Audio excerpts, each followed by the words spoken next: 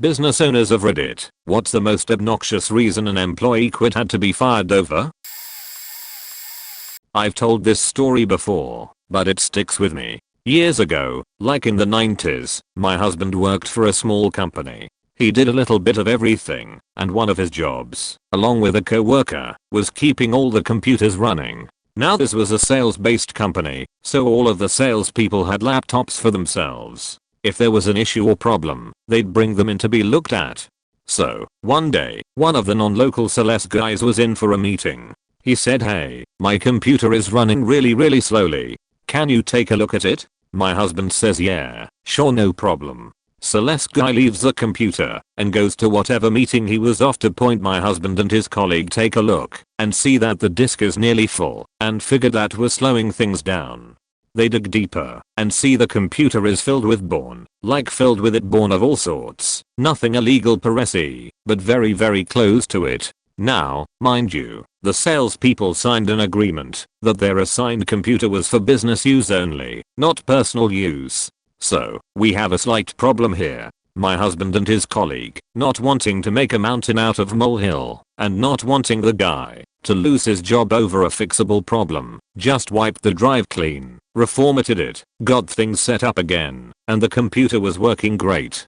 The guy comes back the next day and my husband goes, "Hey, sales guy, we took a look at your computer. It was running slowly because the disk was nearly full with personal files. So we wiped it clean, reformatted things, and you're good to go. You know, just a reminder that our company issued computers are for business use only. If you're looking for something for personal use, here are some relatively inexpensive laptops with a lot of storage space.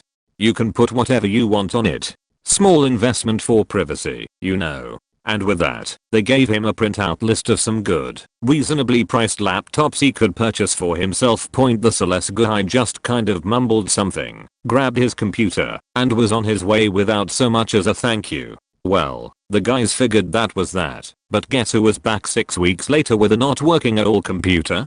Yep, dumbass. Problem? Yep, computer was again filled with born. They were done at this point. The two of them went straight to the president's office, showed her what was on the computer, well enough to give her an idea, and explained what had happened previously. She was a very no-nonsense lady, so needless to say by 3 p.m. that afternoon, that sales guy was no longer employed. What an idiot.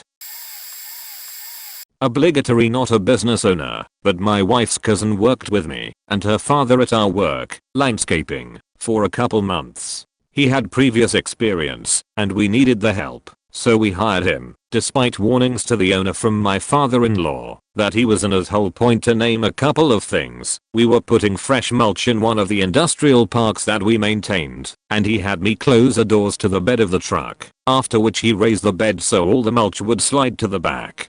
Except the doors weren't designed for that type of load, and immediately sprang open. If they hadn't hit the ground while swinging open, they would have royally faked up the cars on either side of us. He then proceeded to call the owner of the company and tell him what happened, placing all the blame on me for not closing the doors right. Took him on a paver job, and he insisted that he could cut pavers with our wet saw. Except he didn't use gloves, so the material from the pavers being cut, which includes some nasty stuff, absolutely destroyed the skin on his hands, and he called out for the next 2 days because he couldn't move his fingers. This was not the first time that he had made this mistake. Same paver job, which called for Belgium block to be installed along the driveway. He decided it would be a good idea to mix the mortar and the sand for the base on the owner's freshly paved driveway and use it as he needed it. Except it rained the day he did so, and he ended up with a 3/4 ton block of what was essentially concrete in the middle of their, again, freshly paved driveway. On multiple occasions we got reports from the grass cutting crew that he went out with, that he did nothing all day except sit in the truck, text his wife, and smoke cigarettes. He thought he could get away with this because neither myself nor my father-in-law were with him. Eventually he was fired, and we got a couple extremely nasty but entertaining phone calls from his wife calling all of us some choice names while vowing that we were no longer part of his family.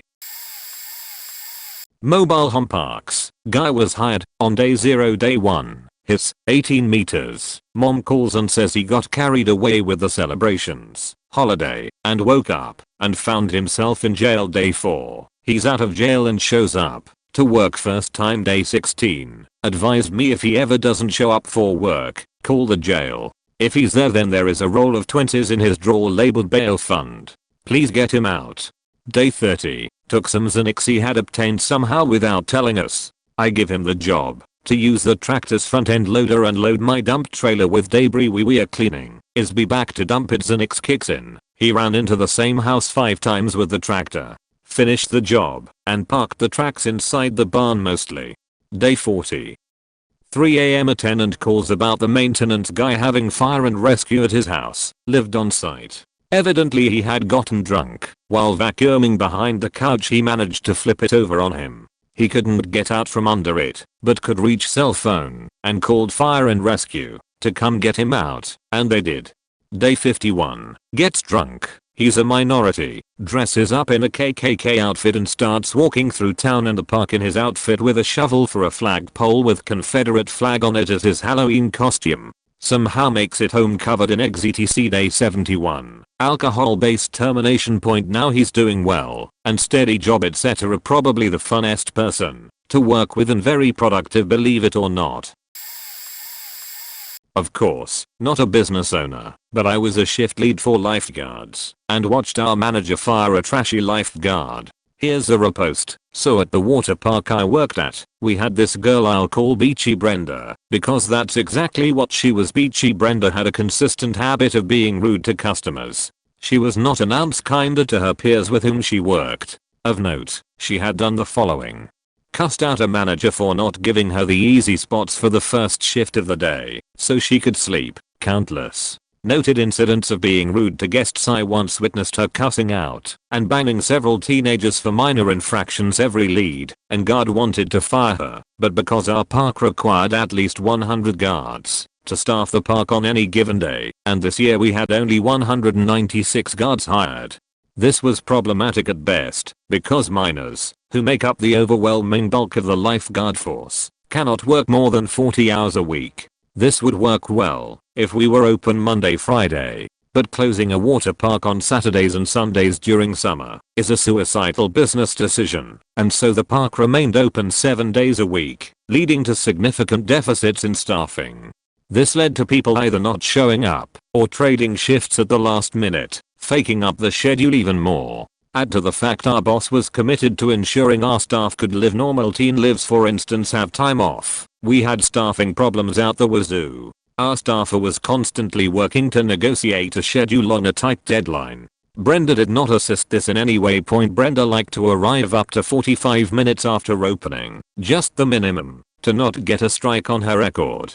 At first, we punished her for it, but eventually we stopped, because the manager never got around to actually firing her, and she was always more than happy to put up an argument that would make the Jersey Shore cast scuttle away. Our scheduler thus did what she could at our insistence. She put her on 2 8-hour days per week at most. People would pay others a bribe to avoid shifts with her.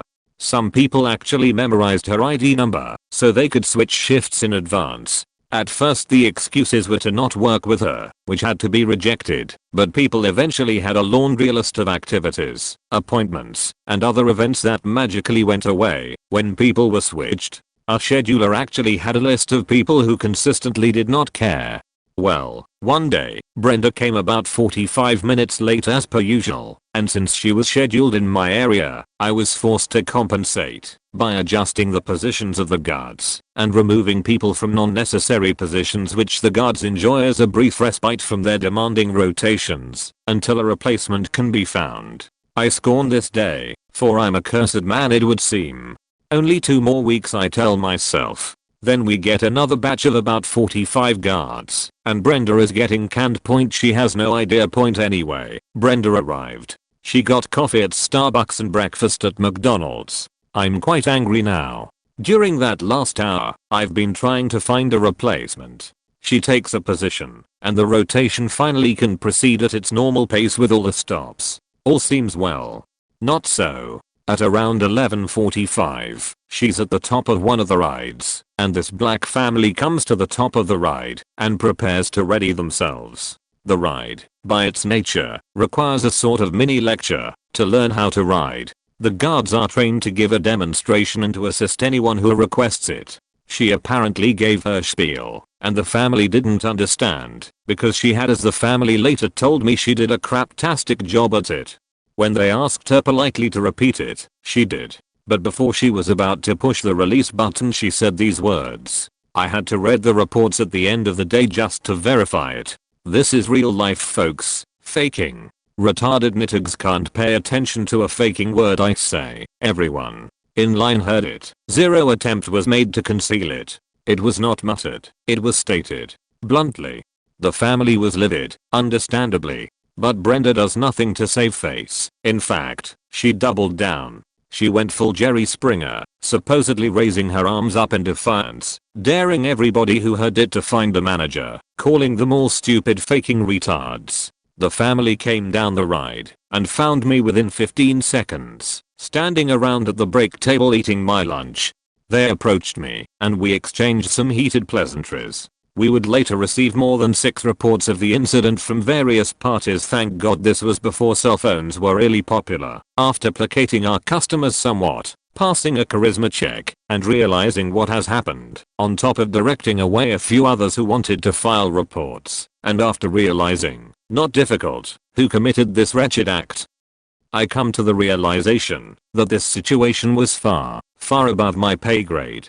What am I supposed to do? Apologize and give Brenda yet another stern warning, and send her home, and send this family on their way? Yeah, like that'll work. We are really faked. No, really, we are faked. One of our uniformed members just used a racial slur to a black family, then told everybody nearby she didn't care, and encouraged people to find managers, telling them they were too faking stupid and powerless to stop her from behaving that way. My head was spinning. Was this real life? I figured Brenda would get fired for trying to fight someone. This was different. I decide the best thing to do is give this family a 72-ounce portion of sweet revenge with front row seats. Normally, we'd send the family away and fire her quietly. In hindsight, that might have been the more professional thing to do. But alas, nothing soothes the angry soul like a paradoxically hot bowl of justice. Me. I'm finished with the bullshit. No lies, no excuses. If she isn't canned, I'm going to seriously question if I want to still work there. I'm not getting involved. I radio our manager, tell him what's going on, and he comes down 5 minutes later with 2 security guards. He actually agrees with my theories on hot bowls of revenge for once, and so, he is adamant on letting the family see the spectacle he is soon to create, or to let them know in the grandest way possible that we don't put up with that kind of bullshit. He has to act. The park's reputation is on the line. No more ignoring what everyone was telling him. I grab a lifeguard to replace Brenda, and the whole lot of us go up. It's not even hard to pull one from the break table. Most know exactly what is going on. They can hear me chatting with the family and beg to come with, all to have the honor of being the one who will witness it all and tell the others that it happened. The thing many disgruntled guards fantasized about would now happen, and in such a grand manner to boot. I'm excited, perhaps even giddy. The guards will sing songs of this day. If only I had a camera then, but alas, the guards know her ID number by heart, and once they see her number off the rotation sheets, they will know it is not rumor. Our manager tries to coerce an apology out of Brenda, but she just plays us off as pranksters, telling us that we are beaches that don't got the balls to fire her, even though we've basically culled the line and removed as many people as possible from earshot. When she realizes we are not joking, she tells us that she is one of the most popular lifeguards in the park and recounts a flawless service record. I refute that easily, and our head manager gives her one last chance to leave the park gracefully. Our black family rolls their eyes in annoyance. Nobody buys her ruse, and everybody just waits for the meltdown point. Predictably, she refuses to comply and continues berating us, telling us she will continue working as a stellar lifeguard. Eventually, she realizes she is in trouble. So she does the only rational thing a person can do. She takes a tube from the ride and lobs it and hits our manager, knocking him on his feet, to be caught by one of the guards. The guards attempt to seize her, but she makes a mad dash down the slide with but a half second to spare, nearly taking one of the more agile and enthusiastic guards with her. If it were not for the $600 radio on his belt, he would have given chase. The guards head to the bottom, expecting to catch her there. But, in her one tactically cunning move so far, she escapes out of the slide, which is open on top, and climbs down a support beam into some foliage. Unfortunately, her near successful escape attempt is foiled not 5 minutes later, when she is spotted in her car attempting to go out the gate. So my dad ran a small side business as a logger, and I was his foreman whenever his main guys couldn't show. It was nice when I was able to skip school and make money at 13 years old. But this came with a drawback. Not many grown men respect the authority of a teenager on a job site. Well, one day, we are out of state and don't have any of our usual crew, so we decided to knock on some doors and hit up some homeless shelters to see if anyone wanted to make some money for the day. We put together a 3-man crew, excluding us, and we start the job. Now, since we weren't an above ground business, it was really important that no one get hurt, so safety was priority above literally anything else. So I was the only one allowed to use the saws on the ground. Along comes Captain Big Shot. He knows everything already, so I couldn't teach him anything. All day he's been back talking me. Whenever my dad was up in the tree, I'd tell him go left, he'd go right. I'd tell him to get to work, he'd tell me go fuck myself. I'd tell him not to use the saw, he'd scoff and keep using it. Charming guy. I'd resolved to tell him to hit the road after lunch when my dad called break. He pulls out the tailgate coffee maker and we take a load off. My dad walks off to take a piss and Big Shot tells me, "Hey kid, make yourself useful and refill your old man saw." Now, maybe it was my teenage hormones, but I got a little pissed. Sorry, did I say a little? I was faking livid. Asshole, you don't tell me what to do. You've been talking shit all day. Hit the road, you're fired. We got into an argument that consisted of, "You can't fire me," followed by, "Fuck you, yes I can." My dad comes back and asks what's going on. "You gonna let this kid fire me?" Without missing a beat. "Yeah, you're fired, get out to here." He asked me later why I fired him and agreed. He was the only one on that crew that had a problem with me. The rest of them were just happy to have work. Was not my company, but a store I was suddenly put in charge of when they fired the store manager. It was a store in a mall. The district manager was in town, hence the firing of the store manager, and decided he needed to hire another employee to fill the hours until he could find a useful manager. I wouldn't be manager, but I was the only employee of the store left. Well, this guy, we'll call him Danny, was notorious for working for nearly every store in that mall. He's worked at 5 different stores at separate times in the span of a year or less. Half the mall knows this guy and no one really likes him. He's your classic 30-year-old spoiled dude who lives with his mom. Armorin of a district manager decided he'd be a good addition to the team against my protests. So he was trained in by the district manager, and his final day of training was the day that EM was supposed to fly out. The next day that EM flies out and instructs me to give him the key to the door so he could open and close by himself. His mom also worked in the mall, and he helped her out part-time at a survey place where they bug you to take a survey and offer to pay you like $2.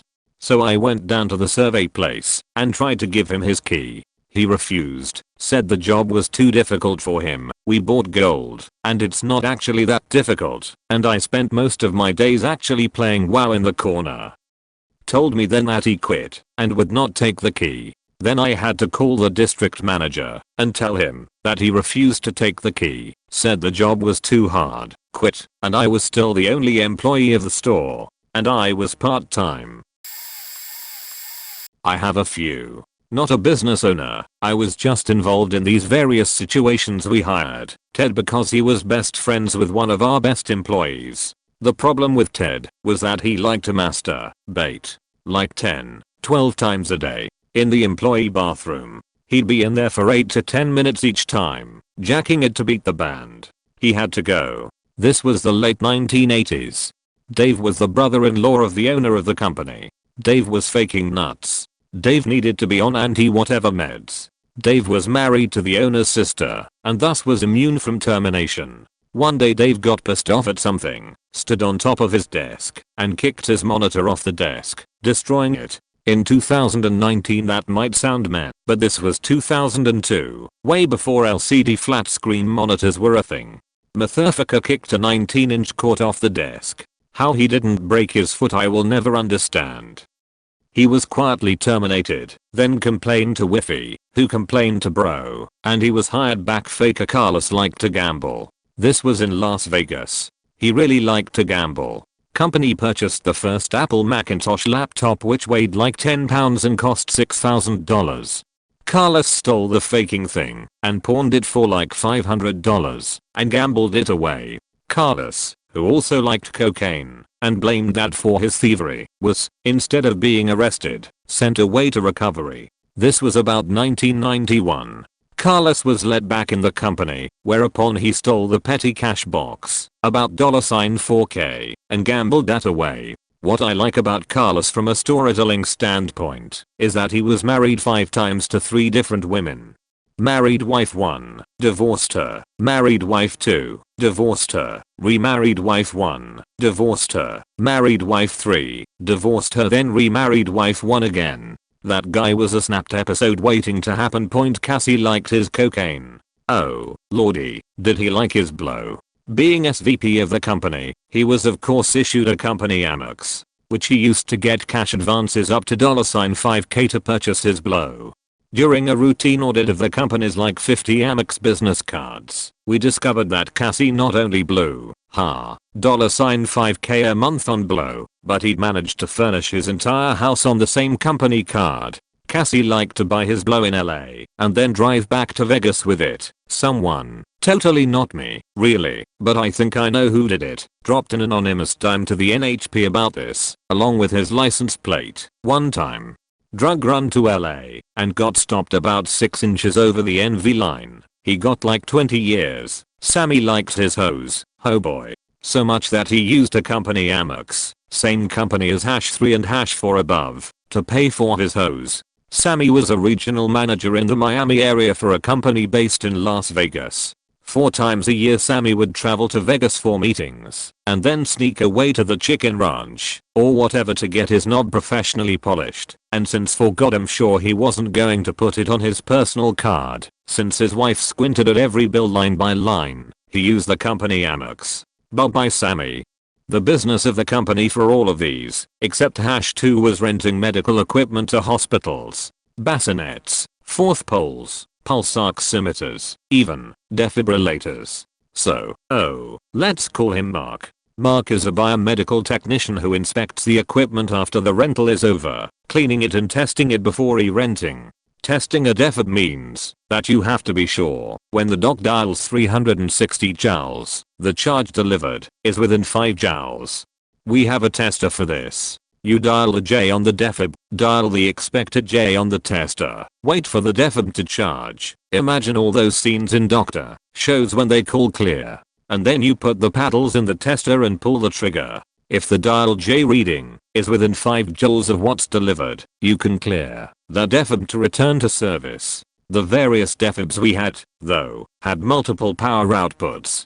If you were using the defib in open heart surgery, for example, you'd want 5 joules or 10 joules, not 360, which is meant to go through your skin. Mark is working on a defib and decides to test its output. He sets it for 20 joules and instead of putting the paddles in the tester, I'm not making this up, he puts on paddle on either of his temples and pulls the trigger. Yes, you read that right. This stupid motherfucker puts the faking paddles on his own head and pulls the trigger. Shot his ass about 6 feet off his stool, and he wasn't right for a day or 2. Legal got involved, and they made him go away, so that's probably the single stupidest reason a company I worked for had to fire someone. I work for myself. I own a salon business. I do not have employees, but I have fired clients before. The first one, because she joked a lot about smacking her kids across the face and such. I just do not tolerate any of that. The second was, because every time I would do her hair she would come in with actual cartoon pictures and ask for her hair to be that. Always different from our original consultation and always the opposite on the color wheel. I would tell her this is something to work towards, and we can enjoy the middle ground fun colors in the meantime. She would agree, but would tell me about her hair and how it could handle bleach etc. Point it really couldn't. I'd use my best bonders on her. With that in mind, I would go above and beyond with some really awesome hair colors. Always super close to the inspo pics. She would say she loved it. Tip me like $5 on a discounted $250 bill. Then go on Facebook and ask what do you guys think, I just don't know, and she'd get well over 100 likes every single time and just praise to the stylist she went to. So about a year and a half ago, I'm a high risk pregnancy. I had to drop my hours dramatically as I had severe polyhydramnios. I went 5 weeks early, knowing we were going to be spending a lot of time in NICU. I was upfront with all my clients about my son's life-saving surgeries he would need. We ended up doing 70 days. So I have my baby. Day 4, he is repaired for tracheoesophageal fistula and esophageal atresia. Day 7, I get a message from this lady. SB for Skanky Beach. SB, hey, can you get me in this week? Me, hi SB, I'm sorry, I just had my baby and we are in the children's hospital. SB, yeah, I saw that. You think this next week would be good? Me, I had my baby a week ago. He just had surgery. I don't plan to come back to work for at least 6 weeks or more. Here's his number. They are taking over my clients while I'm on leave. SB, yeah, well, I just figured you'd have extra time since he's in the hospital. Me, I ended up ghosting her and somehow she found me at my new location. So I had to tell her I didn't feel I was the right stylist for her and wished her the best with her new stylist. She still tries to book on my booking app every so often, and I keep cancelling her appointments. This one is kind of dark, but here goes. My ex owns a company that was in the process of expanding a few years ago. We needed someone to oversee the new facility, so we picked a reliable employee who had been with us since the beginning and was well liked in the company. Things went smooth for a while until randomly he came to my ex crying and yelling at him about how the new job had ruined his marriage among other things. A total mental breakdown. We tried to be understanding and gave him a couple days off to sort things out. He was good at his job and we didn't have anyone to replace him right away. He came back to work the following week only to be arrested mid-shift when the cops showed up looking for him. Turns out the night before he beat his wife so badly she had to have reconstructive surgery and then went looking for her supposed boyfriend, also one of our employees, who he beat nearly to death with a brick. He had spent the night in his truck in the woods and came to work like nothing happened, not even knowing if his wife or the other guy had lived. Also, it turned out they weren't even having an affair, so the whole thing was just pointless. Bonus story, the replacement we hired was even worse. We fired him after he crashed his car into a field because he was high on opiates, having left work not even 5 minutes earlier. My ex witnessed it and the state he was in afterwards. Suddenly it made a lot of sense why things just weren't getting done, and his job required him to operate machinery, so there was a safety issue as well. The confusing part is he offered to take a drug test to keep his job, which he failed. He didn't take the news well, and it ended with him telling my ex he would report him to ICE, despite the fact that he was born here and is a citizen. I got a coworker fired for copying me attitude during a flood. 6 years ago we were opening a brand spanking new bakery in a mall. It's our first day being open, so we were spending the day giving free bread to customers. I go for my lunch and hear a fire alarm go off. I think nothing of it and continue eating. I come back to the bakery to see a crowd of people watching as my coworkers run around in a panic. A contractor who had been doing some work in the back had accidentally set off the fire sprinklers with his torch. Why he was using it to cut a pipe in the ceiling I'm unsure of to this day. My team lead at the time had no idea how to wrangle such a mess, so I took over. During the cleanup process another coworker starts her shift and her immediate response is, "Ugh, what did you people do?" I don't pay her any mind and send her to the back so our manager can assign her a task to assist in the cleanup. Around an hour later we finally have the water stopped and mopped up after an assist from a few local firemen who arrived because the alarm going off caused them all to auto-deal them. They had some gear on the truck that cut the cleanup time in half. It was fantastic. I head to the back, and the coworker who I'd sent back to work had decided to ignore our boss and instead just wash the wire racks we store the bread on.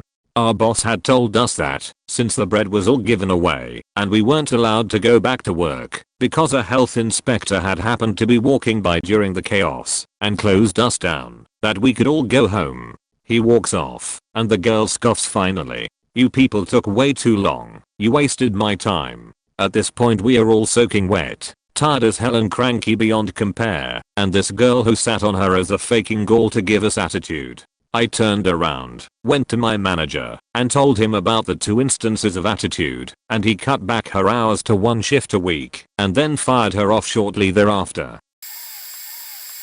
I hired a guy straight out of prison, on the condition that he wasn't using anymore. He started using again almost immediately after I hired him. He would go into the restroom and shoot up every day after lunch, and would be useless for the rest of the day. He swore up and down he wasn't using, but I know he was from day one. I should have fired him right away, but I'm an ex-con myself, and knew he would end up back in lockdown if I cut him loose.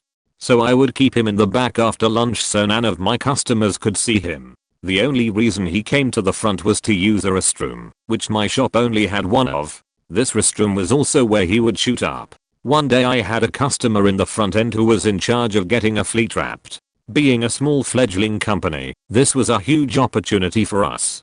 During the course of our meeting my customer excused herself to use the restroom. She came back shortly to inform me that there was a used syringe and a few drops of blood sitting on my toilet seat. In that moment I felt my heart drop to my knees as the fleet of wraps seemingly went up in smoke. My employee immediately accused the client of shooting up in our restroom and trying to frame him. Like without missing a beat he came right out and said it. No one had accused him, he just immediately went on the defensive. He got to the point where he was screaming at the poor woman about trying to ruin his life. I'm not quick to anger, but I got pretty heated. Not only for his behavior, but because he seemingly had cost me my first big contract. So I snapped on him a bit. I told him to shut up and apologize. He of course turned on me demanding to know why I believed that lying beach over him. I told him I'd known he was using from day one and that he had to get the F off my property because he was fired. After yelling a few more threats and obscenities, he stormed out to his car, peeled out of my driveway, and got T-boned by oncoming traffic. No one was hurt, but he did end up getting sent back to jail.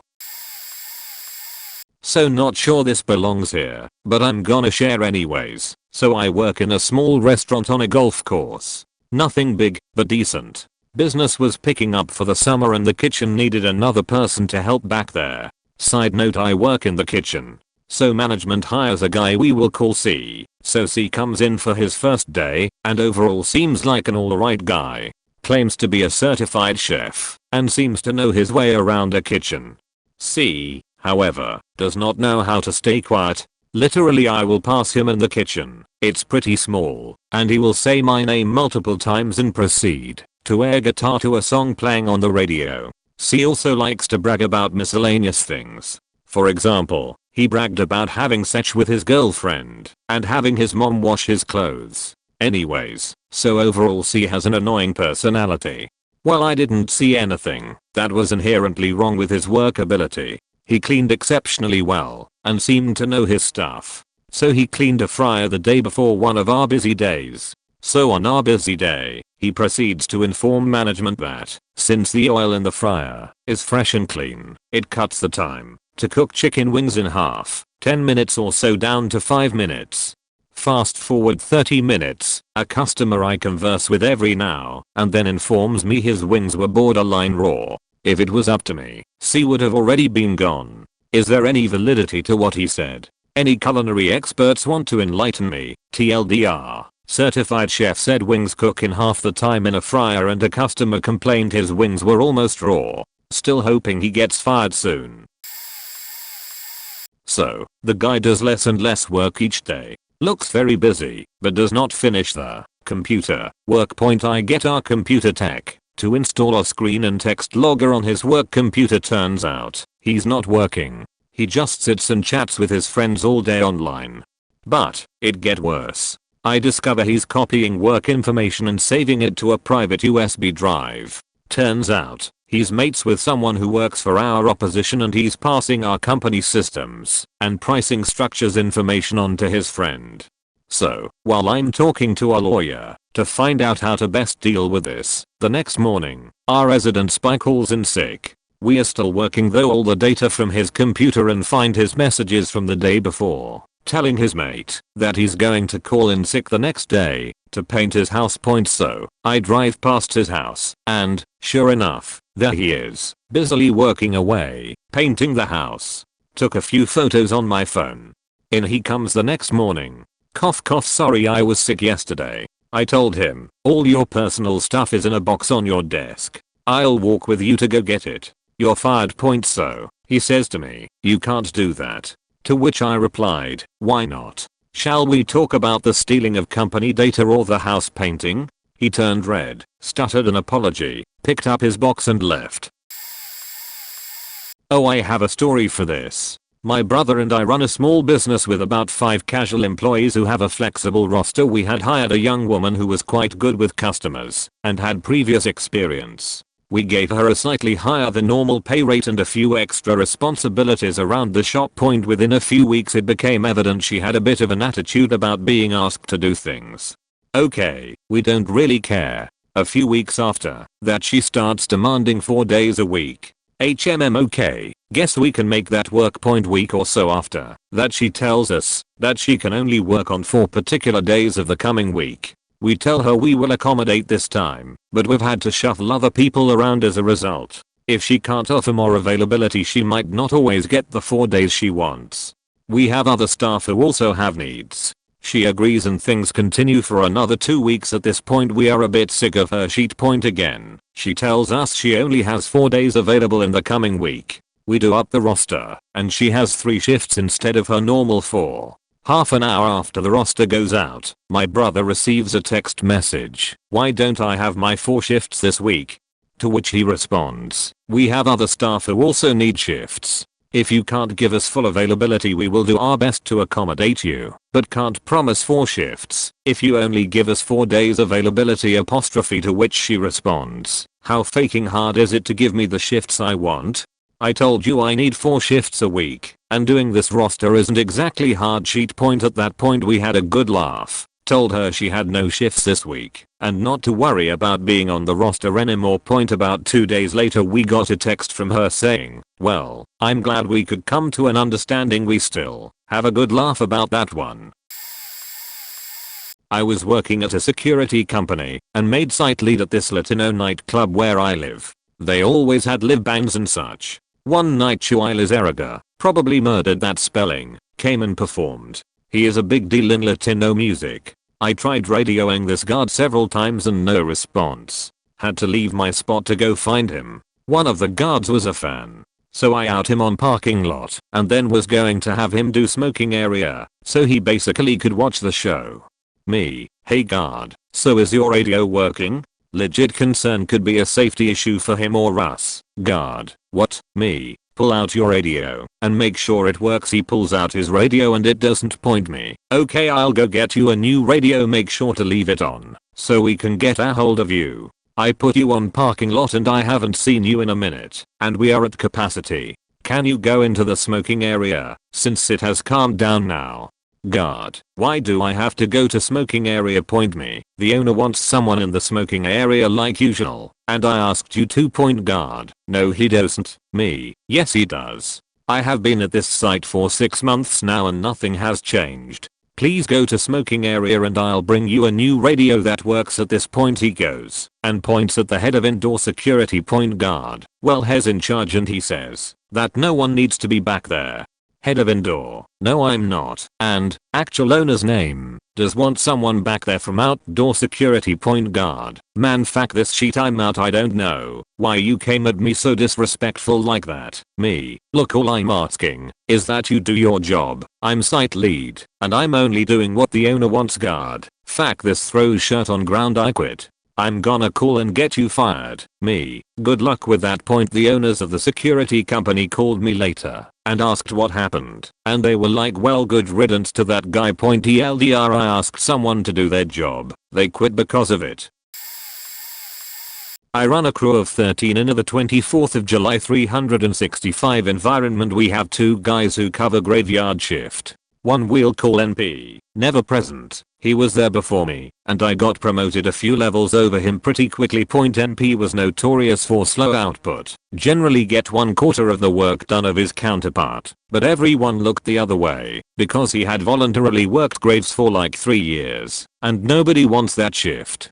Well, things start getting really busy, and I have a lot down with him, and explain his numbers versus everyone else's, and that I need to see an improvement as upper management is starting to notice. He says okay. Things improve for 2 nights, then go back to the low performance point. I counsel him again, no change. We institute shift reports site-wide, mainly to see what he's doing. A few of the other employees directly told him, yo, NP, we all have to do this sheet because of you. Get your sheet together. His reports were less than stellar, and he got a final counsel stating improve, or you may need to find another job. That night I went to the bar fairly close, to work with a friend. Turns out NP was there. My bud and I got a table in the corner and I just watched, and had drinks with my bud for 3 hours. NP was there the whole time hitting on girls and drinking soda. At least he wasn't drinking alcohol. On the way out I tapped him on the shoulder and said we'll be talking in the morning. That night I call my regional manager and request a badge access report.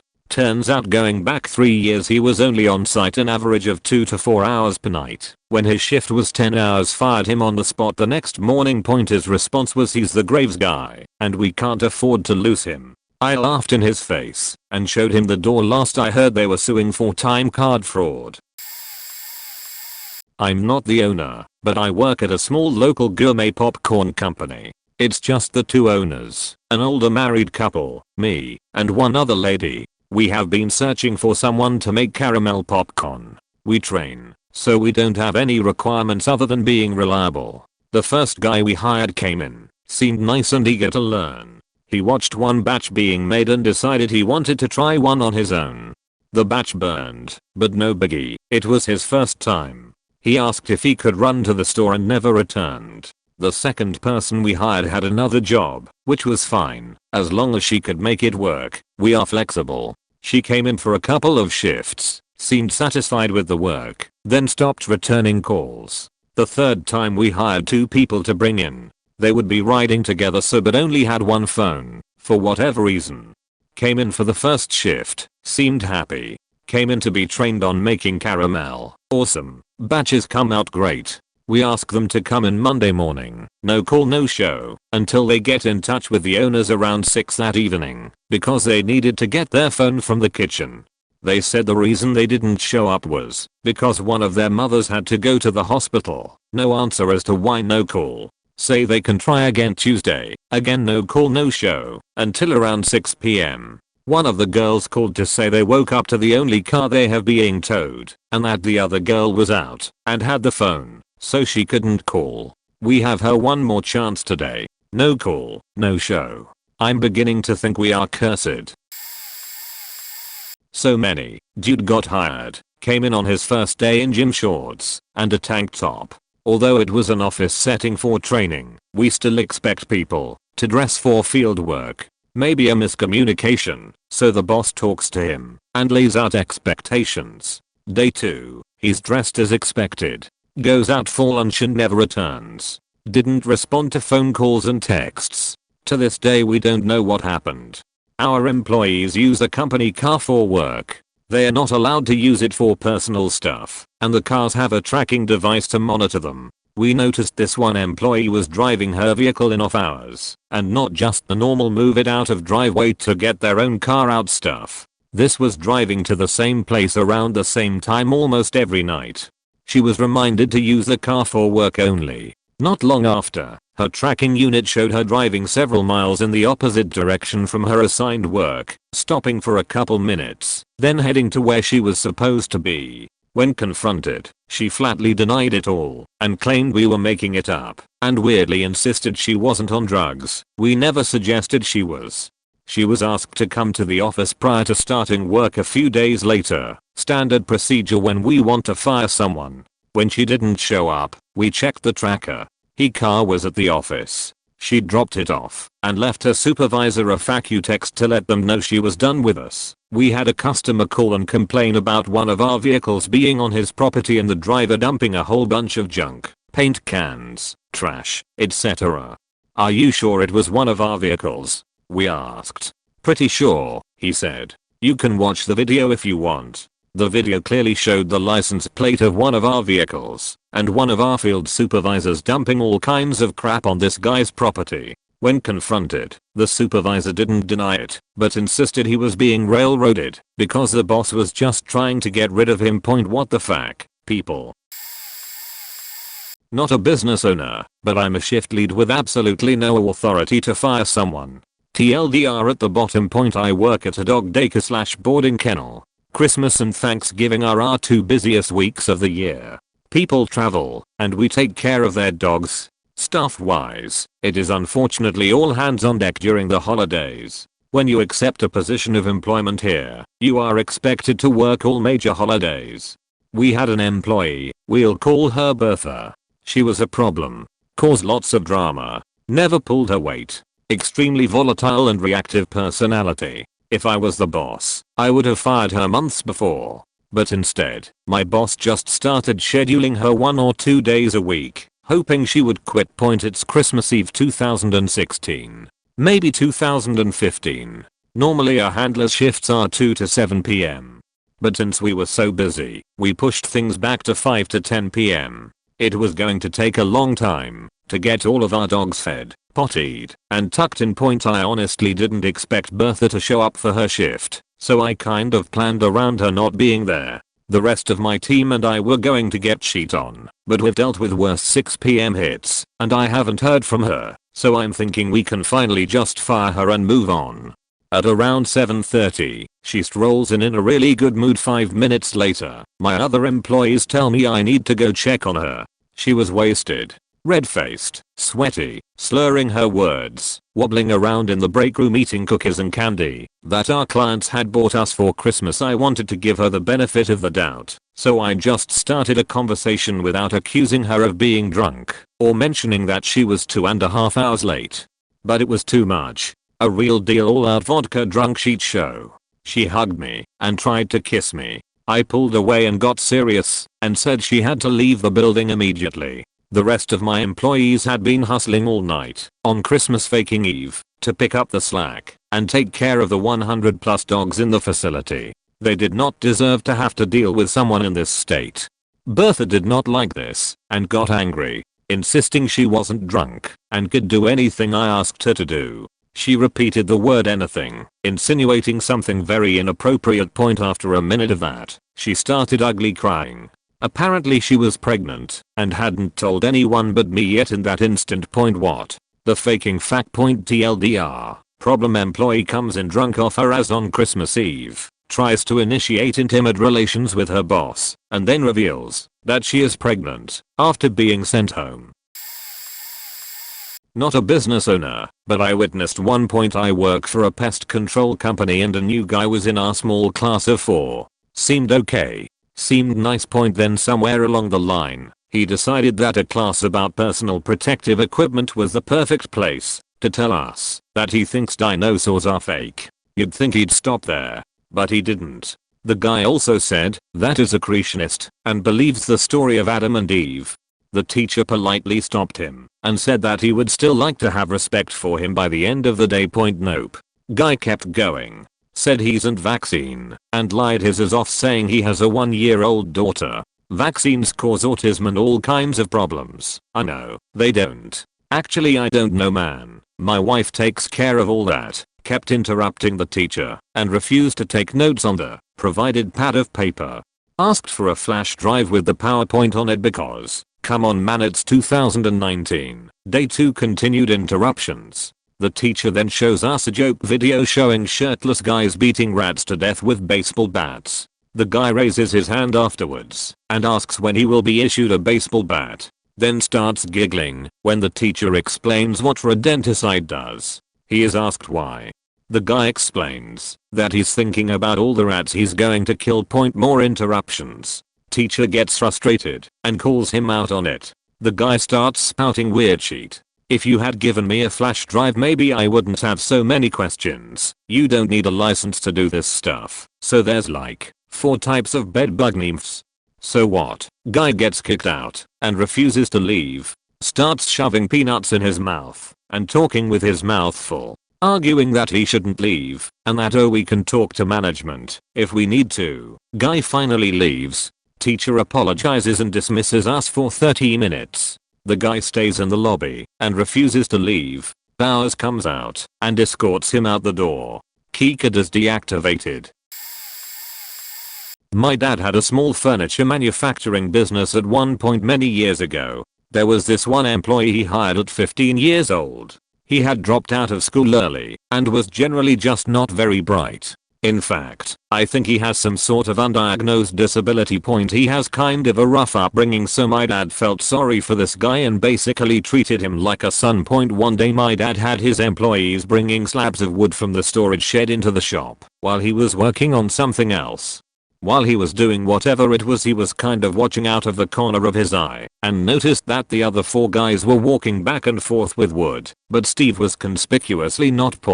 So dad decided to go looking for Steve. He heads to the shed and starts looking around. He eventually finds Steve lying on a stack of slabs hidden from where everyone was grabbing the wood from. As my dad approached, he realized that Steve is beating off. Not only did my dad not fire Steve, he kept him on for quite a number of years. Even when his number of employees dwindled to just Steve and my brother. My dad recently retired, but I'm sure he would have employed Steve until the day he locked the doors if he could have continued to afford to give him full-time hours. He even came to my dad's retirement party and took photos with each of my family members. So my dad didn't fire Steve, but he definitely should have been fired, and probably would have been if dad hadn't had a soft spot for him. Not a business owner, but I was a supervisor for a popular, internationally known and frequented pizza chain. We had a manager who was a complete asshole, and this manager decided to give his son a job through the power of nepotism and not for skills. His son was also an asshole and also had the literal faking IQ of a potato. He used to hang around the store about a month before getting the job, and no one liked him. We'll call the son Steve to make this easier. Within a week of Steve starting, he started delegating tasks to the employees. The whole delegating thing was my job, so I asked him into the office and explained to him that this wasn't his job. He then kindly informed me that he was the new supervisor. I was thinking, well, that's interesting, because I'm the supervisor. I immediately called his dad up right there and then and put him on loudspeaker.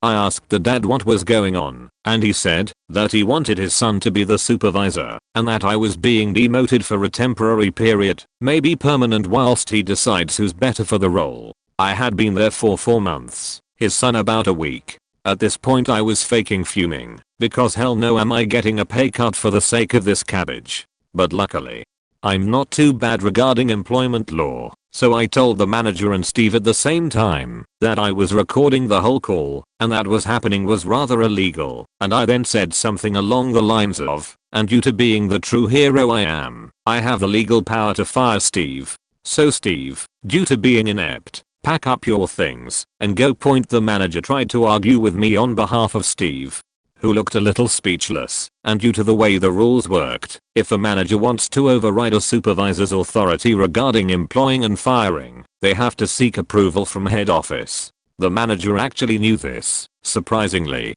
so out of what seemed like anger, he then proceeded to fire me over the phone. Long story short, I went home that night and reported it to head office on an employee complaints line and sent them the recording via email. 2 days later we get someone from head office who called us all to the store and into a meeting. I play the recording. Head office guy fires the manager and Steve on the spot and then hands me a contract to become a manager, and in front of now ex-manager and Steve, tells me I'm having 4 weeks off, double pay, a week's paid training when I'm back, and a lovely XXL pizza. to take home for lunch faking fantastic. TLDR. Demoted and replaced by the manager's son. I fire the son, the manager fires me, I get a nice payoff, and they get fired. Business owner here. I've got a couple of stories. Two employees stopped for lunch at a well-known blue-collar diner. The kind of restaurant that contractors and subs frequent on a daily basis. They both had uniforms with the company name all over it, and they were driving a company truck. That would not have been a problem, except these two knuckleheads both drank a pitcher of beer each. Before they had even finished their meal, I had pictures from 3 separate contractors of them enjoying their libations. I was waiting in the parking lot when they came out. One guy had been hired the day before and had been looking for work for some time before I hired him. When confronted, he said he was celebrating his new job. They were both fired on the spot. I have a very large warehouse. About 20 years ago we were much less automated. We had several pullers who would drive lifts and grab parts to fulfill orders. They were also in charge of the warehouse inventory organization. This warehouse is a bit shy of 100,000 square feet. Someone can easily get lost, on purpose or accidentally. One day I jumped on the forklift to pull a rush order for a customer while a puller was out for the day. I discovered a cave someone had made on the top rack, about 20 feet off the ground. It had a pillow, blankets, a makeshift mattress, and a full bar. It was accessible through a long tunnel that had been carefully arranged behind other pallets of product. I was a little impressed as I had cameras in the warehouse that covered just about every area, and someone had still Charles Bronsoned me right under my nose. The next day I went spelunking and parked it in the cave and waited for someone to arrive. Sadly, one of my best employees arrived after a few hours. He tried to say he was investigating, but I can smell BS a mile away. He eventually admitted to building the cave and to drinking on the job. As you can imagine, drinking and heavy machinery do not go well together. Others pullers were aware of the situation and helped to maintain the ruse. I understand that employees can and do pull the wool over employers' eyes, but jeopardizing other employees and the company I could allow. I sheet canned everyone. All of this prompted the modernization of our inventory and order fulfillment process. I sent the cave creator to rehab. Turns out he was a functioning alcoholic. I rehired him once he got clean about a year later. He retired from the company about 10 years ago. TLDR. Don't drink on the job, kids. My business partner hired a boyfriend/girlfriend couple to work our bed and breakfast because they were getting evicted and needed a place to stay, and we needed workers. This pair had 2 kids. One was about 1 year old, the other was 7. The parents were in their late 20s, early 30s. Dad was a pot smoker when I met him, a struggling musician, etc. A bit of a loser. They moved in and started working. That's when the problems started. The dad started doing hard drugs, pills, and they both argued for 8 hours a day, every day. They claimed to be working 12 to 16 hours a day, but in truth, the work consisted of an 8-hour argument about whose turn it was to take the trash out, a 2-minute job. Screaming matches, all day, every day, in front of paying customers. Very little got done. Then the real problems started. The arguments got heated enough to turn into domestic violence. The mom attacked the dad with a kitchen steak knife.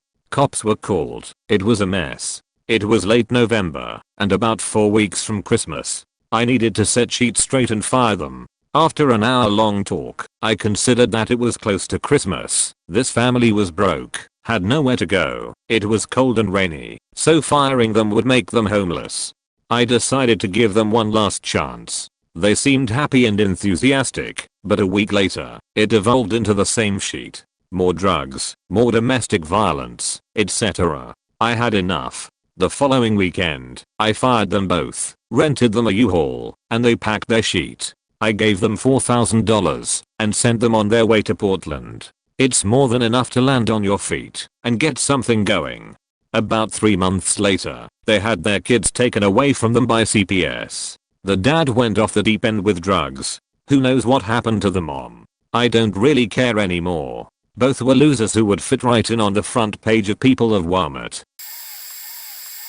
Not a business owner, but I worked as a cashier manager at a small hole-in-the-wall restaurant. There was this one girl who was hired on, without my approval, from another manager, who didn't like me. I didn't really understand how she was even hired when she came into the interview with pajamas on, hair unkempt, and she kept playing on her phone. Well, fast forward, my boss has me train her, and this girl constantly ignores what I say, is late for work, disappears for 20 minutes at a time. I can deal with all that. I've worked with drug addicts and alcoholics before I was promoted, but then two things she would do that would send me over the edge. 1. Come into work stinking and wears the same dirty uniform, because when you're sitting down to eat, who doesn't love a smell dirty waitress? And 2. Start fights for fun. This girl would constantly bring up subjects and see if those said subject would piss you off, and if they didn't, she pull the race card. Like for instance, one time she brought up food stamps and I said I didn't like the food stamps program cause people who need them didn't get them, and those who don't did well. She said, you know, it's mostly white people on food stamps, right? With a sheet-eating grin, as if to call me a racist, and changed my mind. So I told her, fuck them white people, to him white lol. And she stormed out cause she couldn't get under my skin for weeks. She talk shit about other workers, pull the race card on customers who could literally be talking about milk and they were somehow racist for it, and stay smelly and dirty. I finally had enough. One day she called in, said she was gonna be late cause she didn't have a babysitter for her kid. She was off for 3 days prior, which is more than enough time to have a babysitter and a backup, and in our area some daycares accept drop off for $25. I called my boss and he said, sh's done. Tell her she doesn't have a job and call in someone else. Well, I told her, and 3 hours after the time she was even supposed to be there, she strolls in, puts on her apron, cloths visibly stained from the food from her prior shift 3 days ago, and starts doing silverware without washing her hands. I grab her work, throw it in the bus bin, and tell her to go home. She's fired. She said she wasn't, and she was gonna work. I told her she was 3 hours late, smelled, and is wearing a dirty uniform, and it was unacceptable. So she decides right then and there she's gonna fight me. I throw off my apron, throw up my hands, and one of the cooks, sweet, old short black woman, the grandma you wish you had, steps between us and tells her to go home and she would be called later. Hours later my boss strolls in and has told everything and laughs hysterically. He told the cook that she should have just let us thrown down. Point, I've since left and became an EMT. Let's hope my new coworkers won't be like her. I used to work in event planning. We got a phone call from one of our setup workers that our new hire, late 50s male, told him and other co-workers that he planned to break into the warehouse and steal the equipment, tables, chairs, etc., with metal. He was going to get the stuff melted down for cash and we wouldn't know what happened to the stuff. The next day my boss fired him on the spot. A couple of years ago I kept a log of an employee who was hour gouging. He had a part-time job of granite countertop installing with a nearby company. Then he would come to work at our place to stock shelves. He was a good employee until he began complaining on payday that his paycheck was wrong. My boss was under a lot of stress in her personal life at the time, so she would void his check and write out what he told her he was owed. Why I created the log was when I specifically remembered him claiming that he was stuck on a job and showed up to work the last 45 minutes of his shift. That check was written out for the 45 minutes, but he lied and said he worked 2 hours. For the next month, I wrote down his arrival and departure time to the minute. I showed my boss the log each time, so it wasn't like I was pulling numbers out of the sky. 1 week he only showed up one night and blamed the other job. Well, it's payday. That total paycheck came out to $50 and some change. He marched into the office and demanded my boss void the check because he worked over 20 hours that week. My boss reminded him of when he came in that night and only that night. He didn't get fired until a month later when he claimed that he was stuck at the beach and the camper fell off the hitch. Not business owner, but was at the time the third most senior guy at my company. I worked at a gun store. The delusional idiot of an owner, Jim, hired Bob to be our gunsmith, against the advice of myself, my co-worker Craig and our manager Rachel. 2 possibilities existed about Bob. He was overqualified because his resume claimed that he was a former gunsmith for the US Army Special Forces and Delta Force, or he was lying or exaggerating. It turned out to be the latter.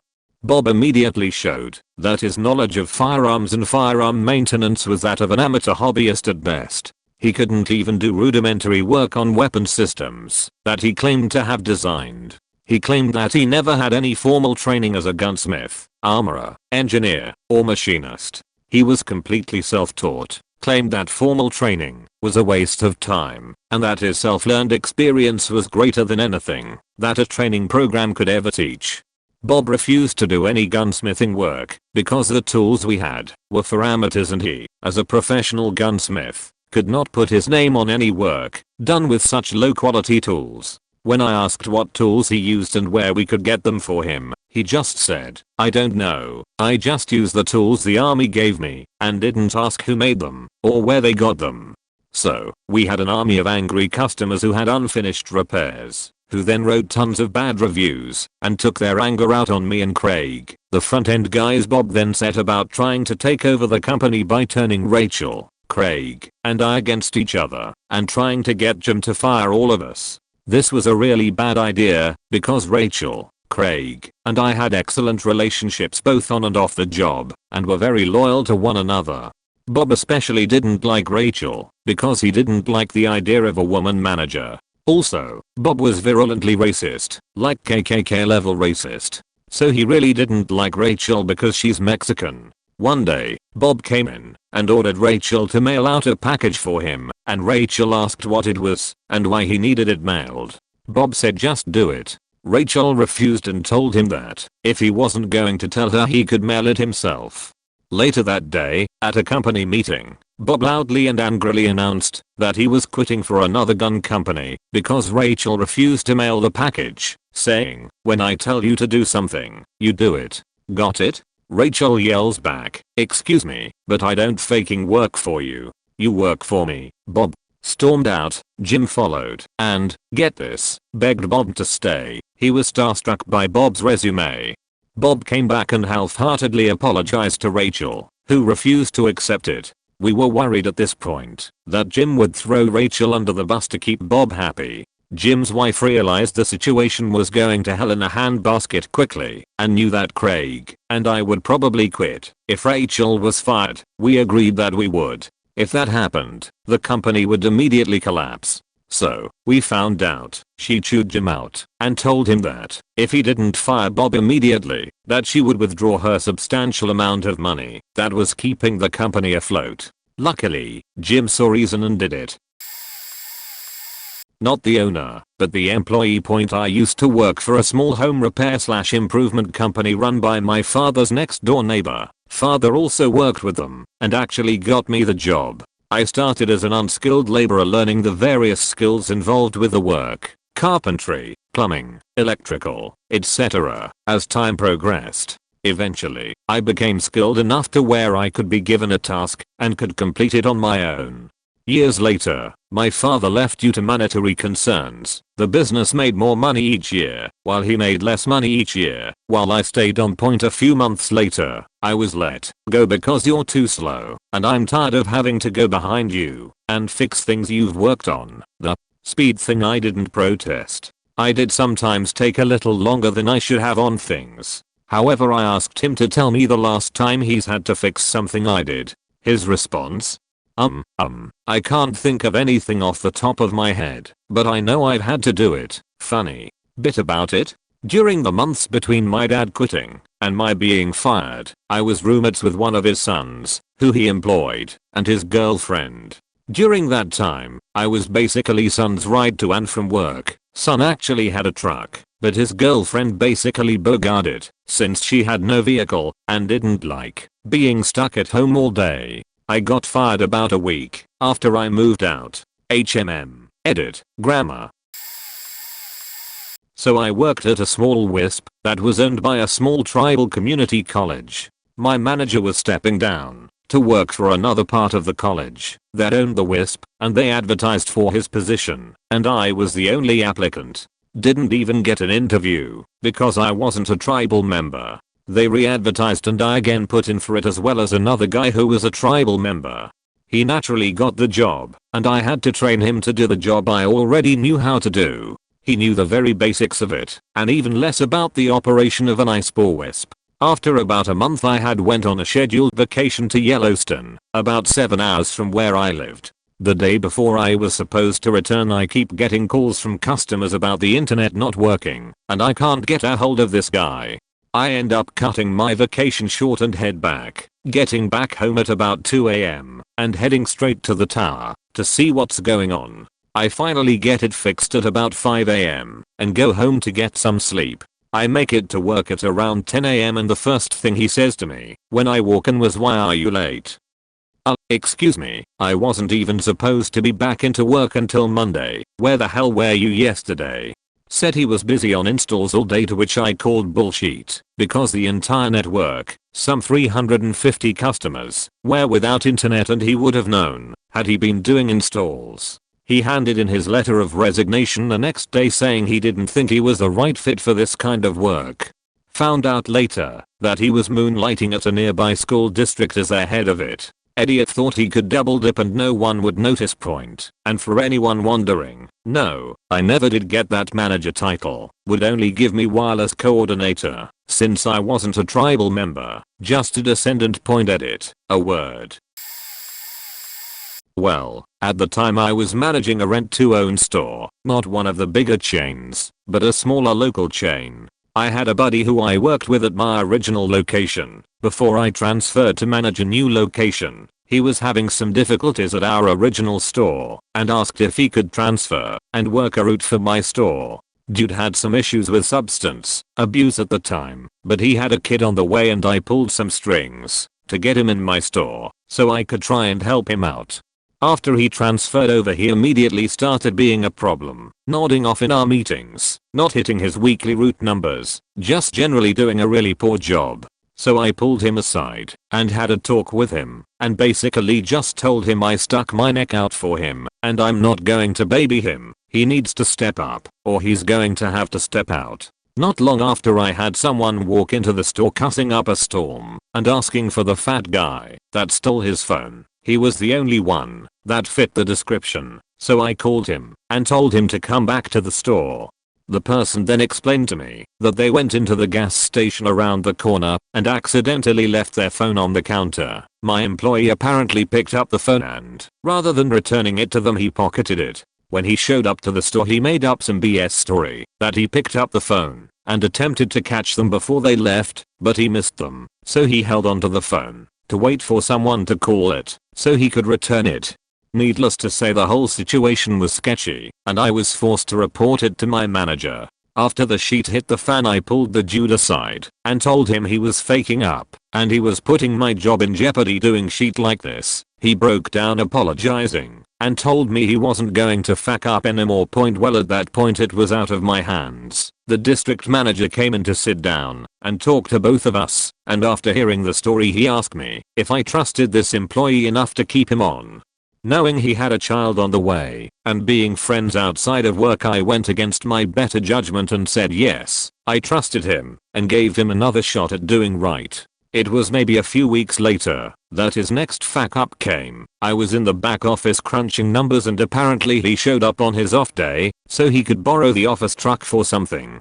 The only problem is that he didn't tell anyone he was borrowing the office truck. He just walked in and took the keys, then took off in it. I had no idea he had even been in the store, so the next thing that happened really threw me off. He tries to call me, but I don't answer right at that point because I'm trying to get some work done and he's not working today. I think nothing of it and just keep trying to work. Well, he calls again right after and I pick up the phone to hear him freaking out, telling me he got in an accident and he was really sorry.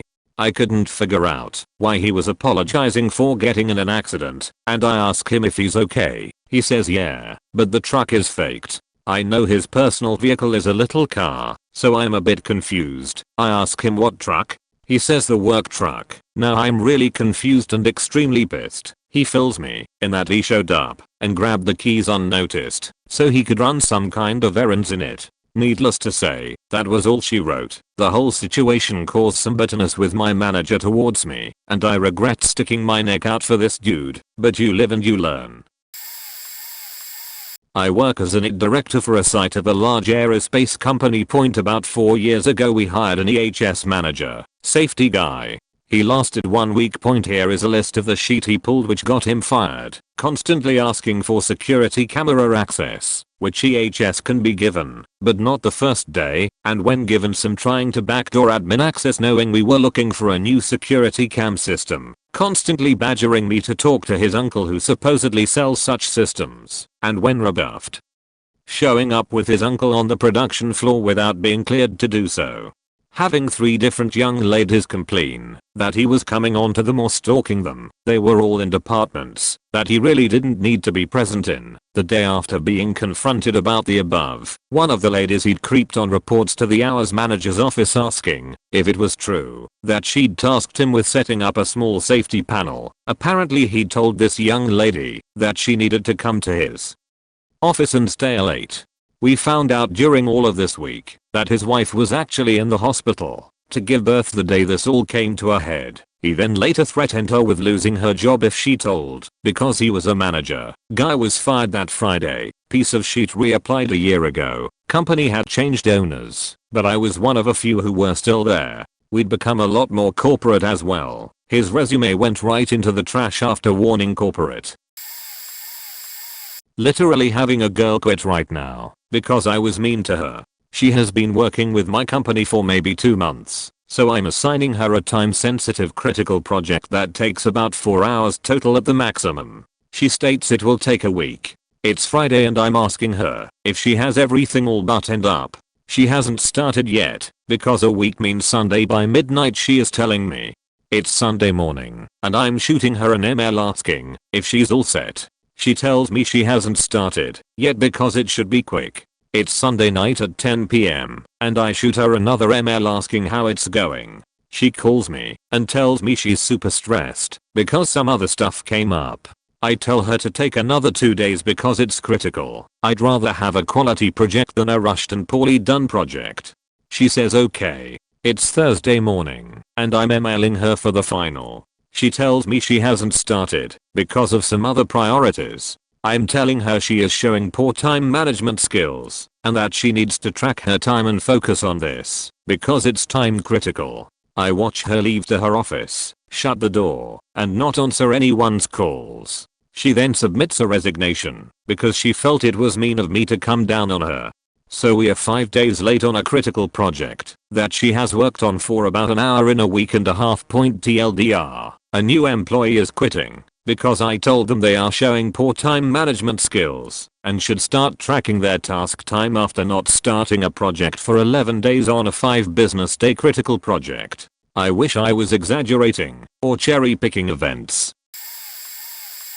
Coworker story. So this is slightly sad. I was working at a fast food restaurant 4 years back in high school. One day we get a, most likely, slightly autistic hire. Ends up being a little slow but he tries. I end up talking about Magic the Gathering and Berserk and other nerdy stuff with him. Pretty cool. One day he no calls no shows. I'm like fuck, guess I'll work until 2 AM. Next day no call no shows. I didn't pick up his shift that day. I was annoyed, but didn't think he would be the type to do that. Regardless, we were down a body again. Day 3. He is supposed to be in at around 3 or so. At around 1 his mom calls asking if he's at work. My managers, who were upset and almost ready to fire him, unless his excuse was very good, said no but said they would really like to speak with him, because if he didn't come to work today he wouldn't have a job. He hadn't been home in 2 days, and hadn't contacted his mom. She conveyed this, and was very worried. My managers apologized, and said if he came in they would let him know. She called. The gossip got around within 2 minutes. An older female coworker said she thought saw a work hat on the service drive, which the restaurant was at the very end of. She asked to go check. She later told me she just wanted to take a 15-minute break, but she did end up finding a hat from her work. She looked a little farther in the brush and then discovered my co-worker's body. He had worked from 6 PM to 2 AM, was walking home down the service road, and was hit by a car. He was there for 2 days, which is why he wasn't at work the following days. I don't know many of the detail after that. My female coworker did end up having to get counseling. I do know that he was hit by a car. The suspect was a 18 to 20-year-old. I'm not exactly sure. His car was damaged and had blood stains on it. They hid it in a friend's garage. The only reason they were able to get some evidence on him was because of his girlfriend or the passenger's girlfriend, who said the guilt was too much to bear, but I'm not sure. Unfortunately, the police in that small town were very biased, and the offender was a kid of one of the 5 people who basically ran the town. The last I checked, he was scheduled for a court date and is facing up to 5 years if convicted. Which is horrible, mostly because he must have moved and hid the body while he stated he thought he hit a deer and just drove away. Either way, it was really unfortunate and justice won't be served. Oh boy, do I have a TLDR story for you. We had this lazy lift operator on this construction site. Prohibitively lazy, like, he would never help and go on 15-minute smoke breaks every time the elevator reached ground floor. Lazy. But this didn't get him fired.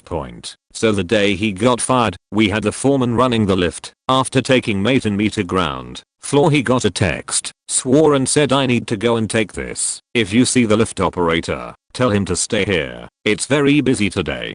We do our thing around the elevator, and about 5 minutes later, the lift operator arrives back after one of his smoke breaks, and I immediately relay the message to him. He grunts an affirmative response, so my mate and I go to unload the truck. Halfway to the truck, I discovered the operator was following us. I immediately turn to him, and in a more urgent tone, and tell him to get back to the elevator, it's busy today. Another affirmative grunt, but continues to follow us. And then again 5 minutes later, halfway through unloading the truck, with him on his phone smoking, I urge him again to go back to the elevator. People are waiting on you, and this apparently caused him to snap. He goes on a 2-minute rant about how his job is so hard. It's not, how everyone is always telling him to do this, do that, because he won't do it himself. Rah rah rah rah rah. And for a heartbeat, he got to stand proud in front of my very confused coworker and me, because that's when you hear the foreman screaming twice as loud from the end of the hall, where the F-K is that little piece of S-T. Where the F-K is he. I've never seen a man berate up to someone and still make them seem small. I don't remember the details, but it was a glory to behold. Funnily enough, we never saw that operator again. There was a guy that was hired by my office to help with new business. Somehow he convinced our directors that cold calling was his forte and that it still works and he could get results. He was a snooty slimeball straight out of the 80s, someone who thought Glengarry Glen Ross was an educational film. He had the right accent, CV and bluster. He also convinced the directors to pay a lot of money for these lists of prospects that mostly turned out to be duds. Lots of reception and customer service numbers. In the 6 months he was there, I think he only managed to speak to 4 of the leads on the list with 0 meetings/conversions. He rocked up at the office at 10 AM, citing he "long commute," would call for 2 hours, disappeared to the pub for 2 hours, came back reeking of booze, would spend an hour reading the feet, then maybe do a few more calls, and then leave at 4 PM again, citing the "long commute." The thing is, the guy lived closer to the office than 70% of us, and we all managed to do our hours comfortably. He also convinced our company to hire his girlfriend to help him with the meddlesome reporting spreadsheets after 6 months of receiving a massive day rate for generating 0 business and paying his girlfriend to fill in his spreadsheet for him. Our directors finally saw the light and got rid of him. None of those that recruited him sat near him or had an inkling of what he was doing, despite us throwing up red flags from the get-go. In a way, the fact that he managed to bullshit his way through 6 months shows he had some balls and convincing BS, but for any sitting and working near him, it was obvious he was a chancer. Fiancé and I own a roofing and general contracting company. I, 37/F, hired a younger girl to work in the office after the previous lady quit. She was in her late 20s or early 30s, and we hit it off at the interview, and I was excited to have another girl close to my age working in the office, since everyone else is male. Within the first few weeks, both Fiancé and I figured out she was a little off. She and I talked a decent amount, and so I knew she was going through some personal stuff. However, it was to the point where she was drinking every night, and starting to get to the point where she wouldn't show up for work. We also found out 2 days after she started that she was bicycling to work because she didn't have a license due to a DUI. About 3 weeks after she started working for us, I went out of town to visit family alone, and the day after I left, Fiancee tells me she's no longer working with us. Come to find out that for the last few weeks prior to me leaving town, that she had been talking shit about me to our other business partner and our business development girl, and pretty much anyone else who would listen, telling them they just needed to fire me, bringing up my personal business etc. However, the clincher was that literally about 5 hours after I left for the airport she got one of the guys from work to give her a ride to Fiancee in my house.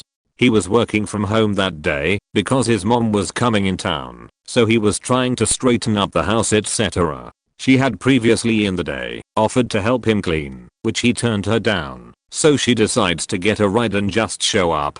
Once she is there, she proceeds to start running her mouth about me to him, come on to him, and try and kiss him. Obviously at that point he freaks out and tells her to go get in the truck because he is taking her back to the office. She excuses herself to go to the bathroom and moments later comes out topless. At this point he is like what the fuck, and she finally gets in the truck and he drops her off at her bicycle. When I get back in town Fiancee tells me that she had started sending him provocative text messages a few days before I left, and he and our business development girl, who also handles our stuff and anything else we need her to, had been discussing how to handle it. He did not tell me as he was worried that I would react and that she would try and say or do something to get me in trouble, legally or otherwise, as it was apparent she was not all there. I work at an insurance company in the mailroom, printing out insurance documents and mailing them out to clients for their claims. One of the biggest things they drill into your head during training is to never ever access yours, your family members, or a friend's claim information for whatever reason. If for some reason such a claim comes to your desk, you're supposed to report it immediately and give the work to someone else.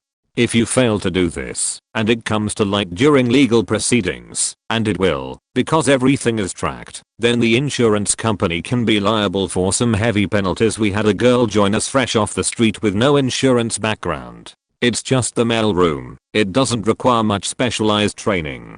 At one point shortly after this recent training group completed their classes and started doing actual work, our supervisors brought us all into team-sized meetings. They wanted to make sure that everyone knew that it is not allowed to access ours, our families, or our friends' claims. This girl pipes up and says, "Oh, I'm not allowed to check on my aunt's claim." The whole room gets quiet and the supervisor presenting says, "No, if people were to do that here, they would be terminated right away." It was like they were trying to give her a way out so that they can stop the behavior without having to fire her. She wasn't having none of it, or it didn't get through her thick skull. Oh, cause my aunt had a wreck a couple months ago and I just wanted to help her out. That's not allowed. No, that's a terminable offense. We are going to have to fire you for that. Oh, like right now. Yes, in front of the entire team, she just started bawling, saying she didn't know that she was just trying to help her aunt and to please give her another chance. Sorry, girl. You got the same training everyone else did. You were just too dense to learn. Senior manager at a large regional staffing company hired an employee who had zero experience in the field, but checked all of our personality and culture boxes, so we have him a pretty solid opportunity with the ability to make more than he ever had before, over 6 figures US. First month, I consider a wash for any new employee, so not meeting goals in any way wasn't a problem. Second month there was some improvement but well below what we would hope for. Third month was on par with the first, so I had a sit down with him and openly discussed the possibility of this role might not being the right industry for him and that we'd be happy to give him a reference and pay him for 2 additional weeks if he wanted to call it quits. He wants to stay and promises he'll give it his all. Okay, happy to give you the chance, but we need to see some serious improvement, meaning I'm just asking you to do a small piece of the job and metrics we are asking for, and that if we have another conversation about productivity it will likely be the last. Fourth month his production was worse than the first, and when I called this individual into my office to let them know we would not be continuing employment, he was genuinely shocked. He literally said that he wasn't aware there's a problem with his production, and he thought the goals were just that. Goals, meaning that in his head there were no expectations that he actually meet those goals. I was ready to let him go right then and there, but I had a conversation with my VP and decided maybe I wasn't direct enough in my seeing of expectations. So we'll give him one more month and we made it very clear that goals aren't pipe dreams, but production metrics that must be meant. Keep in mind we've done this training program dozens and dozens of times with no real confusion, but alas. Month 5 comes around, and they literally did one production metric out of an expected 80, which is by far and away the worst we've ever had, and below any of his previous months. So needless to say, I've made my mind to let this person go. Call this person into my office to let him know that we appreciate his efforts, but we are going to be letting him go. And this person literally says, I promise, if you give me a second chance, I will go out of my way to impress you. My response was, if you don't realize you've already spent your second and third chance, I can't have you working with our customers. Ugh. When I was working at the family business, another store in the same town and industry let us know that he had caught one of our employees stealing things. It was discovered that he had a page on an online second-hand retailer for the type of products we sell. My dad went over the listings on the website and found that it was almost entirely stock that lined up with numbers that had gone off over the past few months.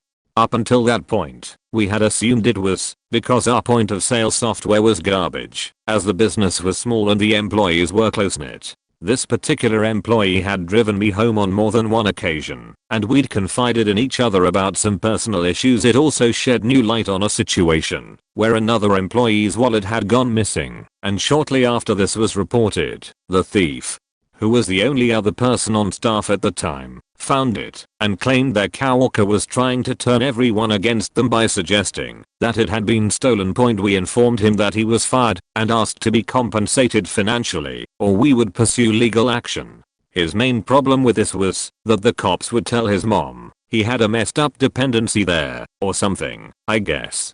He ended up standing outside the owner, my dad's house, in some faked up ploy to beg forgiveness, sitting in the kitchen while your dad stands outside and threatens someone who's abused their trust like that and then had the gall to show up outside their home is a hell of an experience. You're used to your parent being mad at you or sincerely disappointed in you, using that your grounded voice, but you might not have heard how they sound when they are truly and sincerely furious.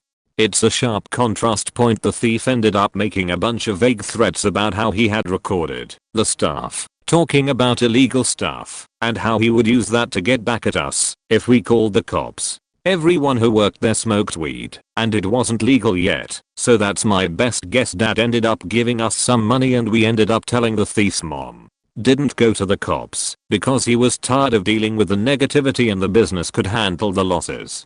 It faked up his ability to trust the staff pretty badly for a while. As I mentioned, it's a small business and a pretty tight-knit group of staff up until then, and he'd been friends with the guy since before he'd set up the business. So, the betrayal hurt. We set up cameras and started doing some basic risk management policy stuff, and he's thankfully been able to move past it from an emotional perspective.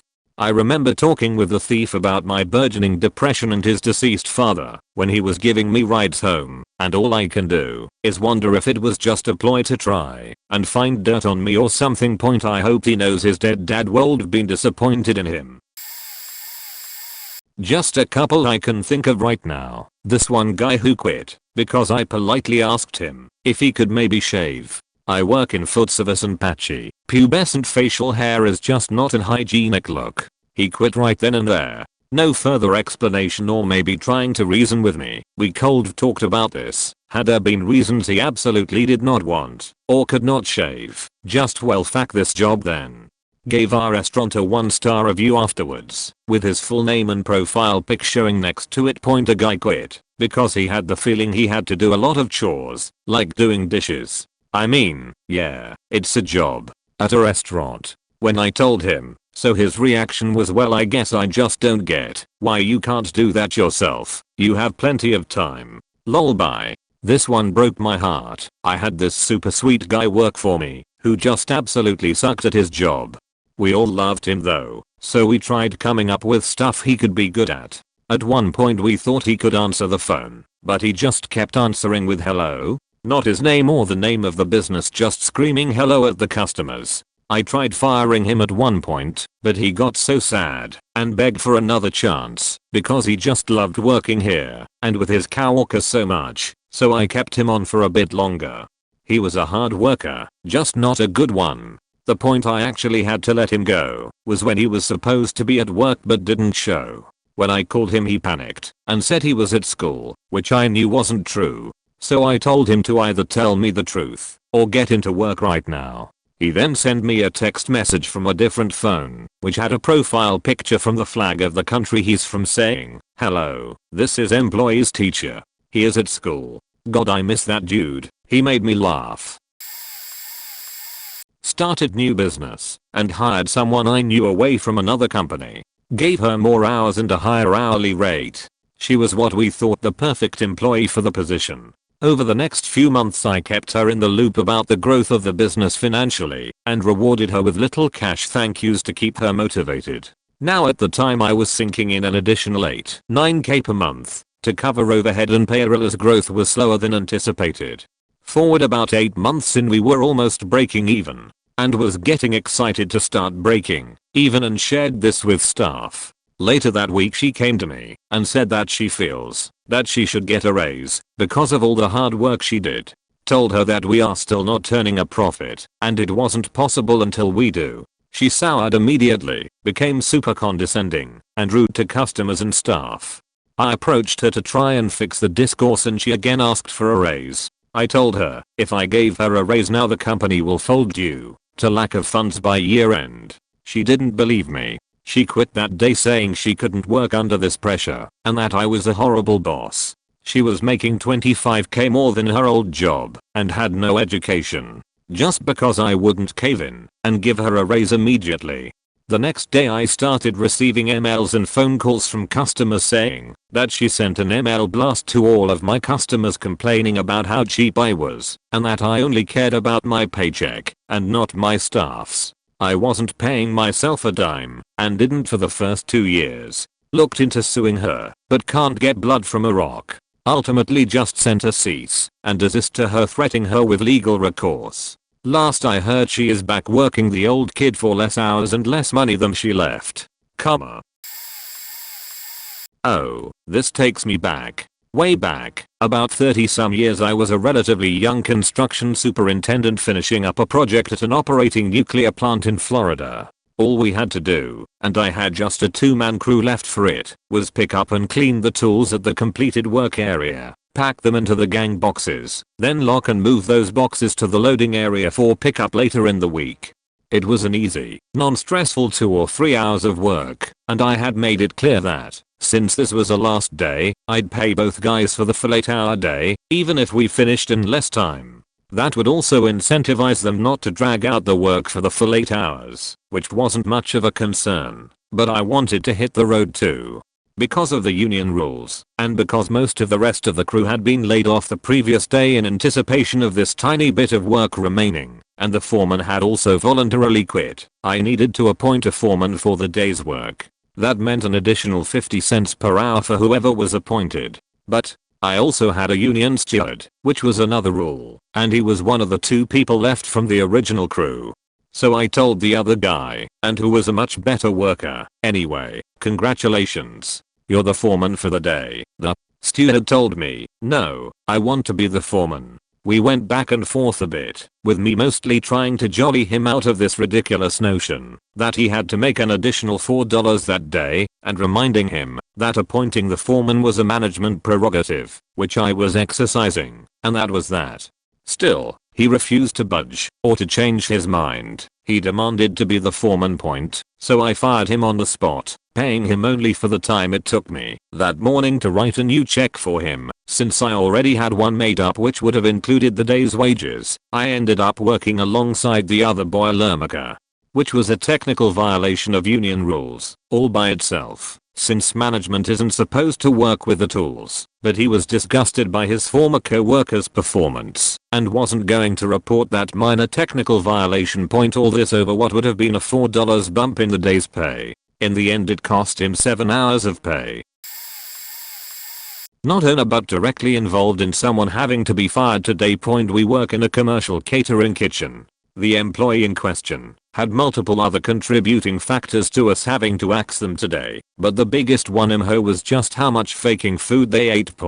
So we have employee meal plans. We get a free meal a day, free bottled waters, within reason, to stay hydrated, snack type foods to get a little energy throughout the day, simple stuff. This employee, though, completely disregarded the meal plan in its entirety and likely consumed a few $1,000s in food in the span of a few months of them working with us. Almost every single day they would eat 4 sausage patties, roughly $4, 425 strips of bacon, 0.89/EA. About $4, 324 fried eggs from the shell, another $3-ish, to cartons of milk, 0.99/EA, so $2, and a buttermilk biscuit, $1. Our breakfast prices at a location are pretty darn good, because stuff to make them is cheap enough, but even then all of it compounded is ridiculous. On top of all of that, about $14 for breakfast, which while excessive should count as their allotted meal for the day according to our meal plan. They also ate a full lunch, which was also overportioned. Depending on what station they went to, it could be anywhere from $8 to $10 for that lunch, if we had sold it. All of that is just eaten cost. Complete loss, no profit. A safe assumption is that this employee was consuming around $23 of food every single day. Let's say $11.50 of it is comped under the meal plan and $11.50 is not. That's $57.50 a week in extra food/product they are taking that we can't profit from now. $230 a month, give or take. They had been working for us for almost 7 months, which means they essentially stole over $1,600 in product or food from us. That's not counting any bottled drinks that are another $2-3 they didn't pay for, and anything else. Just the meals. That kind of sheet kills food service establishments of every kind, and since we are corporate dining/catering, we literally survive by balancing food costs and profit on hair-thin wire margins. Honestly, the execs should have booted that employee out way sooner, and I'm not gonna have a fun time explaining to them just how much money we lost by having that employee around. I'm still working on getting her fired. She screws up every time she closes, money is over, under, one of the registers doesn't poll, etc. She no-called no-showed to open a different store during a snowstorm because her parking lot wasn't plowed, even though every other store managed to open. She constantly forgets what day it is and comes in seriously late. She drinks on the job. She doesn't do her assigned tasks. And on and on and on. She regularly complains that she's the only one that knows how to do things. Monday she was finally given a written warning. Wednesday morning, my only day off, she was supposed to open. I woke up to 6 missed calls, text messages, and a voicemail from my boss asking why the store wasn't open at 11:30 a.m. She never showed up, nor did she answer our texts or calls. I had to throw myself together and race in. When she finally called me, she said she thought it was Thursday and she was so sorry, and then asked if I wanted her to come in. I said no. She then went over my head and called the DM saying she should work and relieve me. He agreed so they could issue her a final warning. When I dared be angry, she told the corporate guy issuing the warning that I was rude to her. You're faking right, I was rude. I was woken up out of a sound sleep to rectify an issue caused by your stupidity. I'm pissed. Now she's trying to claim we are giving her problems because she is older. I don't care if she's 95. She was hired to do a job. If she actually did it, age wouldn't matter.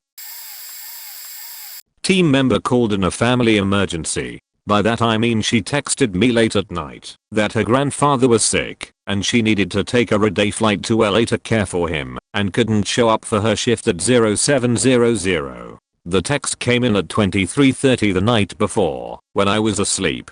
I woke up to a very unpleasant call the following morning about her missing her shift. The situation itself was rather boring, but the circumstances, were they perfect? This girl was a chronic malingerer/manipulator. We've been trying to get rid of her for a while, but California employee protection laws make that difficult. but a few things made this situation priceless. There are no red-day flights from Sacramento to Los Angeles, point being a product of our generation. She texted me instead of called in that family emergency and left her shift uncovered. Point by this point she has burned all of her bridges and none of her coworkers are willing to cover her shifts anymore. When I came to the site to cover her open shift, I discovered that she normally calls the site ahead when she is late. Which is interesting because I get an automatic email every time someone clocks in late. Point. So I log into our timesheet client and audited her time code. And by checking the IP addresses of her logins I found that she had been clocking in from home before driving to the site to avoid being flagged as late. Point. I wrote a length report and sent it 2 hours and they terminated her before the day was over. Employee, another company offered me $500 more per year to go there. Me, are you going to take it? Employee, I have to unless you can pay me more. Me, you know our rule. We don't deal with terrorists and you get a raise annually on your anniversary. And if you drove significant revenue you will receive a bonus at that time too. But we are not on whim on a Friday at 4 PM going to give you a raise. Employee, I guess I have to take the other job. Me, is that your decision? Employee, yes. Me, okay. I appreciate everything you've done. Let's go inform the team now, while they're here, that you'll be gone in 2 weeks. Employee, wait. I love my job, can't you give me more? Match it. Me, no. Employee, wait. I think I wanna stay. But what about a bigger raise later? Me, no. Thanks again. Let's go tell the team. We walked over and told the team. It sucked, the person was awesome, but they had been flexing like this for about a year. It stung but it was the right thing to do, and we all survived. Point. I got 100 more stories, but this one always hits me cause I love that person, but they weren't great to work with. Not a business owner, but a low-level manager where my entire department works remotely. Point. I had an employee before that had cancer. I know it sucks, and I was very understanding to his situation. He had an issue where he was out sick a lot, and he had only been hired for not even a month. He had lots of doctor's appointments that I did not hassle him about, as long as he didn't miss any of his scheduled appointments or trainings, of which he missed all of them. Keep in mind that for our line of work we make our own schedules, so anything on his calendar was something he scheduled himself. One day I sent him an email asking him about some scheduled things he had missed. I mentioned how I understood how he was sick, and that we just want to make sure his accounts are being taken care of. So I asked him to give me his list of accounts and to give me his schedule for the next 2 weeks. At this point the guy was super hard to get a hold of, so I had to be a little stern in my reply. His reply back essentially was that he wasn't comfortable with management accusing him of doing anything unethical, and that he would get on it. This really took me by surprise, because I did not accuse him of anything in my emails to him. I just wanted to make sure he was getting his work done, or at least making sure it was getting covered. This turned into a bit of a shitstorm with him accusing the company of discrimination. Eventually he stopped picking up calls from me, my managers, pretty much everyone, and he also stopped answering emails. My manager was getting ready to go through the process of getting him fired for essentially being Maya, when we heard someone from our marketing team had gotten a hold of him. They were reaching out to get headshots of all of the remote employees for a marketing initiative. He apparently told the person in marketing, "Stop faking calling me, I don't work there anymore." Apparently he considered just completely cutting himself off from the entire company without telling anyone as a formal way of quitting. I'm sure this will be buried, but here goes. My wife used to be a manager at a store. Over the course of a few weeks, the tills were coming back consistently over or under, missing $10 one week, missing, then over by $12 the next, then under by $40, over by $15, and so on. And then one Sunday a few weeks after this started, she decided to take the tills back earlier to count them up and put the money in the safe, since it had been quieter than usual, and she thought she'd be nice and let everyone go home 30 minutes early. So she goes to count up and $250 short, which is a big deal. Turns out one of the new cashiers had been meticulously logging how much she was taking out of the tills plus shortchanging customers, and keeping the difference, carefully calculating how much to take, so it was still within normal variation. Only this day, because my wife took the tills to the back early, she hadn't had time to put back the difference. Had my wife not decided to take the tills early, she likely would have gotten away with it. But because the amount stolen totaled $200, management had no choice but to call the police and have her arrested at the beginning of her next shift and charge her with felony theft. Had it been less than that, they probably would have just fired her. I know it's not really what Op asked, but I just think how fucking dumb that girl was. I think about that sometimes 18-year-old girl on her summer break before freshman year of college, charged with a felony. Her life was probably ruined out of a dumb decision to try and steal from her job. My favorite was when I was working as a medtech for a memory care facility and we had an issue with some narcs going missing. A fellow co-worker at the time and myself looked at the schedule and noticed it was the other narc medtech that was present during these med errors. Sometime later narcs were still going missing and the other narc medtech would act weird, get the sweats, her pupils were either deleted or as big as olives, and go to the bathroom a lot. I talked to her about her looking like she was either Johnson or high. She claimed it was because she was going through menopause. She was 30. More time passes by and there's no longer an issue with the narcs missing, but we notice that the medtech is still acting weird and always sweating. I then looked at the scheduled knocks, they were fine. I looked at the PRN knocks and found out that the knocks for one of the residents who's on hospice used up a large amount of her PRN knocks, even though she rarely asks for them. I brought all of this to my boss and they said that it wasn't substantial enough to warrant a drug test. About a week later I was working as a CG and not a medtech and was wanting to go to the bathroom and opened the door without knocking and witnessed her snorting crushed pills. I looked at the MA and it said she administered a PRN narc 5 minutes ago. I called my boss and they said to come in a couple hours after my shift to explain. I explained everything that happened and they said that it wasn't enough to warrant termination, but an immediate drug test was needed. She did it 2 days later and somehow faking passed it. A week and a half later a crack pipe fell out of her pocket with a bag of pills in front of the RCC and she was fired on the spot. I run a lab and we had to hire a tech to work with the animals. When I interviewed the candidate he was a total goth with piercings everywhere and the giant elobe ring. Didn't bother to tee goth for the interview, but he had some prior experience and seemed pretty smart. He picked things up very quickly and was actually skilled. Unfortunately, after about a month he just decided not to show up for 2 weeks with no warning. We have a system where you have to card in. So after 2 weeks his girlfriend calls and demands to know where his paycheck is. The problem is he was a weekly paid employee and you don't get paid if you don't card in unless you have already been cleared for vacation, but he had only been working about a month. When I tell his girlfriend this she says, "What the fuck," and hangs up on me. He's gone another week and she calls again demanding that he be paid because he has depression. I'm like, he has only worked here 1 month. He doesn't qualify for medical leave yet because there are 3 months probation. The girlfriend basically says what the fuck again and hangs up. Lo and behold, Mr. Goth shows up the following Monday ready to work. He works pretty well for about another 2 weeks. Unfortunately, ketamine is used to anesthetize the animals for imaging and other studies. We are waiting at the magnet for Mr. Goth to show up with the animals and we are all prepped to go. He's a no-show. So I ask one of the other techs to go find him. It turns out he has overdosed himself with a ketamine injection and is passed out on the floor of the lab. We had to call the ambulance and then we had to fire him. I'm not quite sure how this guy expects to get by in life, but he clearly needed help. I never saw him again. I worked as a bus driver for 25 years, and back in the day before GPS it was a thing for drivers and their buses to go missing.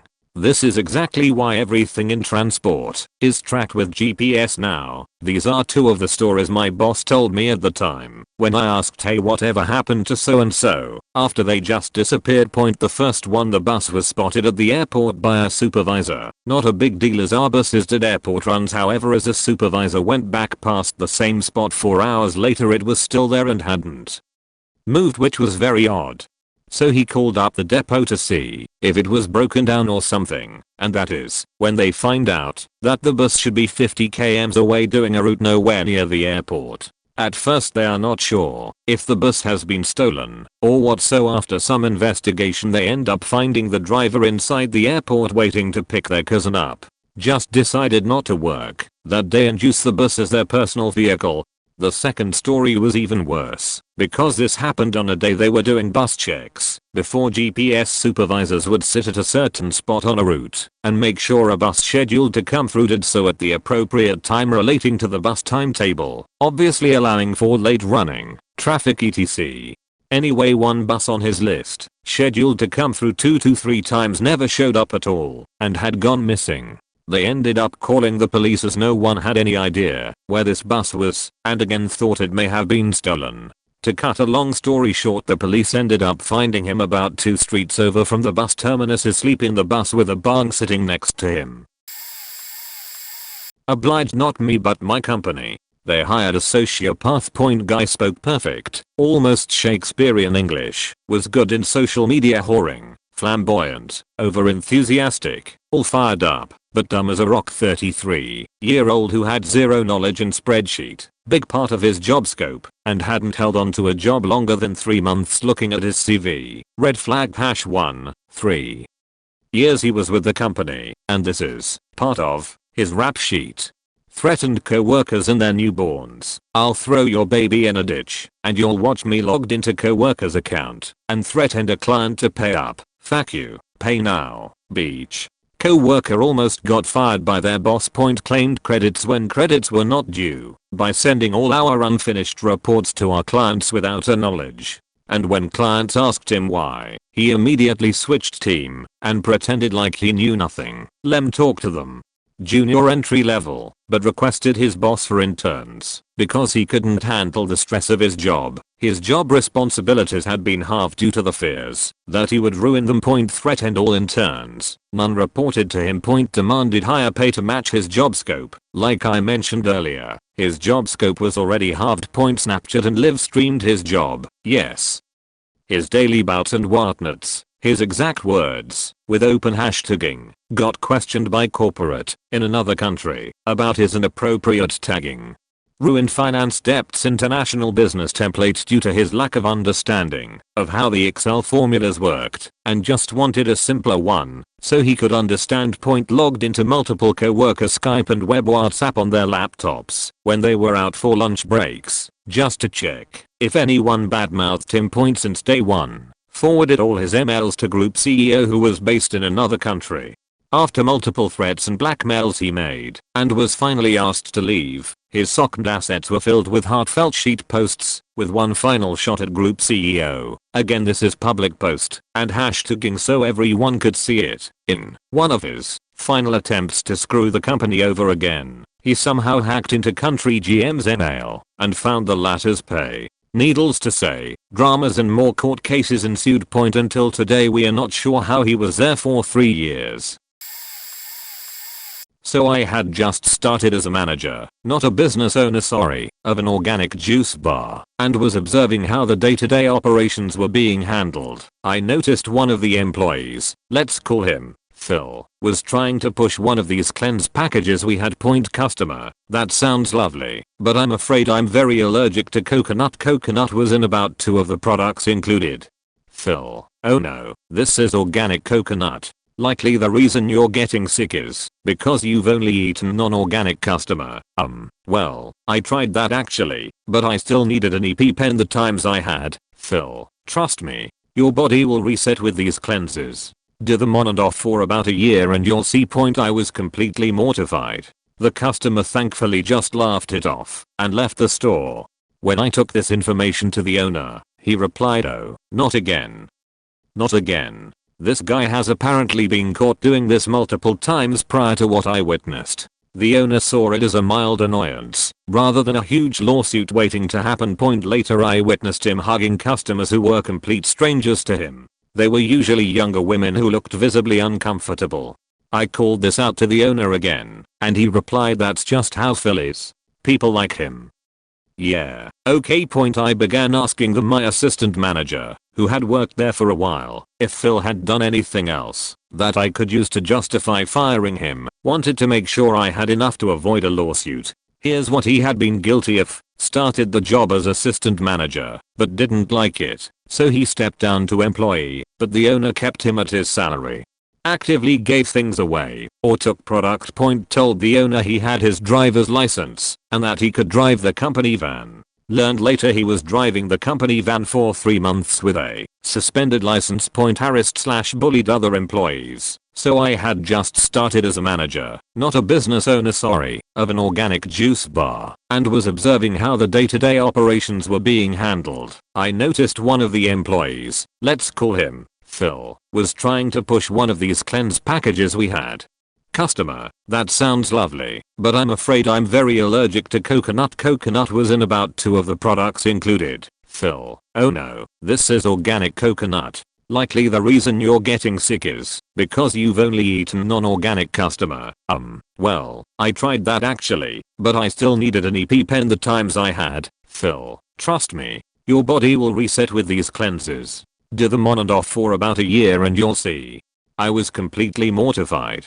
The customer thankfully just laughed it off and left the store. When I took this information to the owner, he replied, oh, not again. Not again. This guy has apparently been caught doing this multiple times prior to what I witnessed. The owner saw it as a mild annoyance, rather than a huge lawsuit waiting to happen. Later I witnessed him hugging customers who were complete strangers to him. They were usually younger women who looked visibly uncomfortable. I called this out to the owner again, and he replied that's just how Phil is. People like him. Yeah. Okay. I began asking my assistant manager, who had worked there for a while, if Phil had done anything else that I could use to justify firing him. Wanted to make sure I had enough to avoid a lawsuit. Here's what he had been guilty of.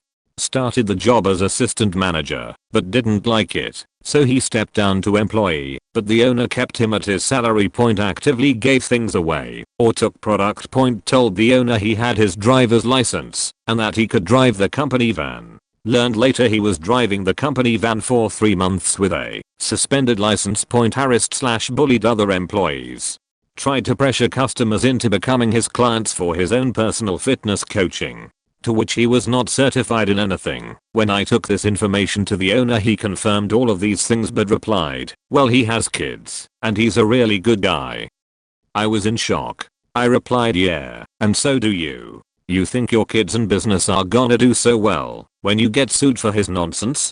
After weeks of pressing the issue to the owner and having my assistant manager threat quitting, I finally got to fire him. He actually took it really well and was just like, makes sense. Months later I learned he still stopped by the shop every once and a while to get free product, which the owner obliged him. Seems like he did it tactfully when I was out or was gone for the day, because once I found out I called that cheat out immediately.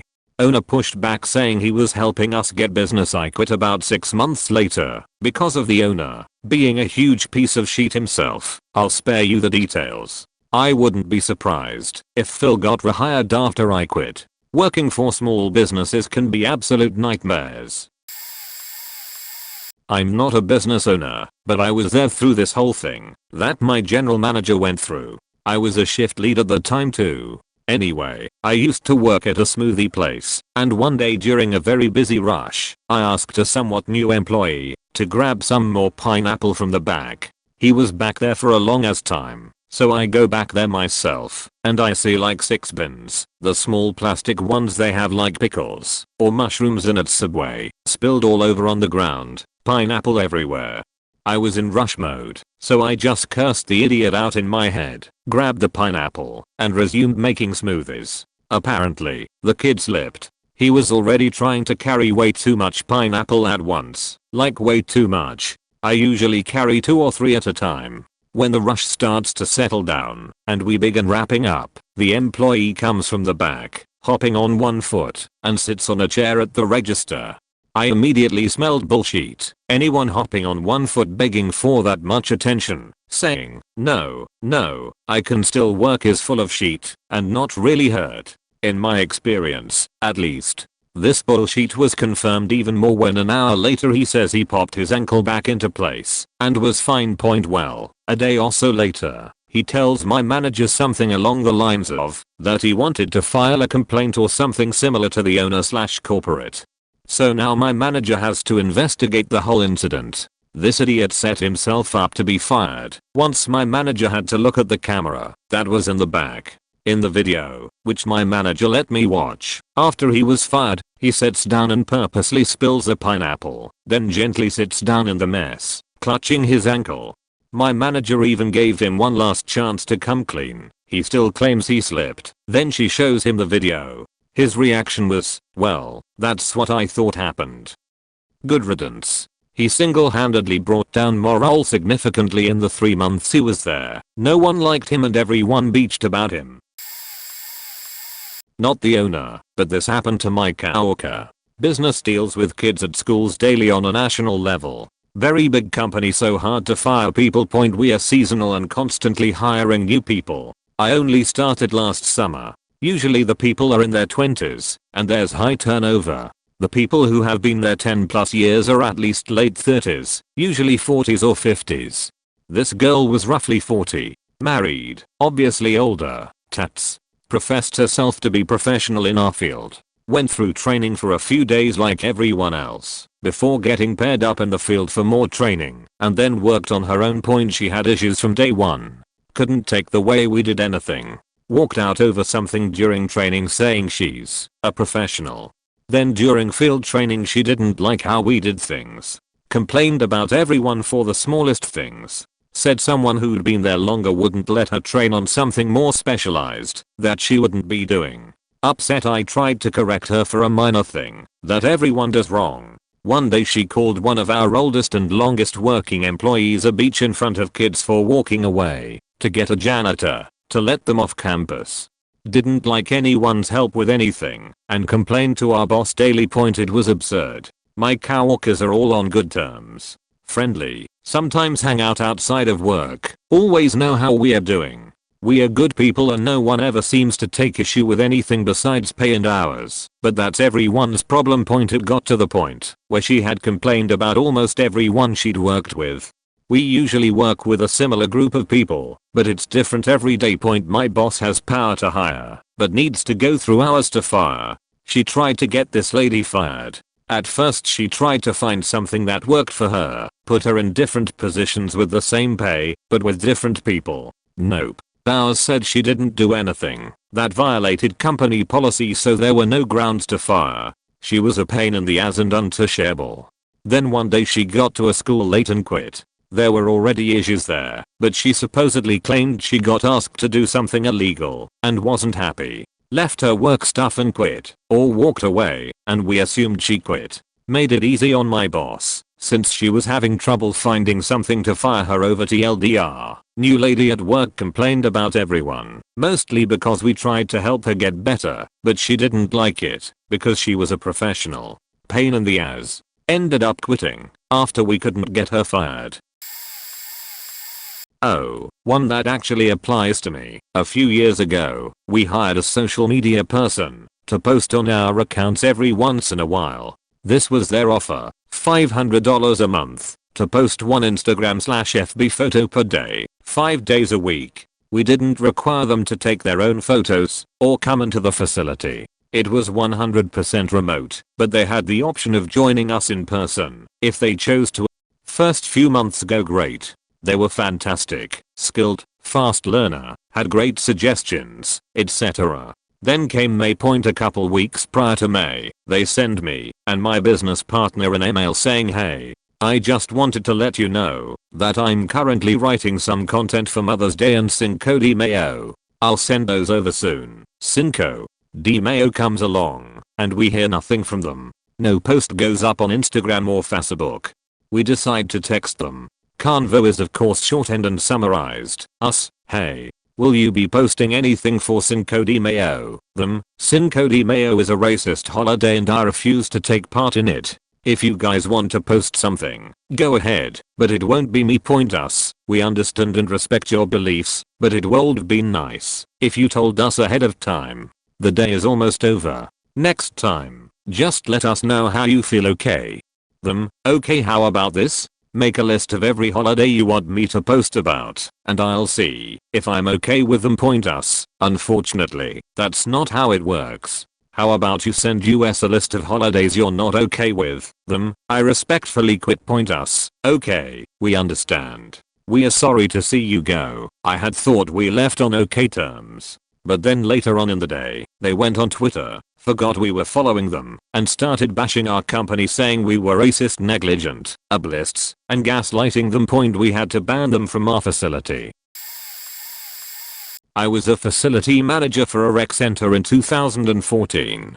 I was supervising the lifeguards, and they typically got a 15-minute break every 45 minutes due to the heat. The caveat for getting 25% of your work time as a break is that you need to be in the lifeguard room, available to perform first aid or anything else on said break. We also gave them a 30-minute lunch at 6 hours, so I think they had a pretty good gig. Anyways, this kid didn't come to the lifeguard room.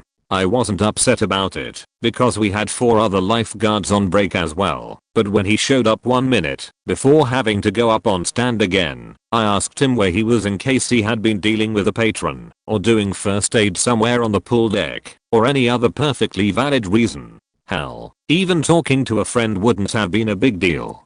So I asked, hey, where were you? Everything okay? Yeah. I was faking your mom. Excuse me, I'm just kidding. I was taking a sheet in the football field. He was fired within 10 minutes. Turns out he was just talking to his girlfriend, which I would have been fine with and just reminded him that he's working and needs to be available for emergencies. Instead, he got a trespass charge for refusing to leave, became ineligible for a hire during any following season. Summer lifeguard positions are pretty forgiving, and couldn't get a reference for any other jobs. He posted something 6 months later on Instagram about wanting to take a sledgehammer to my head for getting him fired. I haven't seen him since. Late to the party, and not a business owner, but I do work retail and we don't always get the best and brightest hired. The main story that comes to mind is this girl who worked in our beauty department. We'll call her Jenny. Was a lazy teenager that consistently didn't do her work. One of her friends from school also worked there. Apparently she once asked her friend to switch to a different channel on their radios, and these sour cream white girls started saying "sup my nigga" to each other on a radio channel that anyone can switch to and hear them, which you would think would be why she got fired. But even though other employees heard them, they couldn't be reprimanded because of some rule that says a manager has to witness it happening or something. What actually got her fired was when she went to a manager crying, saying that she needed to go home. She said that she was just doing her job when some kid ran up and kicked her in her knee, which she said was recovering from an injury. They pulled up the video, and it showed her standing around playing on her phone, and then starting to cry and leaving to find the manager. No kid anywhere near her. I was told when they showed her the video she didn't even have an explanation. I tried to give her the benefit of the doubt that maybe she had some mental illness and really did think someone had kicked her, but I was assured by others that she was just lazy and had run out of excuses to leave early. An old coworker of mine was fired because he'd lost 5 grandmothers in a 6-month period. I don't know if he thought my boss was stupid or just forgot that he'd use the excuse that his grandmother had died so many times. What's stupid's that he was a really good worker, so my boss let it slide, mainly because he'd never call off when it hurt us as a business.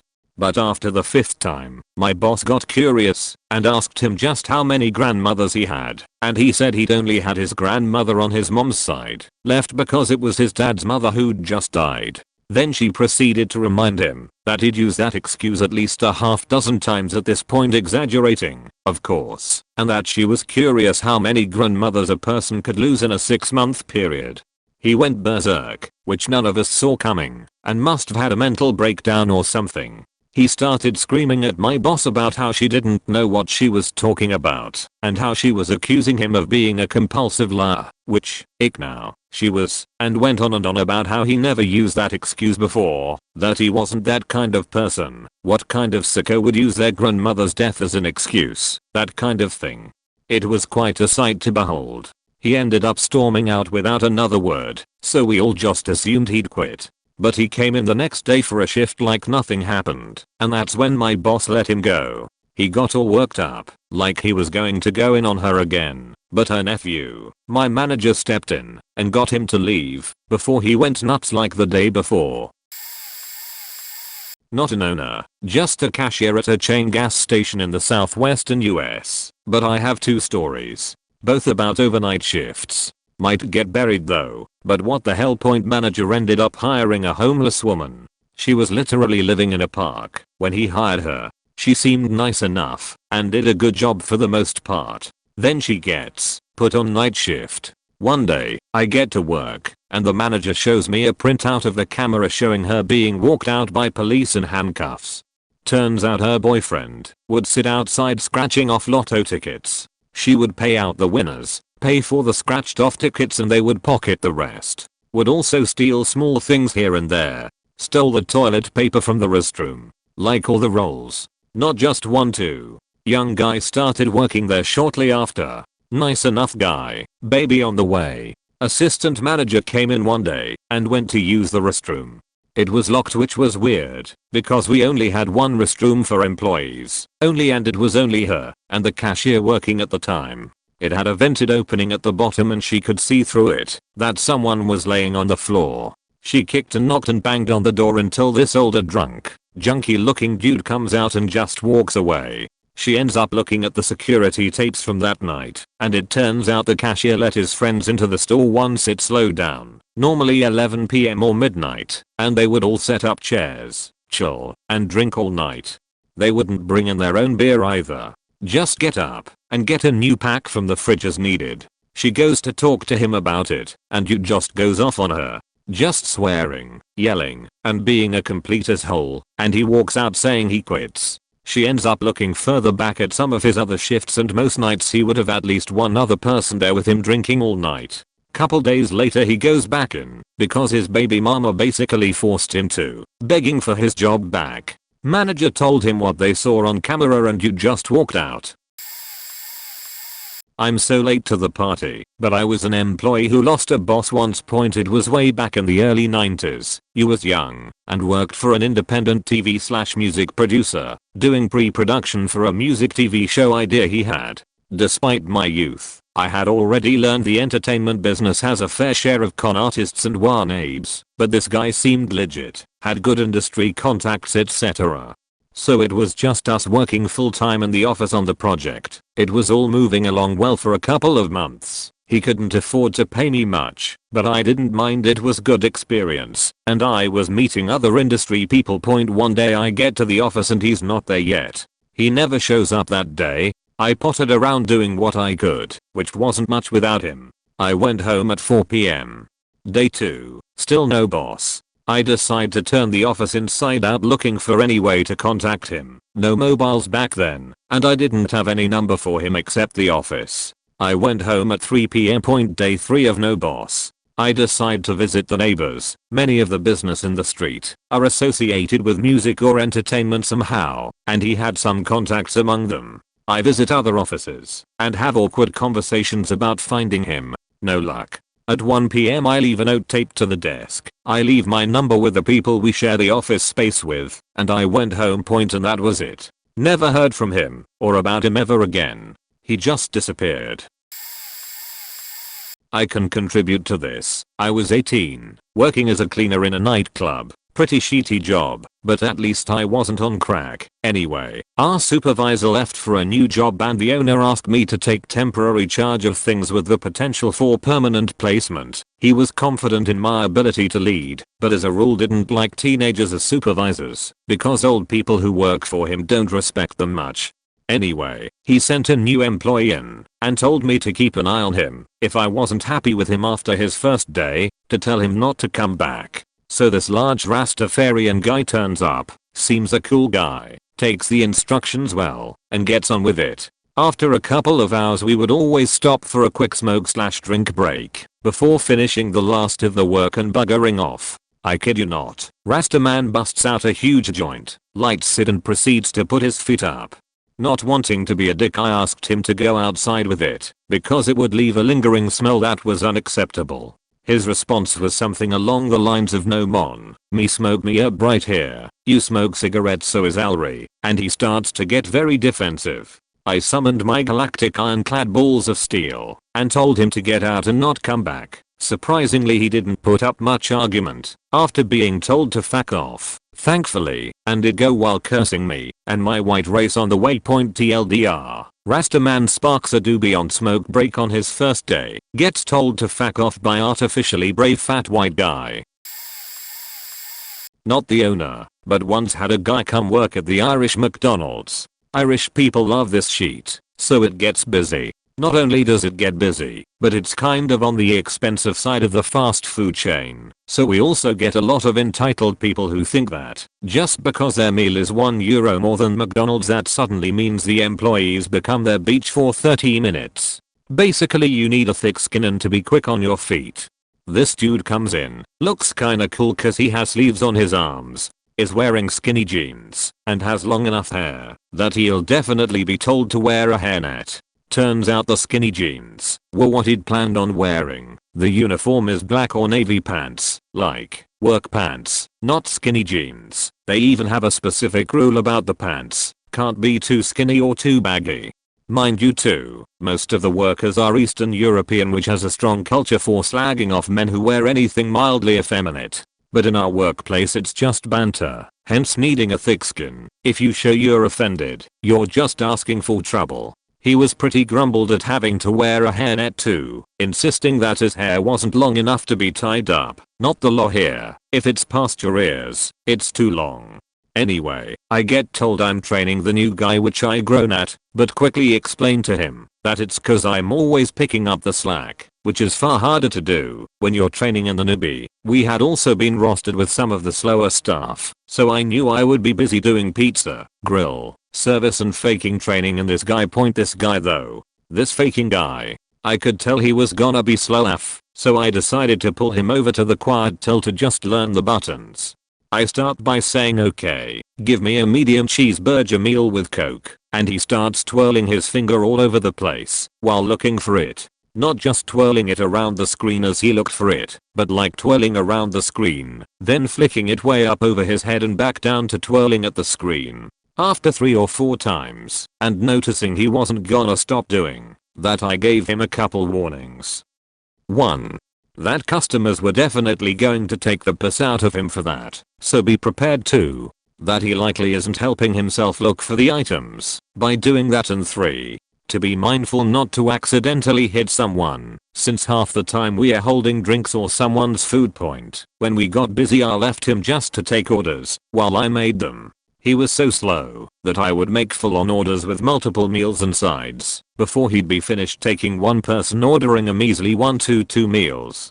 At one point I managed to pack a kid's meal, a 5 ounces burger, and faking 5 ice creams. The machine is slow AF in the time it took him to find the burger meals button on the screen. Mind you, I was also helping him along the way when I could by pointing out the button he was looking for. But sometimes he'd panic and press the wrong thing, which requires a password to delete, which we don't give to newbies. In fact, non-managerial staff shouldn't know, but I'd been there 4 or 5 years at that point, so they trusted me with it. When we were quiet, I put him back on the till practicing where the buttons were, because he was wasting way too much of his own time by not figuring out the system. It's pretty faking simple. It's separated into burgers, chicken, fries, sides, meals, pizza, fish, sauces. I haven't worked there in a year, and I still remember. You click one of the buttons to get further into the options. It's so faking easy. He kept doing the finger twirling thing, which always seemed to slow him down a bunch. So I snapped and said, "Dude, you need to stop the twirling. It is not helping you. If anything, you should be tracing your finger over the options, not flicking it up in the air." Eventually I decided to put him on bagging, because the queues were just getting too long when he was taking orders. Faking hell, that was a bad idea. I got about 5 customers in a row screaming at me because he bagged the food wrong. Next thing, one of them calls him a puff with his retarded tattoos. I said I don't see what his tattoos has to do with how he bags food, but anyway sir, here's your actual food, and handed him the bag I'd prepared. While he was screaming, dude gets all teary-eyed, so I quietly tell him to go out back, or to the bathroom, to gather himself back up, and take a breather, while also reassuring him that I cry at least once a week working there so not to feel embarrassed.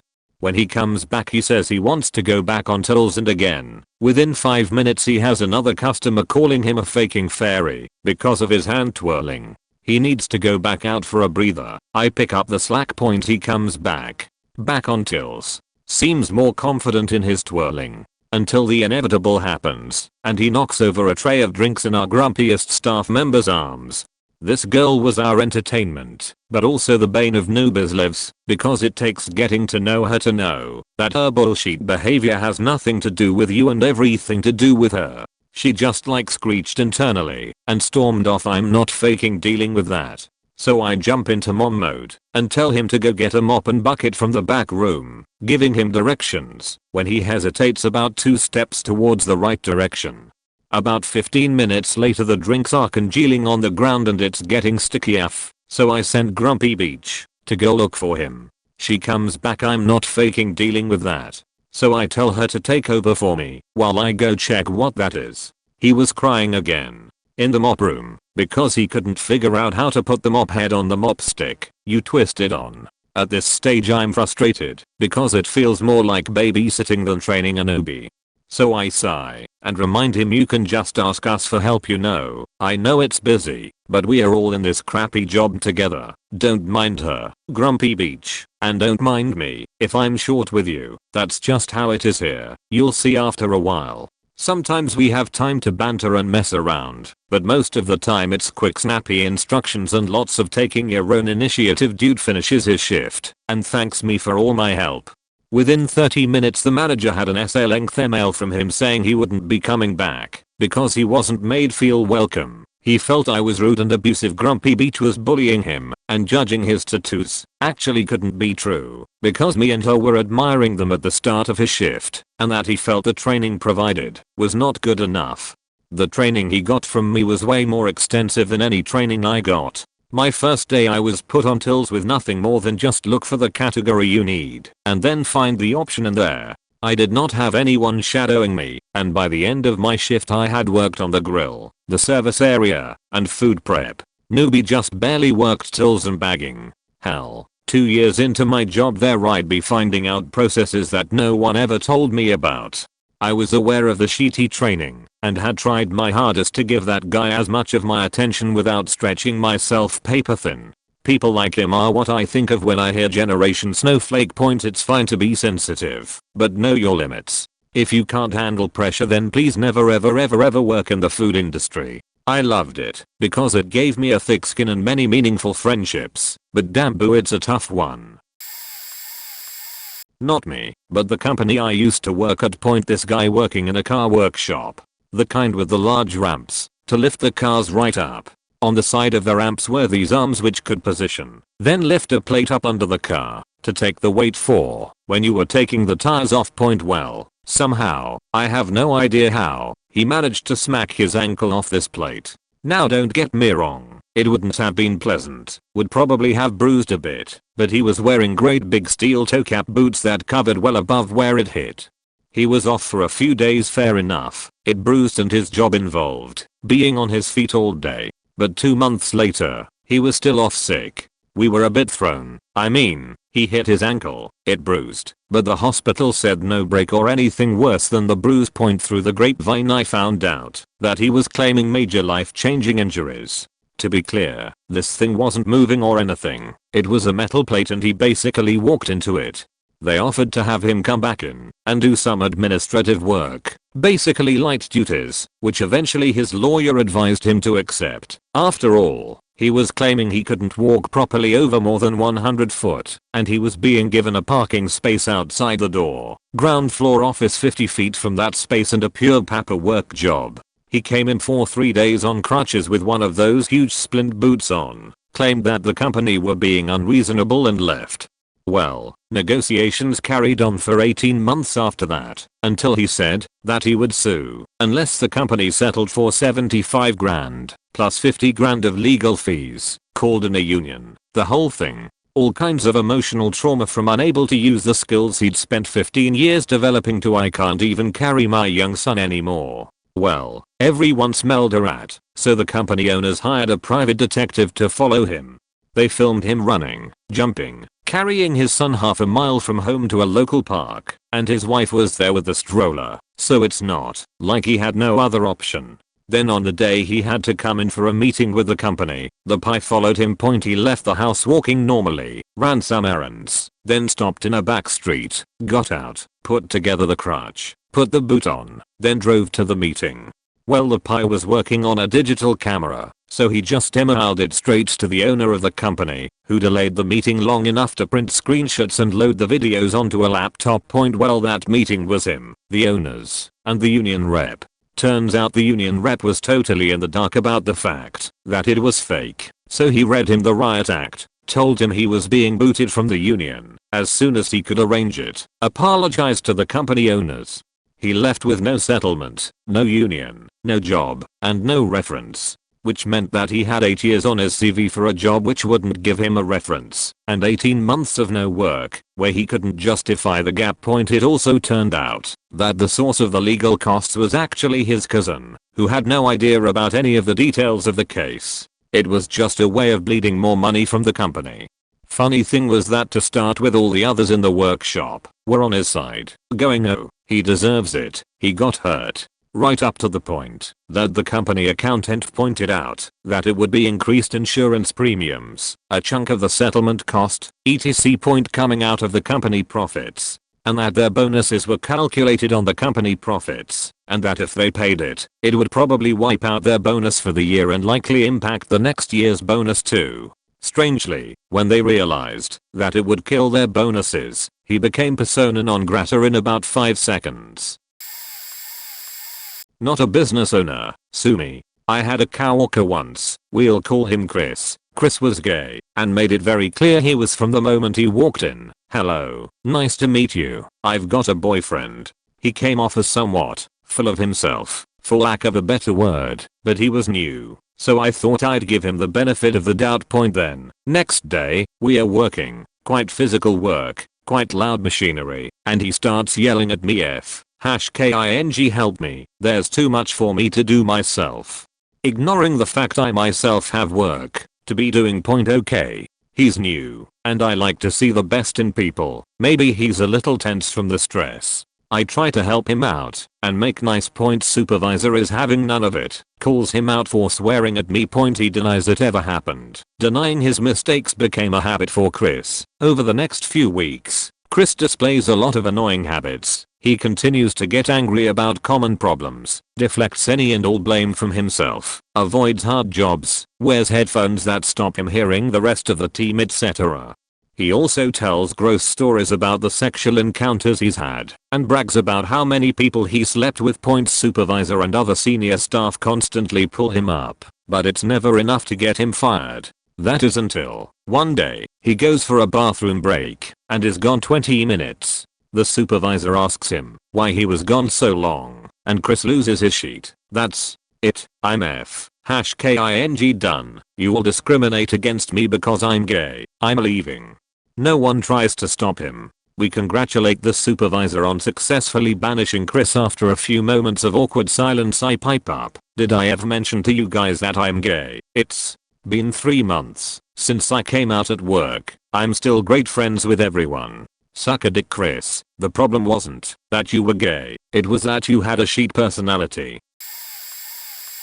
I have 2 from my days as a GM of a small retail chain. At the time I was a 23 years old barely, and it was a challenge to gain the respect of my much older staff. We had a POS system that had dual screens, one facing us and one facing the customer. The screens were set to mirror. My second day on the job, I got a complaint about my employee watching porn at work, displaying the contents directly to the sales floor. The owner didn't want to immediately terminate him, so I had to have a "don't want porn at work" chat with a 50-year-old man. 2 days later, another complaint. So I had to fire him. He actively refused to leave until because some kid couldn't tell him what to do. Ended up having to get police involvement to get him to leave the premises. Took a look at the browser history while he was at work. He would spend a solid 8 hours watching porn. We would still come by the store for months after and harass me and my staff. Ended up having to get a no trespass order again. Another older gentleman. Now I had settled in. Month 2.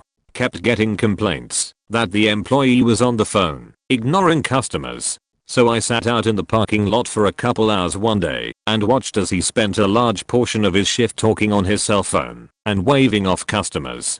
Went in to talk to him. He flat out told me that he was not an ad on the phone and that I didn't know what I was talking about. The next week I get a call that the store is locked during core hours on a Saturday. So I head down to find the doors locked and my employee in the back office sitting feet up on the desk chatting on his cell. So he was terminated. His response was, "You said I couldn't talk on the phone in front of customers." I mean, he was not wrong, but come on. In my first 3 months there I ended up firing like 5 of the 20 employees. After that people started taking me a little more seriously. Small business owner here. This happened just this last weekend. Obligatory sorry for formatting. On mobile. I have a company where you drive a truck with a sign on it for whoever I can get to cough up money for my services. Due to the temporary / inconsistent nature of this kind of advertising, I have a high turnover and frequently need new drivers, sometimes on short notice. This is nothing new and is something we have had to deal with since my grandfather was doing the same thing. I was looking for a driver after a few regulars backed out. Not uncommon. I start my usual asking around on social media / text for anyone wanting to get to work fast and at least get a week or so paycheck. Most guys walk away with $600 to $900 after taxes for a 5 days job plus travel. My sister responds that she knows someone and will send his info. That's where we meet. Dan is someone I've never met, but my sister knows. He lives on the other side of my state, but used to drive fire trucks and ambulances. Music to my ears. Finding someone that has professional or semi-professional experience with larger trucks is half the battle. Our trucks are not 18-wheelers / tractor trailers, but not a pickup truck. For the car enthusiasts out there, the trucks are tilt cabs 28 feet long, 7 feet wide, 13.5 foot tall with a 172 wheelbase. I ask if he can leave tomorrow, Friday. He is down. I'm happy. I don't have to cover this 7 to 8 day shift and have some fresh blood. Win-win-win, right? So it starts. He can't fly. He is a big guy. Probably going to need 2 seats. Okay. So a rental car it is. I meet him at an airport halfway and meet in person with him. Seems like an okay guy. No red flags. Get his DL and application for records. Give him the rundown. Send a detailed list of where he needed to go so he could pick up a truck that had been repaired in Ohio. He goes on his way and I'm feeling good. How wrong I was. Things really go to crap the next day. Saturday morning comes. I check in with him. Drove really late last night. Lots of traffic. Didn't sleep much. Will probably need a hotel before getting to Philadelphia. Okay. Whatever. I get it. Already has a hotel paid for in Philadelphia, but whatever, he picks the truck up. I pay for it. My wallet shrieks in pain. I tell her it's okay. 5 minutes after picking up truck, Dan calls me. There is something majorly wrong with this truck. It's spitting and sputtering. The steering wheel is all over and I can't go over 30 miles per hour. I'm having a moment. I just spent over $3,000 to get this truck out with a not great cash flow situation. But I think this isn't uncommon. Not the first time a truck has come out worse than it went in, and not the first time they didn't test drive the truck after a repair. I ask all my standard diagnosis questions I have saved in my internal memory. We have 8 identical trucks, all with around the same mileage. When things happen to one and are figured out, it usually stands that we will have issues with others. It sounds like an issue we have had before. Dan's answers are less than helpful, and so I tell him to take it back to the dealer. They will look at it. I speak with the shop. Regrettably not so nice. I've had lots of issues with mechanics recently. They won't look at it until they can pull a tech for my truck type on his day off. I tell Dan I'm sorry for the issue and will get him a hotel nearby. This is where things go from 3 to 10. The hotel I have prepaid is not up to Dan's standards. The hotel is a common 2-star brand that uses a star close to us as a logo. He tells me that there are bed bugs and roaches in both rooms they tried to give him. He goes on to tell me the manager told him to leave after making comments about bed bugs again. This is not my first rodeo, so I call the hotel and ask to speak to manager. Ask why my driver can't get checked into a clean room. The manager goes on to tell me that he will put the driver in a deluxe suite at no charge and send up some housekeeping to double check the room is good to go.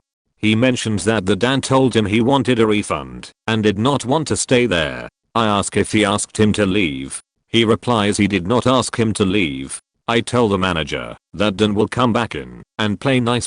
I called Dan, explained the situation, asked him to go back in, talk to the manager and to let me know if there are any more issues. 15 minutes goes by and I hear nothing. My boss senses tingling.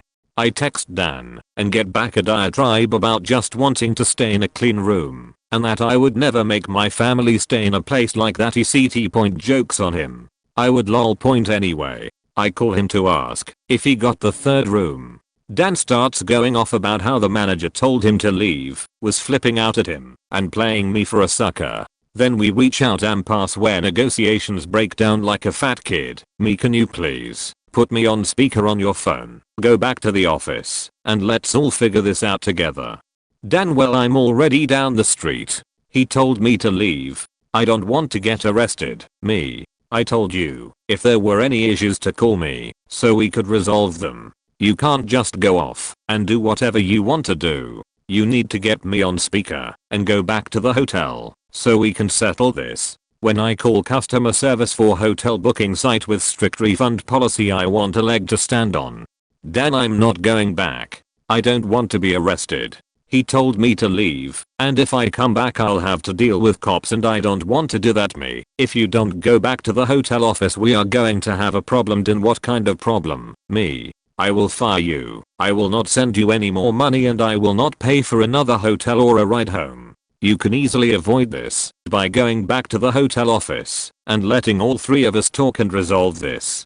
Dan, that's fine then. If you feel that's what you need to do then fine. Me, again, all you have to do is go back to the hotel with me on speaker so we can all chat. If you literally do this one thing you won't lose your job. Nope. I don't want to work for someone who makes threats like that. This devolves into a conversation about what I'm liable for / can't do. We start to get calls and threats from the wife of Dan because I have left him stranded and without a hotel 1,000 miles from home.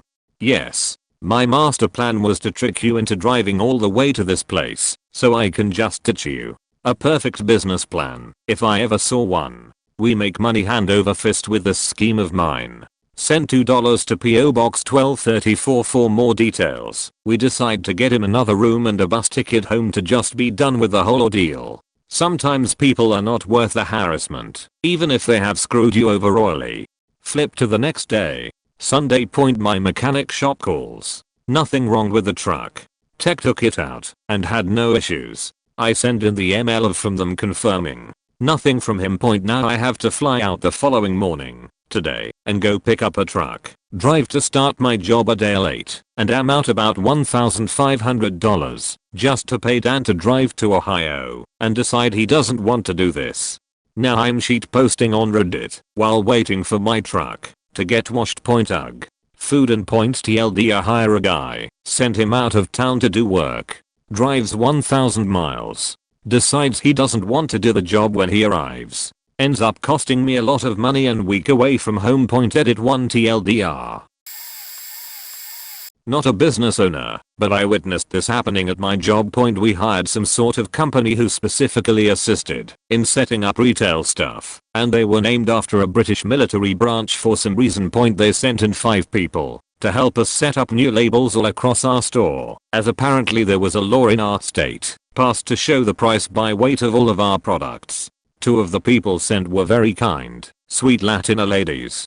The other 3 were some teenage hood boys who came from Pennsylvania. 3 hours away from us to start. The 3 boys came in 2 hours late and without any sort of uniform to identify them. When they actually came, they half-assed their one job. They were supposed to remove the old labels and put the new ones on. Instead they lazily put the new labels over the old ones, letting you see the old ones. Then, after sitting around doing nothing and talking to each other, they took an unannounced lunch break, and 2 hours later they came back smelling like weed asking to use the bathroom. Our assistant manager and store manager confronted the boys on their lazy job and work ethic. One of the boys accused the assistant manager of being racist towards the boys, only looking out for the Latina women and not knowing any English herself, so there was poor communication between them. As she was Latina herself, but her English is fluent. They also begged them not to report them to their supervisors because they drove 3 hours to get here. The store manager was trying to tell them how to improve their job, and 2 of them even said they'll fix their mistakes, but the leader gave them an attitude to the point where they were kicked out, at which point he called her as stupid as beach and said racial slurs. Their district managers came to our store later that day to question us and informed us that they were terminated. I suggested a friend apply at a welding shop that did contracting work for us because they needed an assistant. I knew he had done some welding in high school and a little at his grandpa's farm, and they only needed someone to do tacking and riveting. I figured it would be an easy fit. Thankfully I didn't give him a resounding referral, just talked to the guys and told them that he was a friend and I hadn't worked with him personally, but had never heard anything negative from people he worked with. Well, he had a tooth infection. When he took a few sick days his first month. Sucky way to start, but the guys knew, so it wasn't the end of the world. Then a little more than 2 months in, he goes home sick one day, calls in sick 2 days in a row because he still has this infection and his dental hadn't kicked in.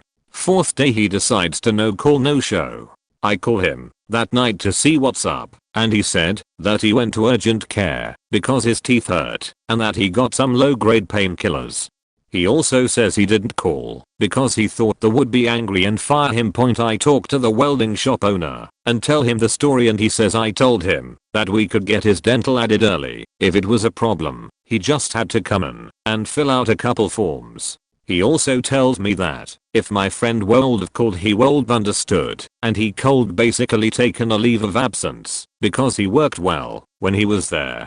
I relay this to my friend and tell him to call to at least try and salvage the relationship. Maybe he can come work for them later. He never called. 6 months later I saw him again. He was avoiding me and talked to him. He was unemployed, still had an infection. He was just taking Advil and Tylenol for. Like, dude, people understand shit happens. At least try to talk to them. TLDR guy quit after 5 weeks over $300 after we'd given him $8,000 in moving costs and personally vouched for his lease. We had an employee work for us for 5 weeks in my husband's business. We hired this guy who was a friend of ours for years. He lived a couple states away, but he was tired of the cost of living there and wanted a change, and he had a unique set of skills that perfectly fit the job we needed to fill. We hired him as a full-time, salaried employee so we could give him a $5,000 moving bonus to move him and his family on top of the yearly salary of $57,000. Once he showed up he was still tight on cash, so we gifted him another $1,500 because he had 2 kids and a wife, and he was our friend and we were looking for a loyal, solid employee with the skills he professed to have. 3 weeks and he's been late to work almost every day. My husband doesn't keep a hard schedule. They started work at 9 every day and usually worked 6 to 7 hour days with a break for lunch we provided. My husband is getting frustrated because he spends half the day on his phone and the other half being a negative asshole, but he likes the guy and when he is working he does well, so we are hoping he just needs time to settle in. 5 weeks and he's asked for 3 advances on paychecks and we've eaten the taxes thus far to help him out. He asks for another advance and we finally tell him that we can't just hand out money forever, so here is a prorated paycheck with the taxes removed, making it about $300 less than he was expecting. He flipped out, quit the same day, said he couldn't make it work, but then came back and said he'd work for us until he could pay off the debt of the moving costs that he did not get to keep based on his contract. We told him he could get faked and figure out a way to pay us back because we didn't trust him with anything we were doing anymore. He had the nerve to get butthurt and go complain to a mutual friend who told him he was an idiot point. And for what it's worth, I was also in the process of getting health insurance for his entire family, and if he'd been reasonable we would have negotiated his salary faking. Idiot. I spent a summer back in college doing reconciliation for this fundraising firm for non-profits that has offices in over 20 cities. I processed all the funds brought in by those people asking you for donations on the street for things like Doctors Without Borders and Planned Parenthood. In addition to ensuring that the credit cards and other information were valid and met legal contribution requirements. I also certified that the individual canvassers' numbers were correct, as they were paid a commission on top of their base pay for anything they brought in. Now, the canvassers self-reported their totals, and they messed up a lot, both in and against their favor. Turns out 18-year-olds suck at basic addition. This was fine, as I could see exactly how much they actually brought in from our contribution records, though it usually took a bit of digging. Well, every couple of weeks or so, some genius would have the brilliant idea to over-report their totals thinking we'd just give them the commission. And they were never subtle about it. So I'd see a canvasser repeatedly reporting daily totals of $300-400, twice what most of our best people were bringing in, and actually getting $10-30. For context, the quota was to hit $120 at least 3 out of 5 days a week, and most people struggled to even reach that. After 3 days of this, I'd just say to my boss, hey, so and so has been really over-reporting the last few days. Can you have his/her manager speak to them? And a few days later, so and so would stop appearing on my daily reports. I got 6 people fired like that. Seriously, I don't know how stupid you have to be to think we wouldn't actually notice if the money simply wasn't there. There was a 2-week delay on their commission payments for a reason.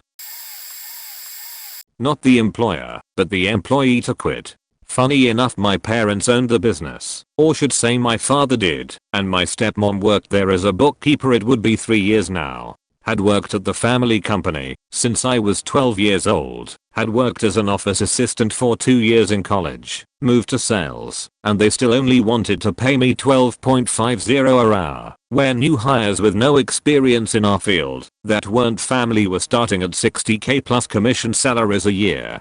I started making some huge sales to old accounts and started having them request me instead of their salesperson of 5+ years. This caused the younger, more veteran sales staff to get upset because I was cutting into their commissions. I wasn't trying to take the sales, they just requested me because I went above and beyond with customer service and upselling, mostly due to the fact I carried the family name.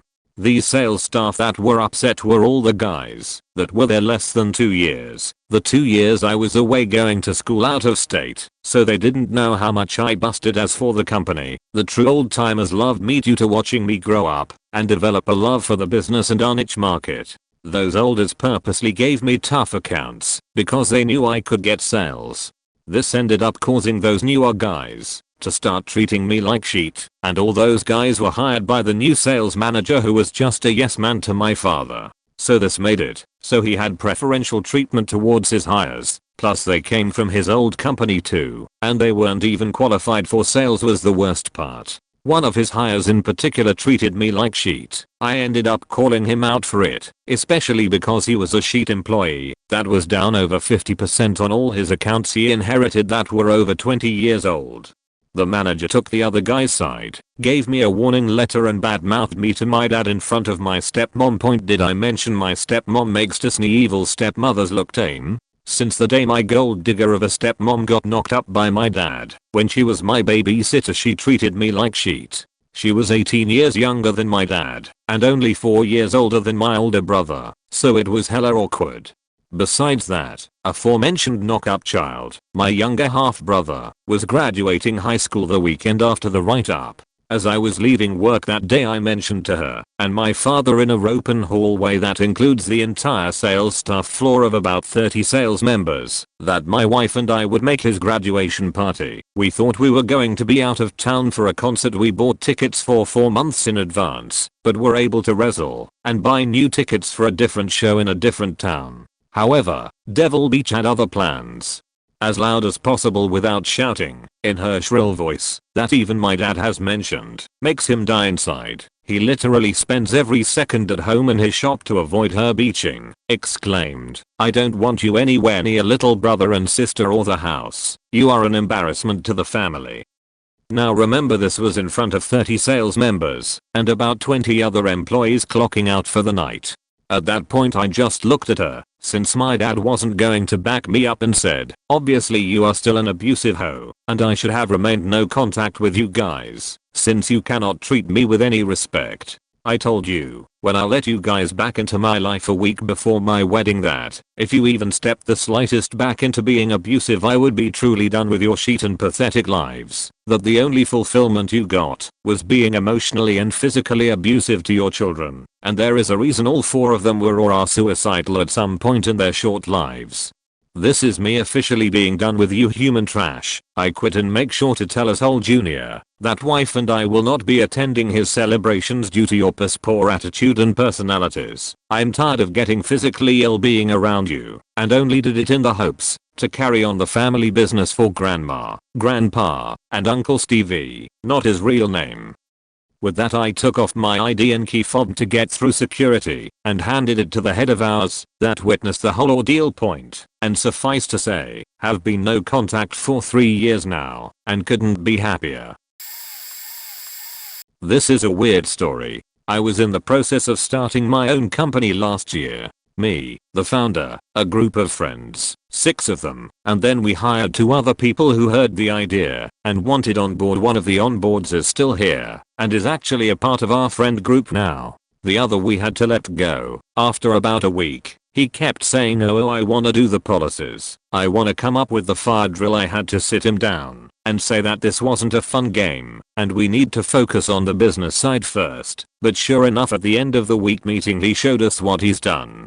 A giant packet, like giant, full of dress code policies, fire drill and exits for all of our houses, food and phone policies, disclosures that made no sense. I legit got angry, stood up from the table and asked him politely to leave and give us a minute point. Keep in mind this table is my kitchen table, and him leaving was walking into my garage. We were all, including him, not shoes, socks on. We were eating an oven pizza with bottles of soda. One person was wearing a sports jersey, another was still in pajamas. She spent the night. Dress code doesn't matter here. Fire drill policy. We aren't even a real company yet. A disclosure stating no born on the laptop at work. Are you faking? Serious? We all discussed, and because we aren't a real company and have no legal obligation or contract to pay this guy, we just let him go and didn't pay him for the week. Years ago I hired a man in an office job for really good pay and benefits. A few months later, I discovered he was running his own business during work hours and also using my equipment and office supplies. So, I fired him. He begs for his job back and seemed truly remorseful. He promised never to do it again. I made him sign a document stating that he knew he had done wrong and the terms of his job reinstatement were that he would never do it again. He signs the document and I gave him a second chance. 1 week later, he's doing it again. This time, I wrote him a termination letter and sent it to him via a signature required FedEx box with his final check and all his personal stuff from the office. Turned off his building entry card, office entry card, and told him not to come back for any reason. Where I'm from, if you get fired for cause, you don't get unemployment benefits if your employer reports that your termination is for cause. I reported him. He was stupid enough to take me to labor court. I produced the document he signed and a large shopping bag, at least 3,000, of hard copies of just a small portion of the emails he had sent and received related to his business while on work time. Many of them were from the second chance week. I explained to the judge what had happened. The judge was not amused with my former employee and agreed he was terminated twice for cause and would be receiving no unemployment benefits. The guy had the nerve to list me as a reference on his resume, and I got a bunch of calls from prospective employers. I had to be very careful in what I said, but it was perfectly legal for me to tell all callers that the guy was terminated for cause. An old manager of mine was angry that his wife quit. Supposedly she sent an email to my manager's boss and said she no longer wishes to work there. This lady was the admin worker who managed the company's logs for our location. She came in maybe once a week for a few hours.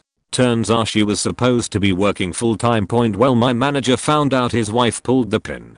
Their marriage was on the rocks. I could tell before they would have screaming matches downstairs and in the car park. My manager gets pissed at his boss for approving his wife's termination, and after his boss, owner of the company, refused to hire her back, my manager threatens to drop all clients overnight. He's the only salesperson, only 4x people in the building including me, so dropping 100 plus clients would mean screwing over every business in our small-ish town. Owner of the company wastes no time and flies 2x security guys and 2x employees to cover admin and sales on a private jet without my manager's knowledge. They rock up to the station and it's only 1x guy in the office. Long story long, he's fired on the spot. Wife has a screaming match with everyone and security holds her back. They are escorted off the property, all locks changed then and there, and they are given 2x weeks to vacate the company house they are living in, located literally right behind our office. Bonus, they stole a bunch of stuff, trashed the house they lived in, and had a garage sale. New manager made a joke of buying our stolen stuff back. This happened to me just last week. I started my first day on a new job right after Memorial Day doing roofing sales. Another guy was supposed to start with me, but he broke a tie rod on his car supposedly. No biggie. Company was super cool. The next day, he shows up, and all seems well. We go out on jobs after some training. Day is sunny with a cool breeze. Trainer and this guy get along shooting the breeze as I quietly sat in the back. Due to a lack of sleep the night before, I was out of it, but naturally wasn't gonna fall asleep. Trainer boss noticed and understood my explanation. The weather was just right to sleep in the back as we drove, but hell no. I'm a new employee. Fast forward to later in the afternoon when this guy and I are taking turns getting out with a trainer to go up to a door. I get out once, and we're up on the roof soon. This other guy's nowhere to be found. We get back down off the roof. This dude is passed out. He wakes up vaguely then back asleep. Next stop, nothing changed. Still sleeping. Drive back home without any awake time from this dude.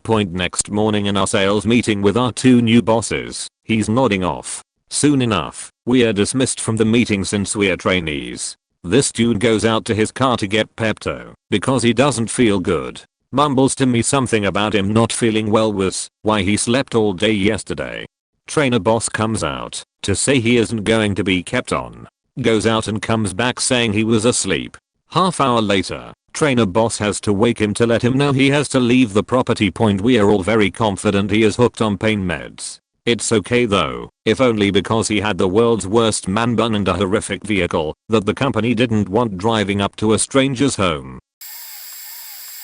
I have two stories, being as I have two jobs. First story, I've been employed at the local movie theater off and on for around 9 years, since I was 16. In that time we've gone through several new hires, especially for summer and winter holidays. Our turnover rate for high schoolers is fairly high, usually due to them being seasonal positions. One summer, think it was 2015, one of these kids, we'll call him Noob.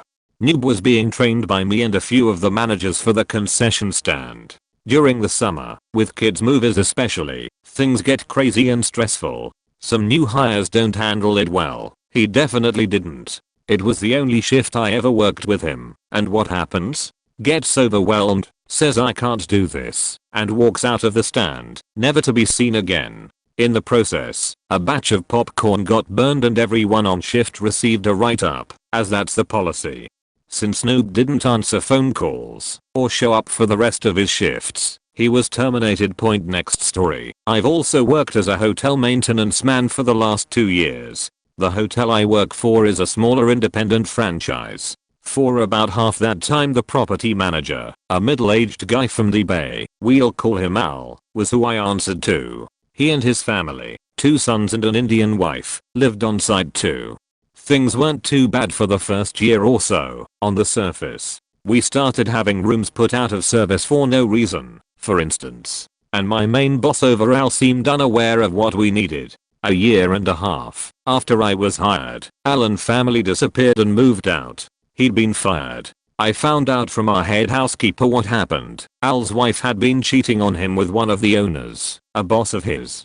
The out of service rooms? That owner was staying in them. To top it off, Al and the other owners went to that guy's house and beat the daylight out of him. But that's not all. Al had apparently embezzled a few $1,000s straight from the safe. This was the main reason he was fired. The last year or so was on an extremely tight budget due to this. It also explained why Al would never let us order what we needed.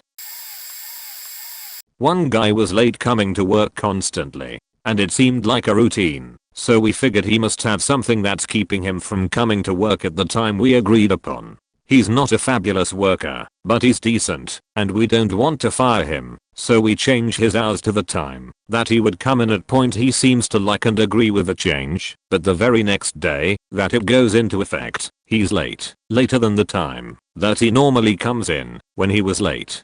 We figure it's a one-time thing, so we let it slide, but he does it some more, and so we give him one final chance and change his time. Point he's late the very next day. Point I make the call to terminate him. It's not working out, clearly. Point so I sit him down and tell him that this was my first termination as a manager, so I was incredibly nervous, but I think I did my best. Point I was preparing for a shitstorm, but he was actually cool and calm about it. He did ask me, can I get one more chance?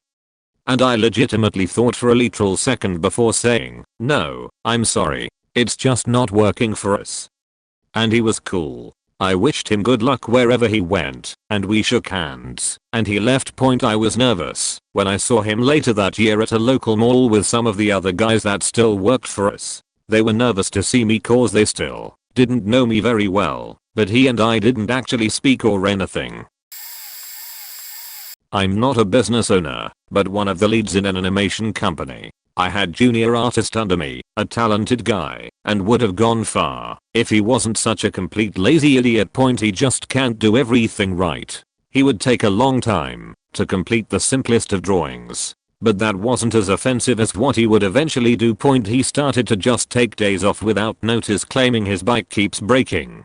We told him to either get a new bike or just find other means of transport, but he never does. Finally he would just go AWOL for a whole week, so I had to notify my director about this. After gathering evidence of his terrible attendance, poor work ethic and lousy quality of work, our hours called his home since he still didn't come to work. Point they talked to his parents, and it turns out he had also been deceiving them as well, claiming all the days he was not working is due to our office has ran out of work to do. Dude just stays home playing PUBG all day. His dad was rather surprised by all this and begged ours to not fire him, and he would try to convince to his son to get his sheet together. Few days later he resigned. Point to be honest, I had high hopes for this guy and tried to convince my director to keep him because I genuinely believed he is a good asset. Now I can't be bothered to do the same for new hires after him. Point turns out all that talent is pointless if you don't have any discipline. Not a business owner, but a manager for a small business. The owners hired their daughter and told me to keep an eye on her. They told some story about drugs and the wrong crowd. Now they were a wonder-bred old white couple, and I grew up in a neighborhood where poverty was rampant. So I'm thinking some weed or something. Point like a week later the store manager came over to our building and told me they had her on video stealing from the store. They weren't going to press charges, but wanted to warn me about her. So of course I called the owner to let her know. She didn't seem surprised, but that was the last I heard of it. Point sometime later I come into our store and relieve her. Our register is almost $400 short. It was a small business, and we type in transactions by hand. The service we sell is by the hour and everything is rounded off to a nice easy number. It's hard to fuck up. I go through all the transactions and realize she added a zero a couple times when she shouldn't have. After she left, we had a regular came up to me and said she went into the bathroom for what felt like at least an hour. When she came out, she was nodding the fuck out. Couldn't keep her head up or her eyes open, even when she was talking directly to someone. This customer has been an RN for 15 years. She told me that she was certain she went into the bathroom and did heroin. I had to call the owner, her mother, and tell her I had reason to believe her daughter was doing heroin in the bathroom. Never saw her again after that. Yada yada, not the owner but was the lead at the job and got two of my buddies hired at different times. First one was fine up until the day he moved on to another job. Second, well, we were a small catering company making those pre-packaged sandwiches and salads for the local airport. You know, the kinda bland overpriced ones. Well, we had a very specific recipe we had to follow at the behest of the airport chef, if you can call him that, and it was not hard. Bread down, mayo down, cheese, X amount of meat, X amount of lettuce, tomato bread, cut in box. Well, we give him a couple of weeks to learn the recipes and figure out how we do things, since it's fast paced and we had to constantly fill orders. He starts slow and doesn't get any better, and then when getting a tub of mayo out of the fridge he drops it and spills it all over himself, making his chef coat soaked through with Mr. D mayo goodness. My boss, the owner, sees this and many of the other mistakes and decides has got to go. While not as crazy as many of the other stories, he was really smart about many things but lacked the common sense to make it in the job. The real kicker is though, after a couple days, me and my other friend who still worked there at the time talked to him and asked what he's going to do next. He was 18 at the time. Since he still has a lot of potential and he says he will apply to another place, and if he doesn't get it, he will just join the local gang. Like, whoa, wait, what the fuck? That went from 0 to 100 really quick, and we tell him he's an idiot and haven't spoken much since. I always wonder what happened to him, but I'm certain he didn't join. Nerdy kid who was scared of any confrontation and cried when he got fired. Had a small media venture a while back, and one of the team members was in charge of ad sales and sponsorships from partner companies in related verticals. This guy allegedly had quite a few choice connections with decision makers at some major potential partners, so he had a lot of leeway to get the job done. It would start off like, I was talking to my friend at company A and he's excited with our project and wants to buy a package. We'd say, okay, close the deal and get a check. A couple days would pass and we would ask about company A. Oh, turns out my friend can't commit until next year, but no big deal. I have a connect at company B and I'll talk to him tonight. A couple days later, and we ask about company B. Yeah, he wants to partner, but it turns out he's already spent his budget for the quarter. But it's all good. I know someone over at company C. So this goes on and on. He would land a big fish, the deal goes south, but miraculously saves the day while landing another big fish. The dude was a pathological liar, and when we cut off his access to company resources overnight, he must have taken the hint, because we never heard from him again. Didn't even get a chance to fire him in person. I was curious just how close he had come to closing some of these deals, and I figured since we cut off his access with no warning, he wouldn't have had a chance to cover his tracks and delete or fabricate any emails. I reset his password and log into his account, and what do I find? Not a single damn email to anyone at any of the companies he told us he was selling to. No inbound or outbound. But the box wasn't empty. In fact, it had hundreds of messages. He was using his company email address to troll the adult classifieds on Craigslist. He would message hundreds of listings looking for W nearby, and when he got a response that he didn't think was a bot, he offered to trade such for blow from his goddamned company email. Axe deodorant spray. Seriously. $23/HR 6-month paid internship, and this kid refused to quit dousing himself in the stuff. First we asked him to stop wearing so much cologne. He said he did, but he still reeked of this obnoxious smell. We have a talk again, and he's adamant he's not putting on cologne. I'm thinking he's lying straight to my face. A day or two passes and still no change. Finally someone in our hall reports him to ours. Again. This time they ask for a conference with him, myself, and my boss, and they very clearly tell him that it's adversely affecting others. My boss sends him home for the day. Next day, Friday, same faking smell. I get a little personal, but I finally ask what his daily routine is. I shower, spray on my deodorant, put on my underwear. He says, "Whoa, back up, did you just say you spray on your deodorant? What kind?" I ask Axe. He replies, so we have a long careful talk where I basically tell him, don't use Axe from Sunday afternoon to Friday at 5 p.m. I sent him home early. Monday morning I arrive, and the hall reeks. An hour later our lady comes down our hall, looks at me with a look of "Are you serious, again?" I nod and shrug. 20 minutes later, and I'm said on an email to him starting that he's creating a hostile and unsafe work environment and they would like to meet in 20 minutes with ours, my boss, and 2 representatives from the internship program. He immediately comes into my office all furious, claiming he's being mistreated. "We are all racists. He is from India." And the best line, "You're all jealous because I get the chicks." I couldn't hold back on that one and chuckled a bit. Anyways, 20 minutes later we meet, and ours starts talking to him, and the instant he starts into you rant my boss looks at him and asks, "Is this Axe stuff worth more than this job to you?" Kid hesitates for a few seconds, and as he starts to reply with the same time he took with me only 20 minutes before, my boss looks at the 3-hour people and the school reps and says, "We'd like to terminate our contact. If you have another student available we'll take them. If not, we'll pass on this slot. Thank you, I have another meeting to attend," and walks out. Late to the party, but here goes. I owned a bar a couple of years back, where the employees were around the age of 18 to 23. The era of hardcore drinking, you know. I had a policy that you are allowed to get a few drinks while working, due to the fact I know working with drunks is faking annoying, but a couple of drinks makes you more easygoing. This worked for a couple of years, until I hired a guy who should clean tables and refill glasses, etc.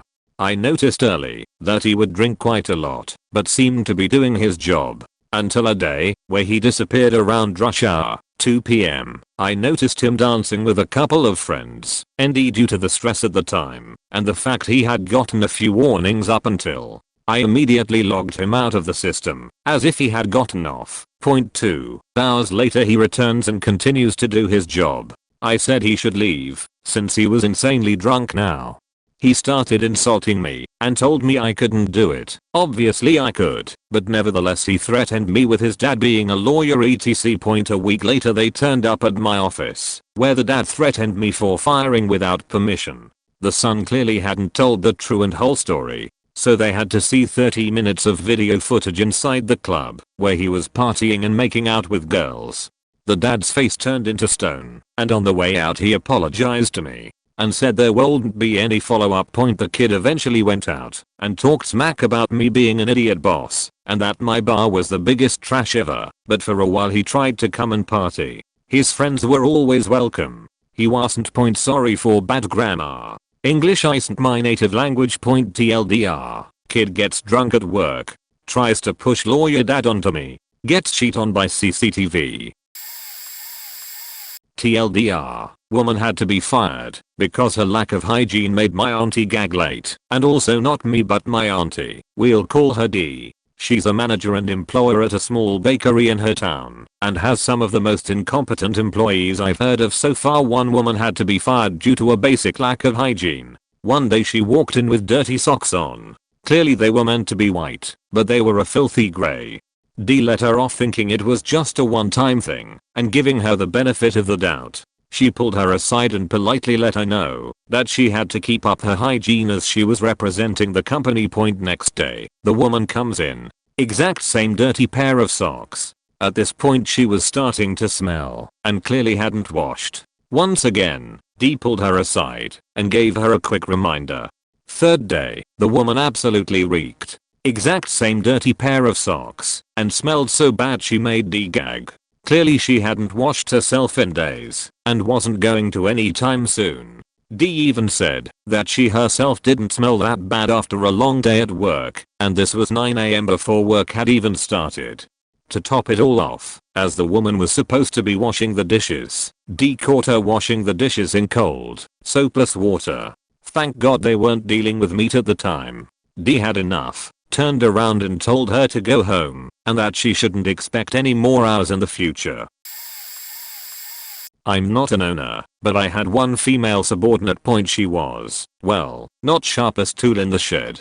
But that does not have to be critical if person is hardworking and wants to learn. During the interview she seemed totally fine. Later I asked myself how I could have missed the signs, but there were not many before us. She had experience in 3 to 4 similar companies in the field, so we expected that she knows basics of the job.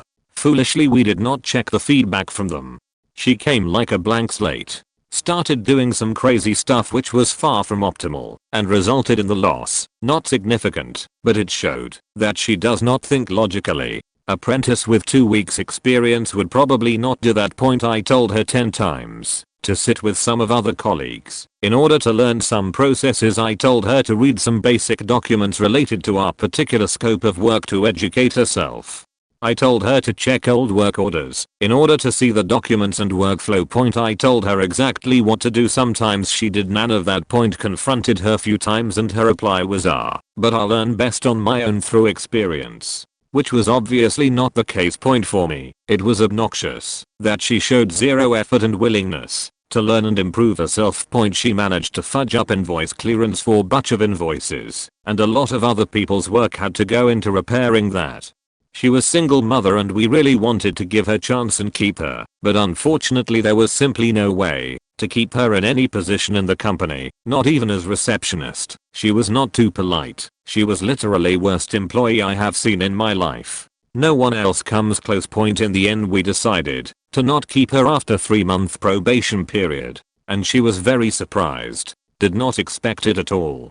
She claimed that her work was spotless. Also she accused upper management, not me, for mobbing her because they complained to her about her work performance. They were actually much more polite to her than they should have been, considering a ton of sheets she created.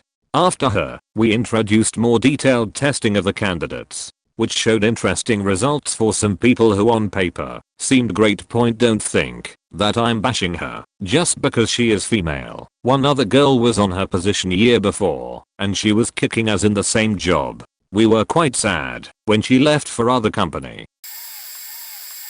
I may be a bit late to the party here, but I took over a position as salesperson in customer care in a hardware store in Norway. Imagine Lowe's or some shit. Our biggest post for income from private people during summer is paint. So obviously, we push the one we earn the most from. Good quality though. However, some people don't realize that there are different types of paint. Water-based and 2 types of oil-based usually. The biggest issue with this is that if you use one of the types of oil paint, you can only do 1 layer. Any additional layers will come off like dandruff. The person I took over the job from got these 2 types of oil-based paint mixed up and told the customer that adding additional layers will darken the final color. Customer painted on 3 layers. Dandruff off next spring. Came to complain, and the store owner, best boss I've ever had, didn't even contest it. Said that this is our fault and we will fix it. Customer got a full repaint of the house, including scraping off the old stuff, at no cost.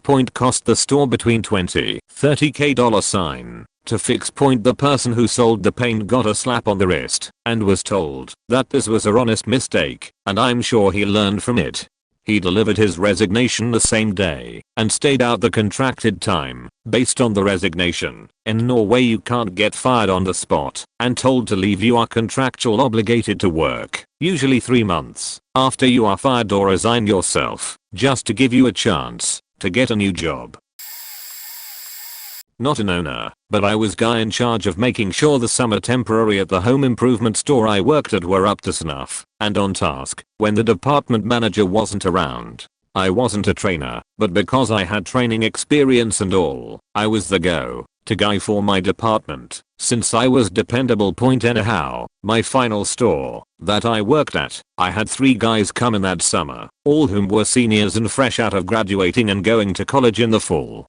Normal procedure is that they have their training from the DM and all, and then get sent to the floor to do their assigned tasks. I'm the guy in charge of the outdoor lumber area, so I'm not supposed to come in unless I'm on a break/lunch, requested to do backup cashiering, running a deal with a client, or responding to the LP for a follow-up. So two of these guys, solid guys, did their best, and by the end of the first month, I was pretty much sold on them, told that to my DM and all. They were always on task, helped me when I needed it, and never screwed me over. The final guy, I don't get his issue. He was black. I'm not racist, so don't take my comments as attributing towards that. He was lazy, plain and simple as that. He was extremely lazy to the point where he would be sloppy in how he dressed. He once showed up in sweatpants and a hoodie to work, which in working in the lumber department seems really out of place. I was normally in a shirt or work shorts and steel-toed boots, since I dealt with large orders, as were the other two individuals who were lumber as well. Part of my weekly orders were to go through the lumber stacks and cull out the damaged stuff into collections for special sales, which I would normally start on Monday and have enough ready to go for the weekend. Notice, I say normally. I had weeks where it was Thursday before I could get the packs prepped for sale, and this was because of him. I was constantly having to clean up his screw-ups, to the point where I was irritated and it showed. The final straw for me was his helping a customer cut a board down. The customer left to go shop elsewhere in store, and I was out sweeping up. I popped my head in to get a drink of water and the customer approached me asking about the board. I went back there and saw it wasn't cut. I asked if he had changed his mind or something, and he said no, so I apologized and got the board cut to his request and then went back to work. The kid showed up a bit later, and I asked where he had gone. He said, "Oh, I went and took lunch, since it was my lunch time." I stared at him for a moment or two and finally said, "Next time, check with me first, because customers are priority. You can take your lunch when they're not." I went and explained to the salesperson, who was nominally my go-to when my DM wasn't there, and I told him what happened and how this was going to make me look bad for not getting any of my stuff done and having to babysit the other guy. He told me that my DM was already aware of this and that I wasn't going to get in trouble for my stuff not being done. Everyone else was aware of the issue as well and that it was being addressed. My DM pulled me aside a day or two later and asked about everything, and I told him about the issue as well, including the guy's clothing attire. My DM was just as annoyed as I was, especially about the woodcutter incident. I told him that the other two were amazing, but the one guy was bringing everything else down. He said that he wouldn't be lasting out the summer or being offered a spot on next summer's team. He left mid-August. Manager, not an owner. I was a regional manager for my old company and have two tales of two different employees. This first one was a lady that had been working for us for a while. Work quality was okay, personal life was a disaster. Talked to her about leaving personal life at home and she did great. After a couple of years started dressing fairly provocatively but also trashy. Jeans a size or two too small, low cut shirts, etc. Our client, military folks, mentioned it to me, so I sat her down and talked to her about it. Appearance gets marginally better, work quality and quantity starts going downhill. Talk to her again, no change. Issue official counseling, work gets better fast, appearance gets worse. Client files a no confidence in the employee with company because of her appearance and I'm told to fire her, which sucked to do. A couple of months later I hear she was also discharged from the Air National Guard because she popped hot on a piss test for meth. It has been years now, and she is in and out of jail, was a suspected accessory to a murder case, got stabbed in her home, while with her felon druggy boyfriend, etc. She went downhill quick, and has nothing to show for her almost 19 years of military service. Second one was a younger kid I hired for at work. Great experience, great resume. I thought finally this is the one. After hiring we have to submit employees for security clearance upgrade, which normally goes quick. His was going to be a little longer because his wife was a citizen of a foreign country, not a big deal. After a few weeks he is calling almost daily asking about his clearance, to the point of being annoying. He is getting paid to do nothing, so while I understand his frustration, it should be no big deal, right? After about a month or so he shows up on base and asks to meet with me. I show up, and he hands me an amended page to his security clearance paperwork that shows he has used Molly in the very recent past, and he had to get it off of his chest. Although he didn't drug test, he thought the government knew about his Molly use, so he wanted to come clean about it. Had to fire him the next day. Funny part is his clearance was just kind of lost in the shuffle, and would have been approved for sure. His paranoia got the best of him, and lost him his job. Had he just waited, he would have been in the vault and working. In this case, I was the guy who got fired. In hindsight, I realize it was dumb of me, but all things considered, I don't regret it. It was my first job out of college. I wasn't sure what I wanted to do for a career, so I started waiting tables to make money. The restaurant was one of a chain that specializes in bison meat. It had been in my hometown area for about 10 years, and it was a favorite of my family since it opened. I'd been going to this place for about half my life, and I'd known every manager it ever had aside from the one who hired me. Well, I started in July. Everything was fine for a while, but by September I could tell that business was dropping off, and it was fairly obvious that poor management was to blame. By then I'd had some regular customers who'd ask for me, and I'd frequently see people I knew. They'd ask me why the place wasn't as crowded as usual, and my mistake was being honest with them regarding my opinion of the management. Well, apparently someone overheard me and ratted to said management. I show up one October morning for work, and instead two of the assistant managers, who were far more competent than the actual manager, sit me down and tell me I'm fired. I say fine, but if they don't actually do something about the main manger, the location is gonna have to close. Sure enough, they closed before the year ended. I manage a sales team. We had someone who had a tendency to get really frustrated and impatient with guests. It was something we were working on with her. She was already on a pip because she had conduct issues. But one day in particular, she was just in a really bad mood, and then dealt with a client that she just didn't like. She came into my office, slammed the door, and blew her faking lid. I don't like these games you people play on me. And then made a bunch of wild accusations that we are sending her the bad leads. She built on this delusion by saying that we were doing this because she's black, and that we targeting her due to her race, and that we are bullying her, and that this is discrimination. She later accused me of telling the whole department why she left. This was not true at all. In fact, I didn't need to tell them. The entire office heard every word she said to me, because she was literally screaming all of this in my office. None of this could have been further from the truth. The God's honest truth was that this was just not the position for her. I let her scream and yell at me. I listened to her, but I barely had to say a word. She ended up transferring departments.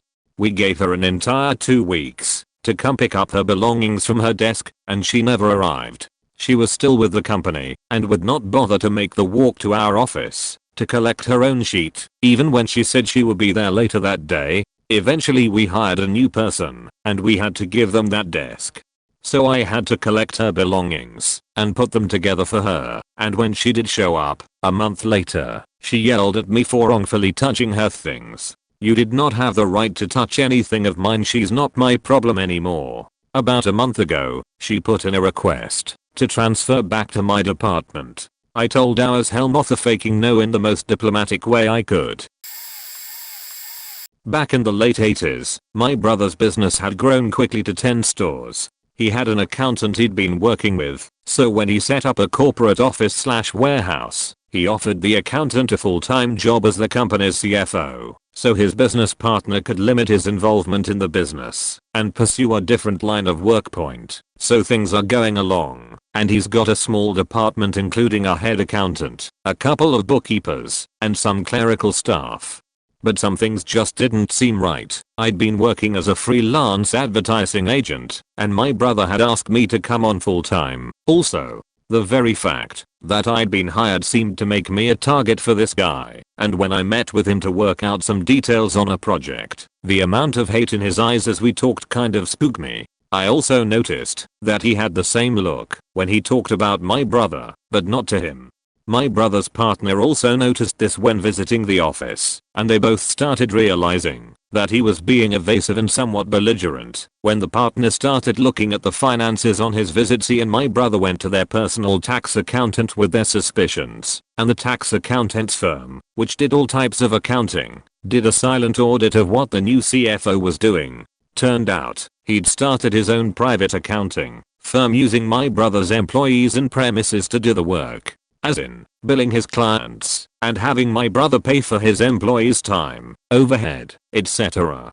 The tax accountant went to his own boss with the findings, who met with my brother and his partner, and at some point, met with the accountant. He too realized there was something off about the guy. They very quietly and carefully disentangled the accountant from their finances, and once they had everything set up, they had a meeting with him over a weekend, fired him, and locked him out of everything in one day.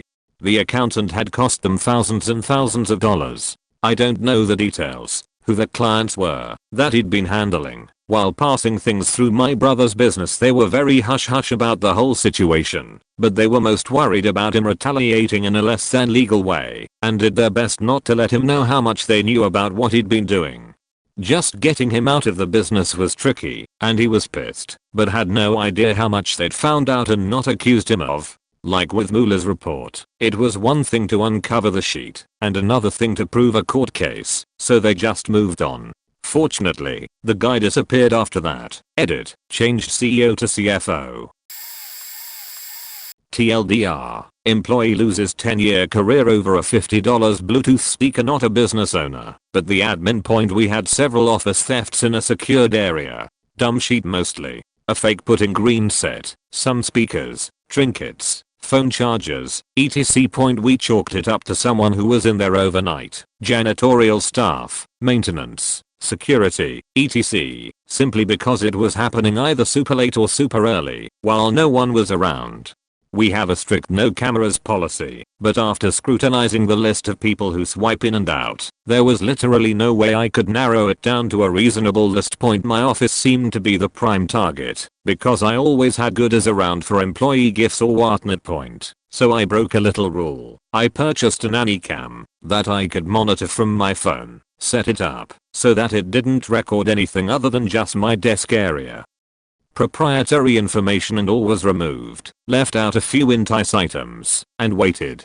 After 2 days, and some serious privacy invasion conversations with some coworkers, seriously people, don't rummage through desks, ask. The motion detected alert on my phone went off at 6:10 am. For approximately 4 minutes, I watched some guy I'd never seen before bring a bag round and just pop anything on my desk into his little bag of goodies.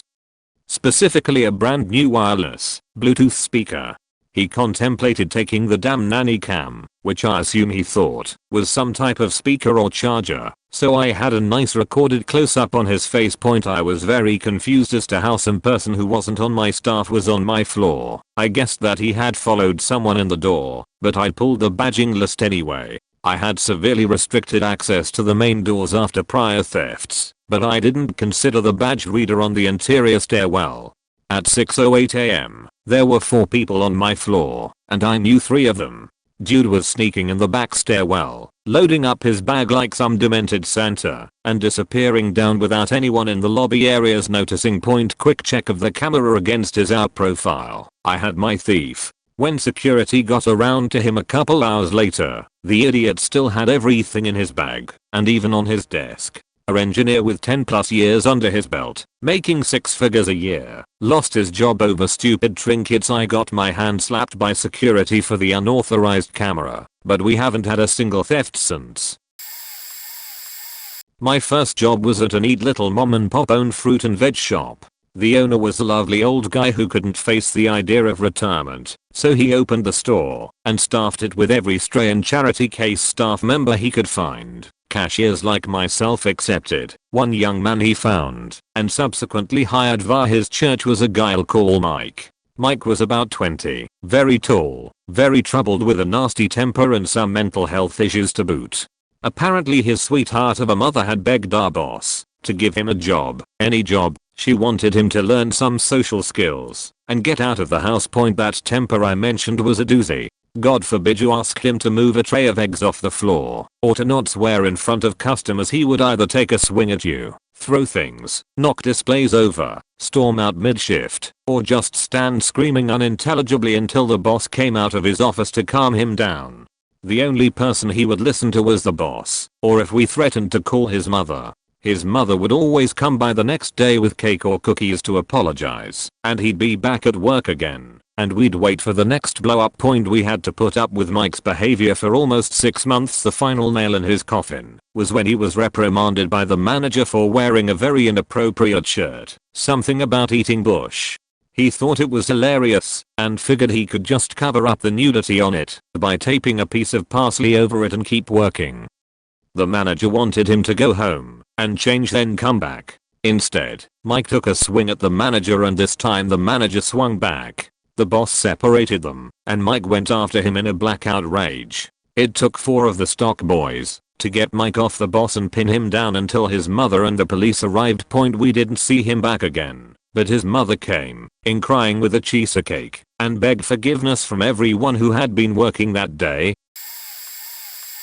Not my story, but worth telling. Small logistics company hires young man as forklift operator. Less than 2 weeks later he's caught on camera selling stolen/counterfeit cell phones on company property. Later that day a duped employee confronted him about it in the warehouse. Young man refuses to refund the money, so there's a fist fight. The young man gets the ever-living crap kicked out of him on camera and is subsequently fired for inciting violence and selling stolen/counterfeit items on company property. The other employee got a warning. Criminal charges were not pursued as it was never proven whether the phones were stolen or just cheap counterfeits. Young man then files a human rights tribunal complaint alleging discrimination on the basis of age. Says he was picked on by the older men and the fist fight was all a misunderstanding. Due to evidentiary rules, camera footage was not allowed during the tribunal hearing.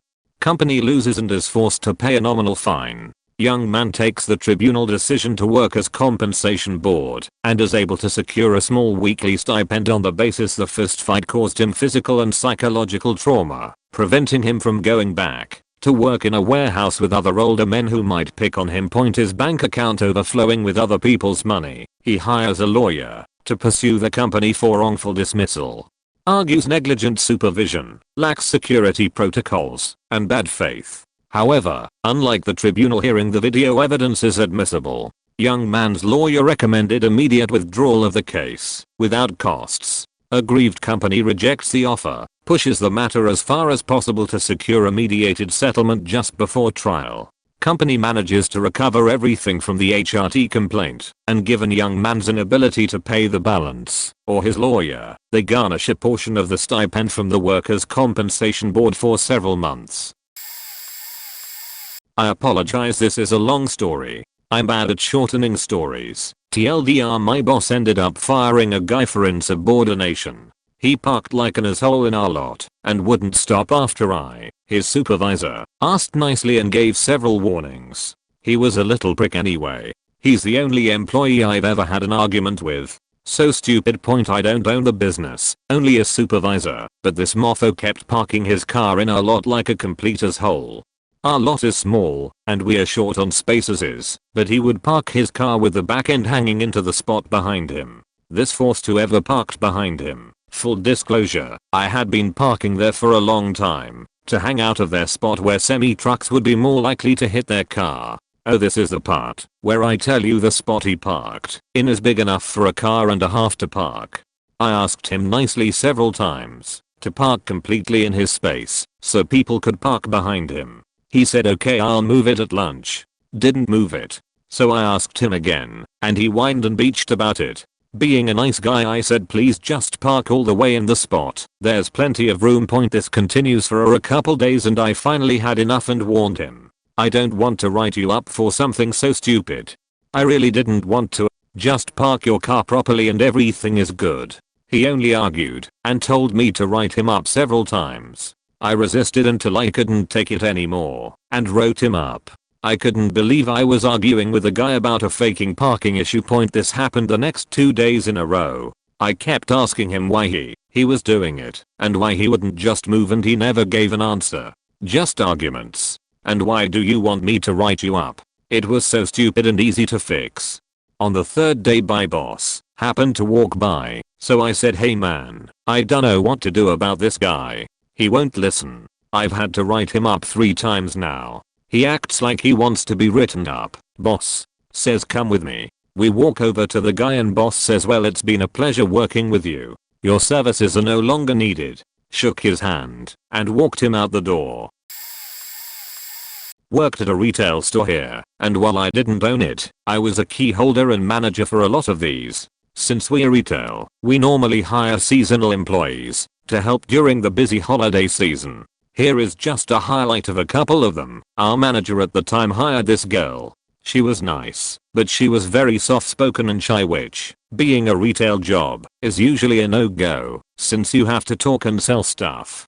My coworkers and I voiced our concern for this, but our manager didn't see a problem. One day, new girl made a mistake. It wasn't major, but one of the other key holders had a talk with her about it and asked that she be careful in the future. I walked into this conversation, hopped on a register, and literally the next customer she helped, she just broke down sobbing. The customer and I just have this awkward look on our face as she's just leaking tears. Suffice to say, she wasn't scheduled after that point. Hired one guy who was having a real hard time picking up on the job, mostly when it came to cleaning up or other duties. He was fine on a register and on the sales floor for the most part, so we all usually overlooked it. The kicker is that he would spend an egregious amount of time in the bathroom. Can't really knock a person for toilet troubles, but it wasn't until we noticed that the bottle of hand moisturizer that was kept in there was significantly more empty every time he left. He was told that we no longer required his services anymore. My manager also stopped stocking moisturizer in the bathroom after that. Past that, most other stories I have involved theft. Those two were just the most interesting. I run/own a machine shop, and we almost always have a couple of younger guys on, just to be extra hands where needed. They get full benefits like the operators, and are treated much the same. It's a good place to work, all in all. We do open routing for most of the work that goes through the shop, meaning that there isn't a foreman on the floor and the operators pick what they will work on. This works quite well for most people because they can set their own pace, but for some it ends up costing them their job. Enter Wingnut. He was one of the sets of hands. His job was to just wander around the shop floor cleaning things as needed and lending a hand to anyone that asked. Every now and then I would need him to do something that I wouldn't expect him to do on his own, so I would seek him out to let him know what I had in mind. This kid was impossible to find. I easily averaged 30 minutes a day in looking for this joker because less and less was getting done, so I had to track him down and give him tasks to keep him busy. One day, I was having trouble finding him, so I asked a few of the other employees to help me find him. I posted one on each door Wingnut had access to and took 2 more to help canvass the area that he was supposed to be in. After 20 minutes, we still hadn't found him. I assumed he must have left, so I asked someone else to do the quick pickup that I needed and punched Wingnut out of the time clock. Sometime later, he wanders into my office and starts to say something. Normally I don't interrupt people, but I had to ask where he was. He said he didn't feel well, so he was sleeping behind one of the machines. Once I put it together in my head, I told him, perhaps a little frankly, that if he's not feeling well he needs to let me know, get off the clock, and go home like an adult. I sent him home and tried to get on with my day, having spent more than enough time on dump sheet already. It was nearing lunchtime, and one of the operators walks into my office and simply asks, "Do you know about the bathroom?" Christ, what about the bathroom? I go to see what's going on. The privacy divider between the urinals was ripped off the wall, the lid for the toilet tank was smashed, some of the drop ceiling tiles were pulled down and crammed in the toilet. There was grease, thankfully it was grease, smeared on the walls, and boot prints all over the toilet seat which had its hinges almost broken off. At this time, I was renting a facility in an industrial complex, and our lease specified that if the property was vandalized in any way, that the police were to be called immediately. I usually wouldn't call the cops over stupid shit like this, but I figured it was out of my hands at this point. The officer arrived, wanted the story and some form of proof that the damage was caused by wingnut, which he helpfully provided by changing out of his boots after getting in the fight with the bathroom, but before leaving. The Ike board did press charges on wingnut, but the police never found him. It's suspected that he just up and went somewhere else. TLDR kid takes a nap behind a machine, gets sent home, fights a bathroom, and flees a county never to be heard from again. Not an owner, but a general manager of a fast food franchise, had an employee that I had to fire because he, a 60-plus-year-old man, was sexually harassing an 18-year-old girl. He apparently would hit on her when no one was around, commenting about how he loves Puerto Rican women, how she should be with him, how he'd take care of her, with a fast food job at that age. Anyway, he eventually followed her home and tried to talk to her there, where he admitted he had been following her home for a while, which freaked her out enough that she finally said something to me. So I fired him on the spot when she told me, called him up, told him if he ever showed up again in the store, he would be arrested for trespassing, and that after I was done with our conversation, I was going to take her to the police station, help her file a report and a restraining order. His adult daughter, older than me, came to the store to try to get her dad his job back. That was an uncomfortable conversation. Same girl came to me to tell me a guy was making some inappropriate comments. I took him in back just to have a little conversation with him about workplace appropriate conversations. I get it's food service. Everyone sleeps with everyone else. Usually kitchens have some pretty bawdy language and inappropriate behavior. But before I could really get started, he flew off the handle at me before I had a chance to get to do my normal spiel. I fired him. Turns out, it was more than just bad comments. He would corner girls, not let them leave, talk about doing things to people. Only really came out after I fired him. The girls he did it to didn't want to make a fuss and tell me. Last I heard, a year or so after, that he ended up going to jail for rap. So, yeah, point anyway. One night one of my managers called me up and told me to check out the cameras at kitchen cameras at 7:15 p.m. and that she trusted my judgment. Left it at that. No other details. Didn't even say why I should check out the cameras. Same Puerto Rican girl again. One of our other employees who just does this on the side. He does amateur wrestling gigs. Was clearly harassing her. She was clearly shouting at him to get away from her. He makes to go, like he's going to leave, turns around, runs up and slaps her butt. She slaps him. He then proceeds to grab her. Slight scuffle ensues. She gets away and leaves crying. Sigh. Call him up and tell him he's fired, not to show up, that whole routine. He just said, yeah, I figured. Next day at work, Puerto Rican girl comes up to me and tells me she didn't want wrestler dude fired, which is why she didn't say anything, because she doesn't want a reputation of being the girl that keeps getting people fired. These 3 guys were all within about a month. I explained to her it was me firing those guys, not her, and that I didn't want to work with sheetheads. Also, fun fact about the wrestler dude, he was a very good looking guy, perfect shape for being a performing wrestler, would sometimes be around the shop shirtless and in spandex. And he was sleeping with the manager who tipped me off about the incident. I knew she had slept with a couple of guys who worked for us, but it never caused any drama. Still, we had the don't cheat where you eat talk 3 times. She was a very attractive girl, not exactly hard for her to get guys. She was just lazy about going out and worked a lot.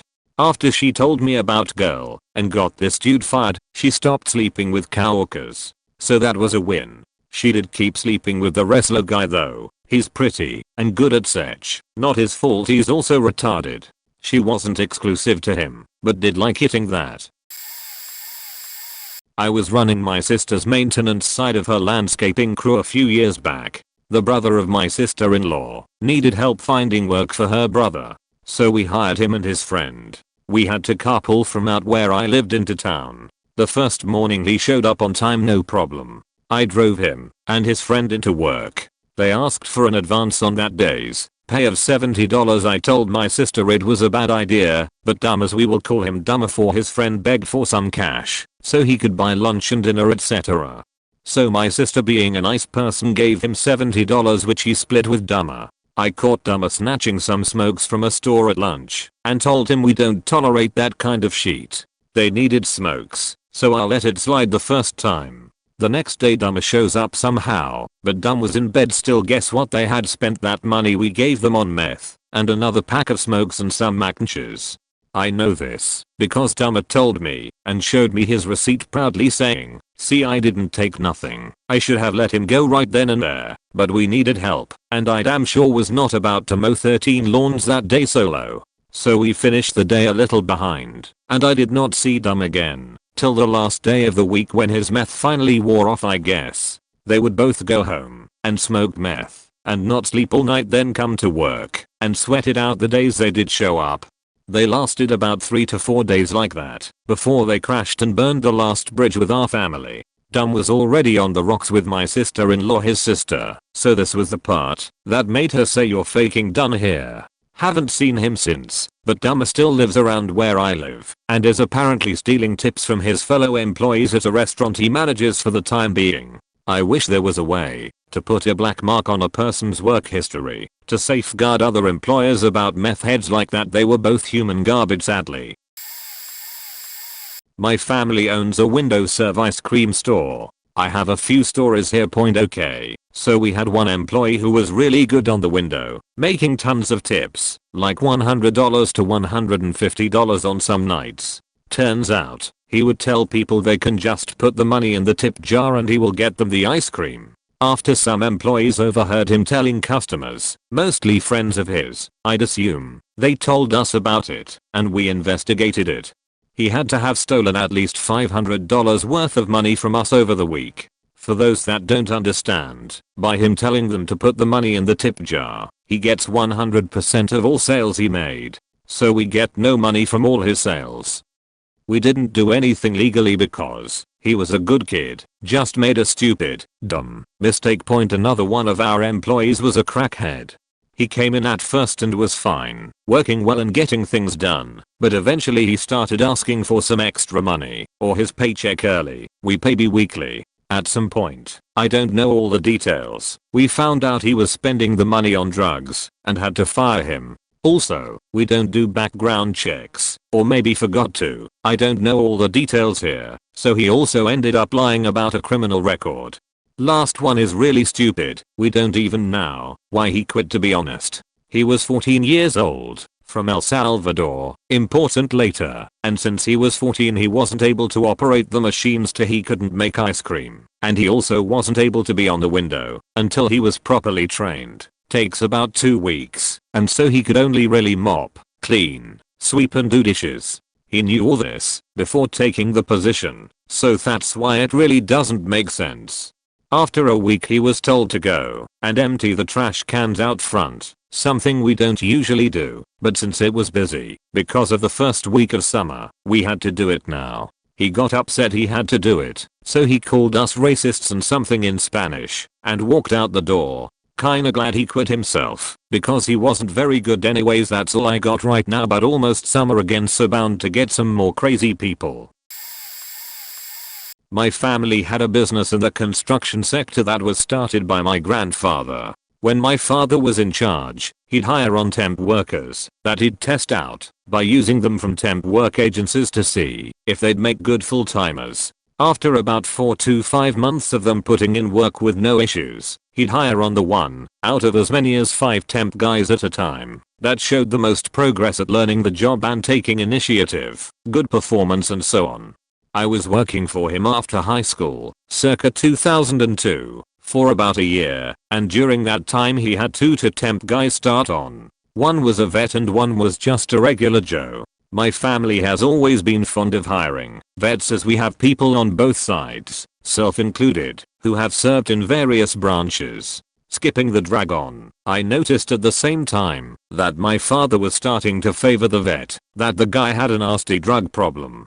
My father had me paired to work with him for the summer and the signs were there, and the short of it is that he not only had a meth problem, but was also dealing it on the side out of his house. I found this out when dropping him off one day as we were working out of the county and didn't make it back in time for him to sign out at the temp agency that day. We go inside and his mother-in-law is cooking in the basement.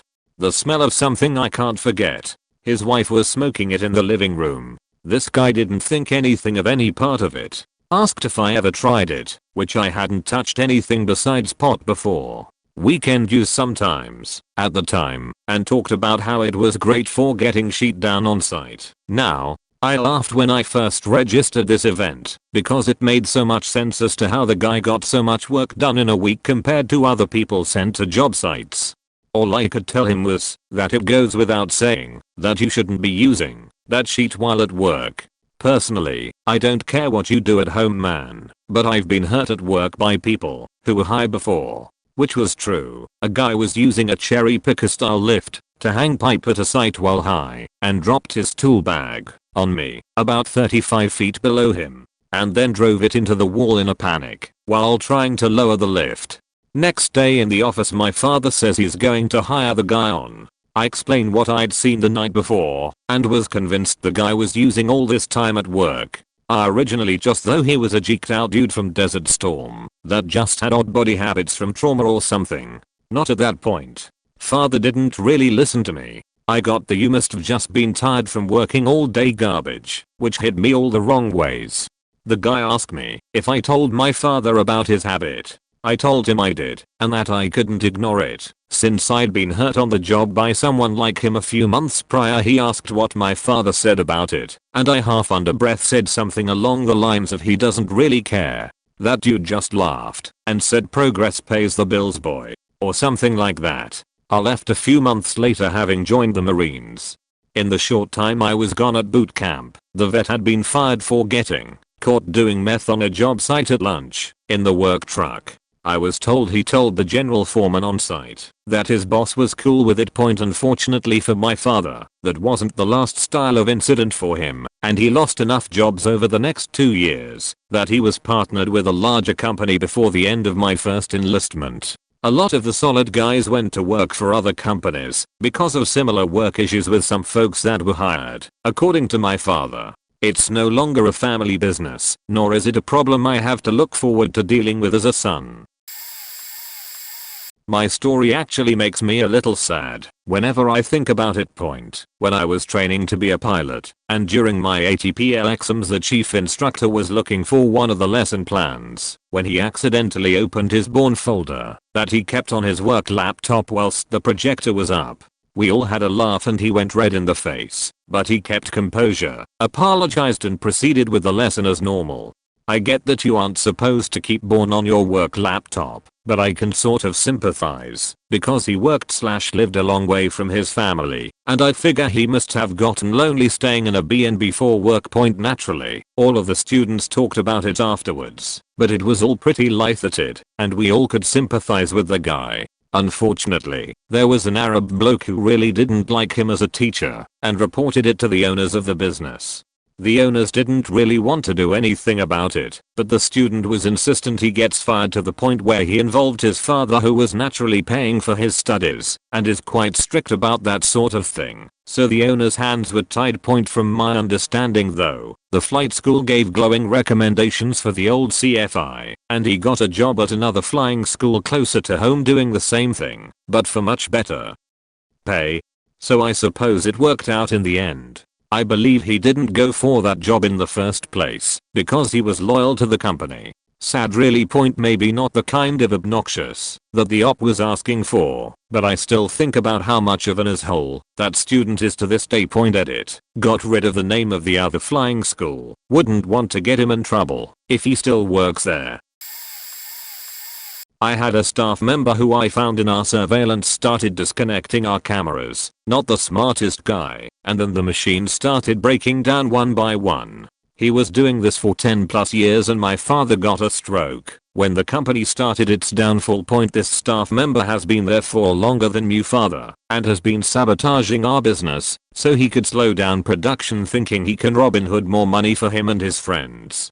He damaged $40,000 of inventory, hotel linen, by not following my directions, so I had to terminate him from the workplace. Of course I was an inexperienced idiot back then, So I did it all wrong, and he sued our family. We settled $35,000 and he also sued and settled my workers' comp co for an additional $35,000. This guy then proceeded to sell food out of his trunk to my staff members after being terminated and still waltzing in my property.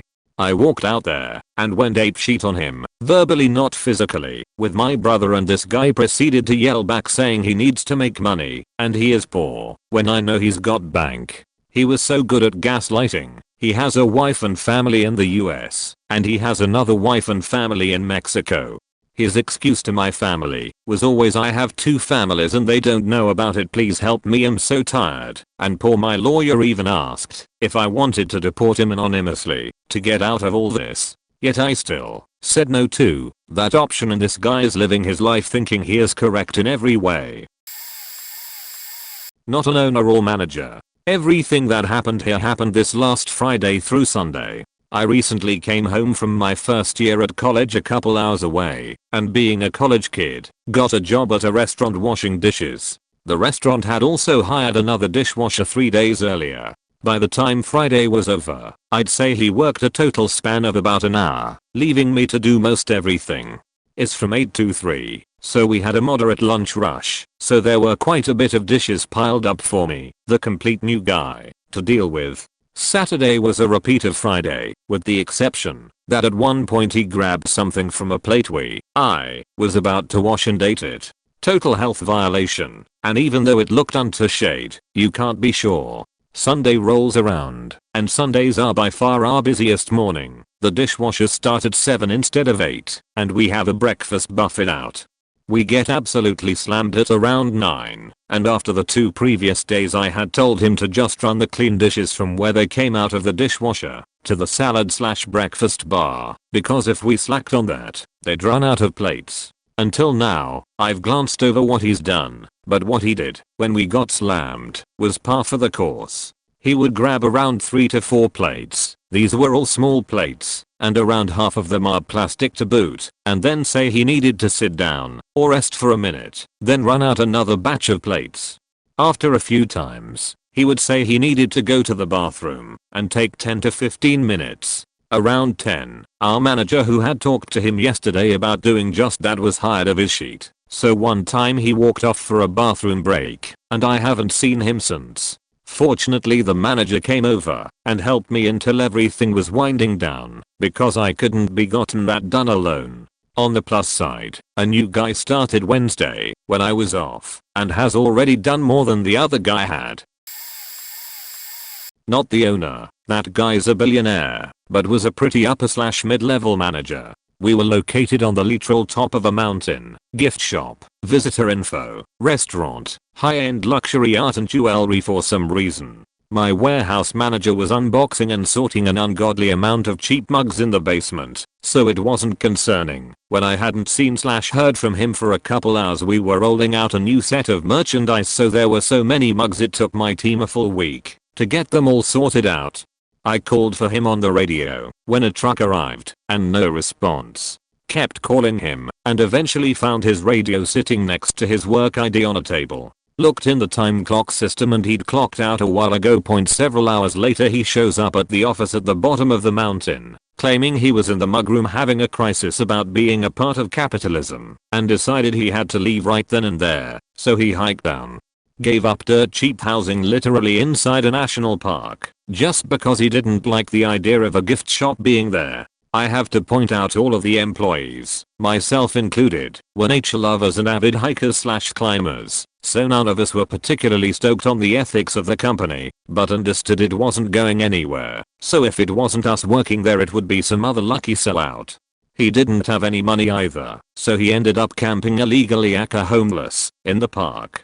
Got caught by NPS and charged for breaking like 4 federal laws: illegally camping, defecating too close to the river, possession of marijuana, and something else I can't remember. This was a number of years ago.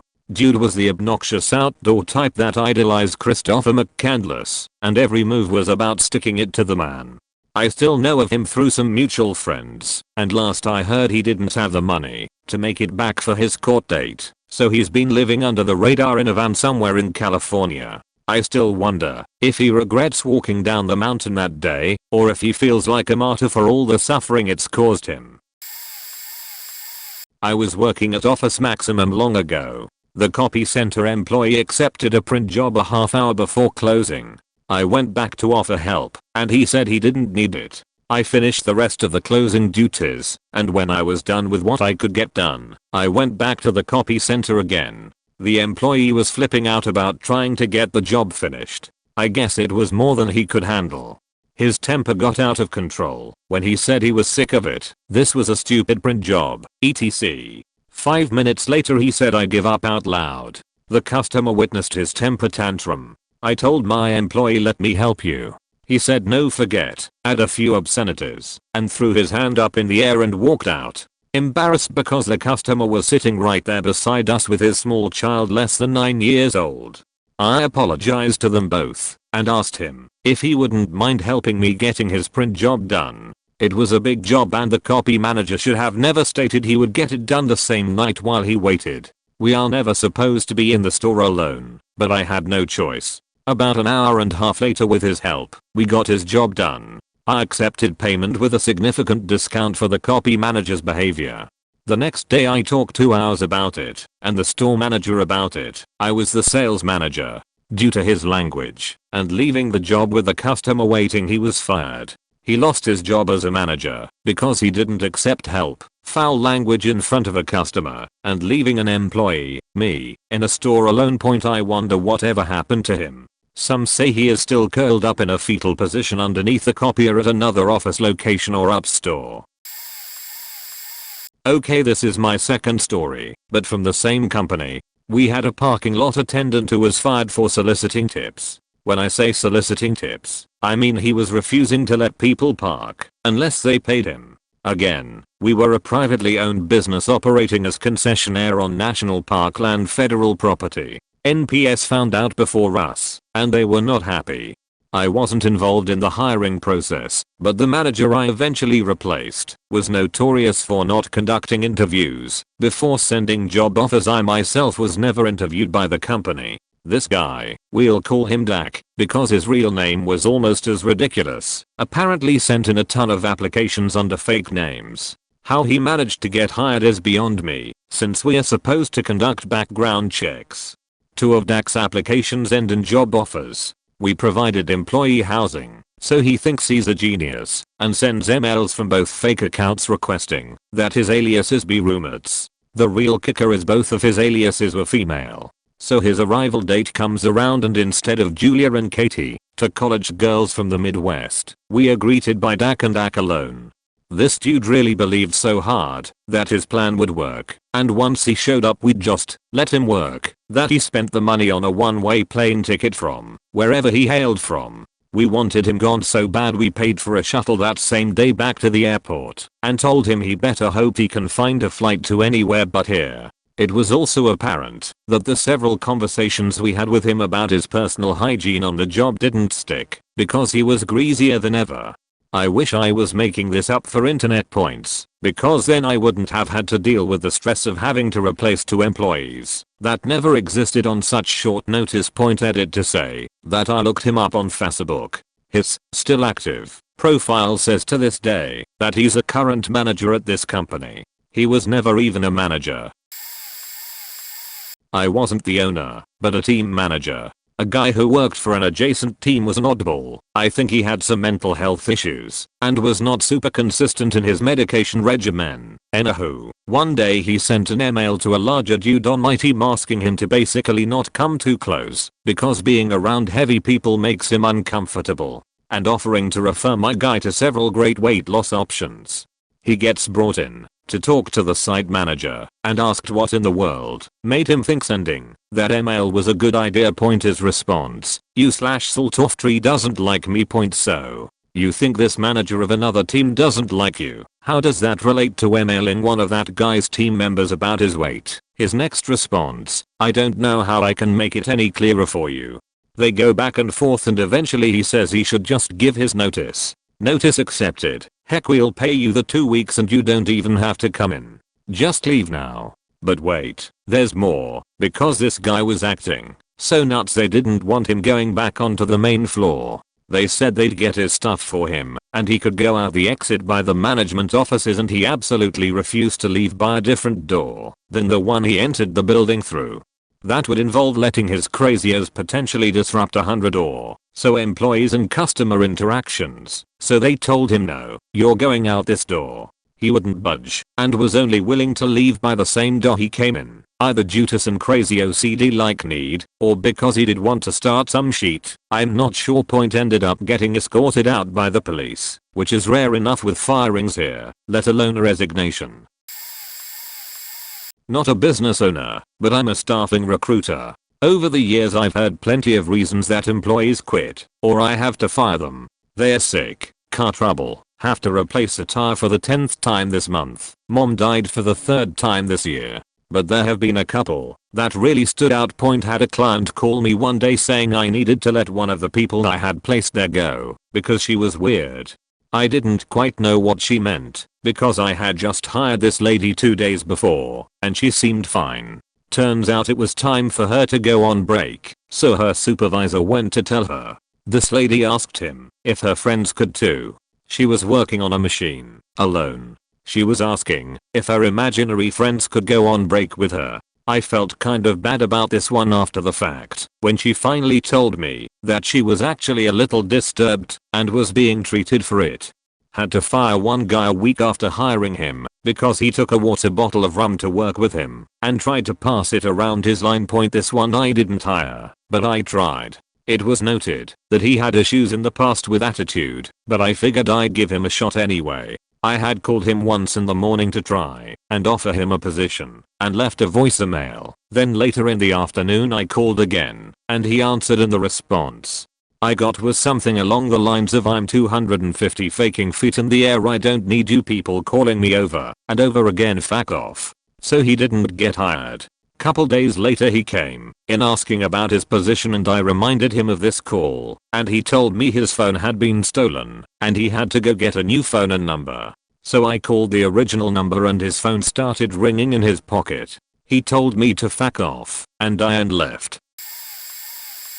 Had to let a guy go for faking cancer. Fake scans showing tumors. Fake cough. Lots of time off with no discharge papers or doctor's notes. The thing unraveled when I asked him to talk 2 hours so we could prepare him for short or long-term disability if needed and to make sure he understood his insurance coverage. Point he said he didn't want to because he was embarrassed and didn't want to burden anyone else. Somewhat understandable, but I got curious and started to reverse Google search the images he sent me. My curiosity was satisfied. A few more questions from myself, them with ours in private, and the whole thing unraveled pretty quickly when, even though he had several very detailed scans and reports with graphic tumor pictures, he couldn't even come up with a hospital in the area, doctor name, or had zero paperwork to show he'd been treated. The final conversation went something like, I'm going to ask you a couple questions, and I want you to assume I know the answer, okay? Lots of tears, a stammering confession, and one long, awkward ride in the elevator as I walked him out. Point sad thing is, he lied about everything, because I think he was just really lonely.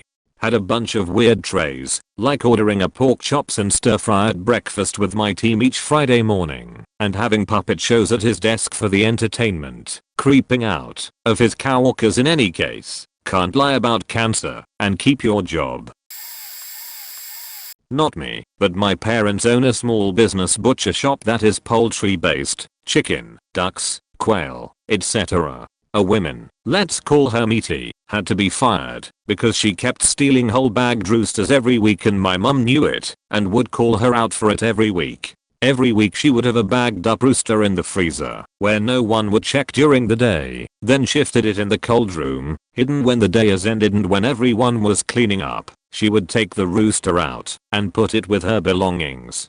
I helped out my mum every Saturday and still do when I'm free from uni, but she would steal not just roosters, but other types of chicken meat, and I literally see her doing it. It's so funny, lol. We even have security cameras that catch her, but she still steals it even though eyes are on her left, right and center. What a weird lady, but she's fired now and has $650,000 stolen from her because some old lady she knew kept asking her to borrow money, so Meaty would lend her money for rent. Thing is, whenever she would call the old lady, the lady would say, "Oh, I'm still in the hospital, I'm very sick." Mind you, Meaty told my mother this and said it's been going on for more than 9 months. I don't know how dense Meaty is. She is so dumb. Why did my mother ever hire her? How do you let $650,000 slip away from you?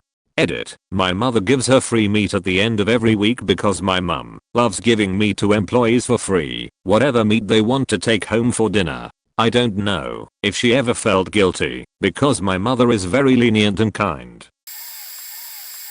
Not a business owner, but manager with seniority point had a guy our shop manager hired for grounds cleanup last month. He is 18, about 6 feet 2 and weighs about 350 pounds. My first impression from hearing him talk and some of his questions about his duties is he is a total titty baby. He is also ginger. First day outside they put him on the lawnmower and weed eater. By lunch he looks like a lobster in Arga heat. Next day he wears long sleeves, which is more comical as it hit over 90 degrees with 90% plus humidity. He couldn't last longer than 10 minutes at a time without having to come back in the yak and work on other duties. Point he misses the next 3 days of work with a stomach virus. Following Monday he is out weed eating by ditch and a rock hits his glasses. Okay, it didn't even hit his eye, but he complained of blurred vision. Sent him to eye doctor and they say nothing is wrong. Next day he is fearing for his life as he cannot see to stay on the road to drive to work. The next day same thing, so we send him to eye doctor again and they say he may possibly have a scratch and it will go away in 2 to 4 days. Naturally he takes the next 4 days off point, so we are now on 2s of his 3rd week, of which he has worked 3 days total. He also was written up twice during those 3 days for cell phone use. We have decided he is gone, but our safety coordinator says to keep him another week just in case. He bumbles through 2 days relatively eventless, other than him doing his hardest to skimp on his duties. Thursday, he is trimming hedges and gets stung by a wasp, spends over 1 hour asking everyone he can find about health implications of this, even if you are not allergic. Friday, toward the end of the day he is supposed to be getting ready to mop, and I hear him coughing and gagging. He claims to have poured bleach on the mop, and then these fumes just appeared magically. I suddenly get a whiff and instantly recognize the smell. Chlorine gas, the dumb faker mixed hydrochloric acid toilet bowl cleaner and bleach. And he is sitting there, cannot breathe, coughing and hacking, trying to stand in the hallway, and I yell, "Get the fuck out now." He leaves, and I open doors, windows, and set fans up to clear it out. Then he comes in asking if I knew what kind of fumes those were and what they will do to you. Point we said nope, enough of this. You mixed those chemicals on purpose and lied, which he admitted after I confronted him. He was swiftly fired after that. Worked in retail with a really trashy employee. This was the only thing they could get on paper to fire her for, because despite being an awful employee in every respect, slow, poor time management, rude to customers, she always seemed to talk herself out of the situations when we would sit her down by being super nice or throwing a pity party about how she needed the money. For whatever reason, her boyfriend was always in the store, either hanging out with her in her department or watching her from another. When we chased him off, if he wasn't doing those things, he was accosting other employees and refusing to leave them alone. He was one of those guys that couldn't read social cues and never stopped talking. He also claimed to have a right to be in the store because he was helping us keep the aisles recovered. Merchandise straight and pulled to the front of shelves. All in all, they weren't particularly bad people, just creepy and socially nightmarish. Either way, we gave her a lot of chances and time to straighten up her act at work and get her goober boyfriend to hang out somewhere else, but neither of them listened, and he kept showing up. Finally got fired when she tried to sneak him in after hours to help her do recovery in her department. Huge security risk for unauthorized personnel to be inside of the store after hours when the doors are locked, and that's always been a big, understood no. We even gave her a warning on that, and she'd still try to get away with it when other managers were closing. Point still have no idea why he refused to just go home or go somewhere else while she was at work. They weren't homeless, and he didn't beat or control her or anything like that. I think they were just catastrophically codependent. I got fired before, once really unfairly. So this was after uni. I really needed uni and was almost down over my overdraft limit, so I signed up to do this job in the Manchester Vintage Kilo Festival for every Saturday. On the first day, the manager tried to make everyone go home early because she didn't need us anymore. I didn't want to early because I needed the money, so I stayed unlike the other girls. Since we work there, we get to take a kilo of clothes home for free, and I was actually about to take something for the homeless. She saw me trying something on once in the changing room because there were no customers and we were not really doing anything, and because of that she asked me again to go home early and didn't let me take the kilo of clothes. She was such a silly bitch. Hated me for no reason, even though I worked so hard. When it got busy, only lasted 4 hours at that job. The second time I got fired was at a call center where I had no training. I was working at NSL, doing taxi inspection bookings for Transport for London. The female manager always hated me, and maid was really patronizing towards me and just treated me horrible compared to the rest of the staff. I don't know what it is about Pakistani female managers, but I hear bad things over and over. One week she wasn't in, and a customer was being rude about the company and I agreed and called the company dodgy. Luckily it was the other manager that fired me, so she didn't get that satisfaction. I hated that job anyway, but I felt like a failure, so was sad, but then got over it. I felt like a failure because I couldn't please anyone and keep my job, but then I realized what is true failure is pleasing the wrong person and keeping a job I was mentally abused at. That job was torture. I got double fired because the agency did not want me either. I'm glad I left. I had a job after that where I made friends and was fun. What hurt was trying so hard and being made to look like an idiot, and in the end I crashed, but it was worth it. I want revenge on the manager for the way she bullied me. If you have any ideas on what to do, let me know. So my friends, parents own a business which is a garden center. It's been in the family for pretty much 30 years or so. Anyways, we used to play in the back of it where the workers would help grow the plants, fix machinery, create expansions, build tunnels for the plants to grow, etc. We were like 8 to 10 something like, and we were climbing this massive compost heap that was pretty much 12 high as kids do. One of the workers, W, who was working at the side of the heap, was collecting stray plastics for the trash. Because I was a fat little kid, my foot slipped suddenly and this mound just slid down onto him. Honest mistake. As kids, this guy goes full schizo at me and starts launching bits of pipe and tap handles at me. They hit me and it hurt pretty bad. So M jumps onto him from this heap, grabs a massive piece of piping like guttering and smacks him with it. Pretty much shatters on the guy and he starts punching him. We were both diving on him at this point as we figured he pretty much just started onto kids from an honest mistake, and man was he punching, no holds barred. I got caught in the face, which made me start crying because I was a kid, which drew the attention of my mate's brother, B. There's an age difference of about 16 years between them. So when he comes around to see the noise, me with a gash across my face and crying, he yells what's going on and runs over to see M and W shouting at each other. Then W face plants M into the compost heap, actually forcing his head so he couldn't breathe. Point B pretty much throws this guy back a couple of feet. He motions to me and M to him and makes sure we are okay. W gets up, starts screaming about how he was working and we just attacked him for no reason. B just points to the office and said, wait in there, if you shout anymore you are off our property. I'm going to get to the bottom of this. W starts to walk away as B asks us what happened and why were we fighting, pretty much stressing how serious it is that we are basically assaulting one of their employees. He's pretty mad, but not a dick about it. So I composed my tears and just explained what happened about how the compost fell on him and from nowhere he threw stuff at me.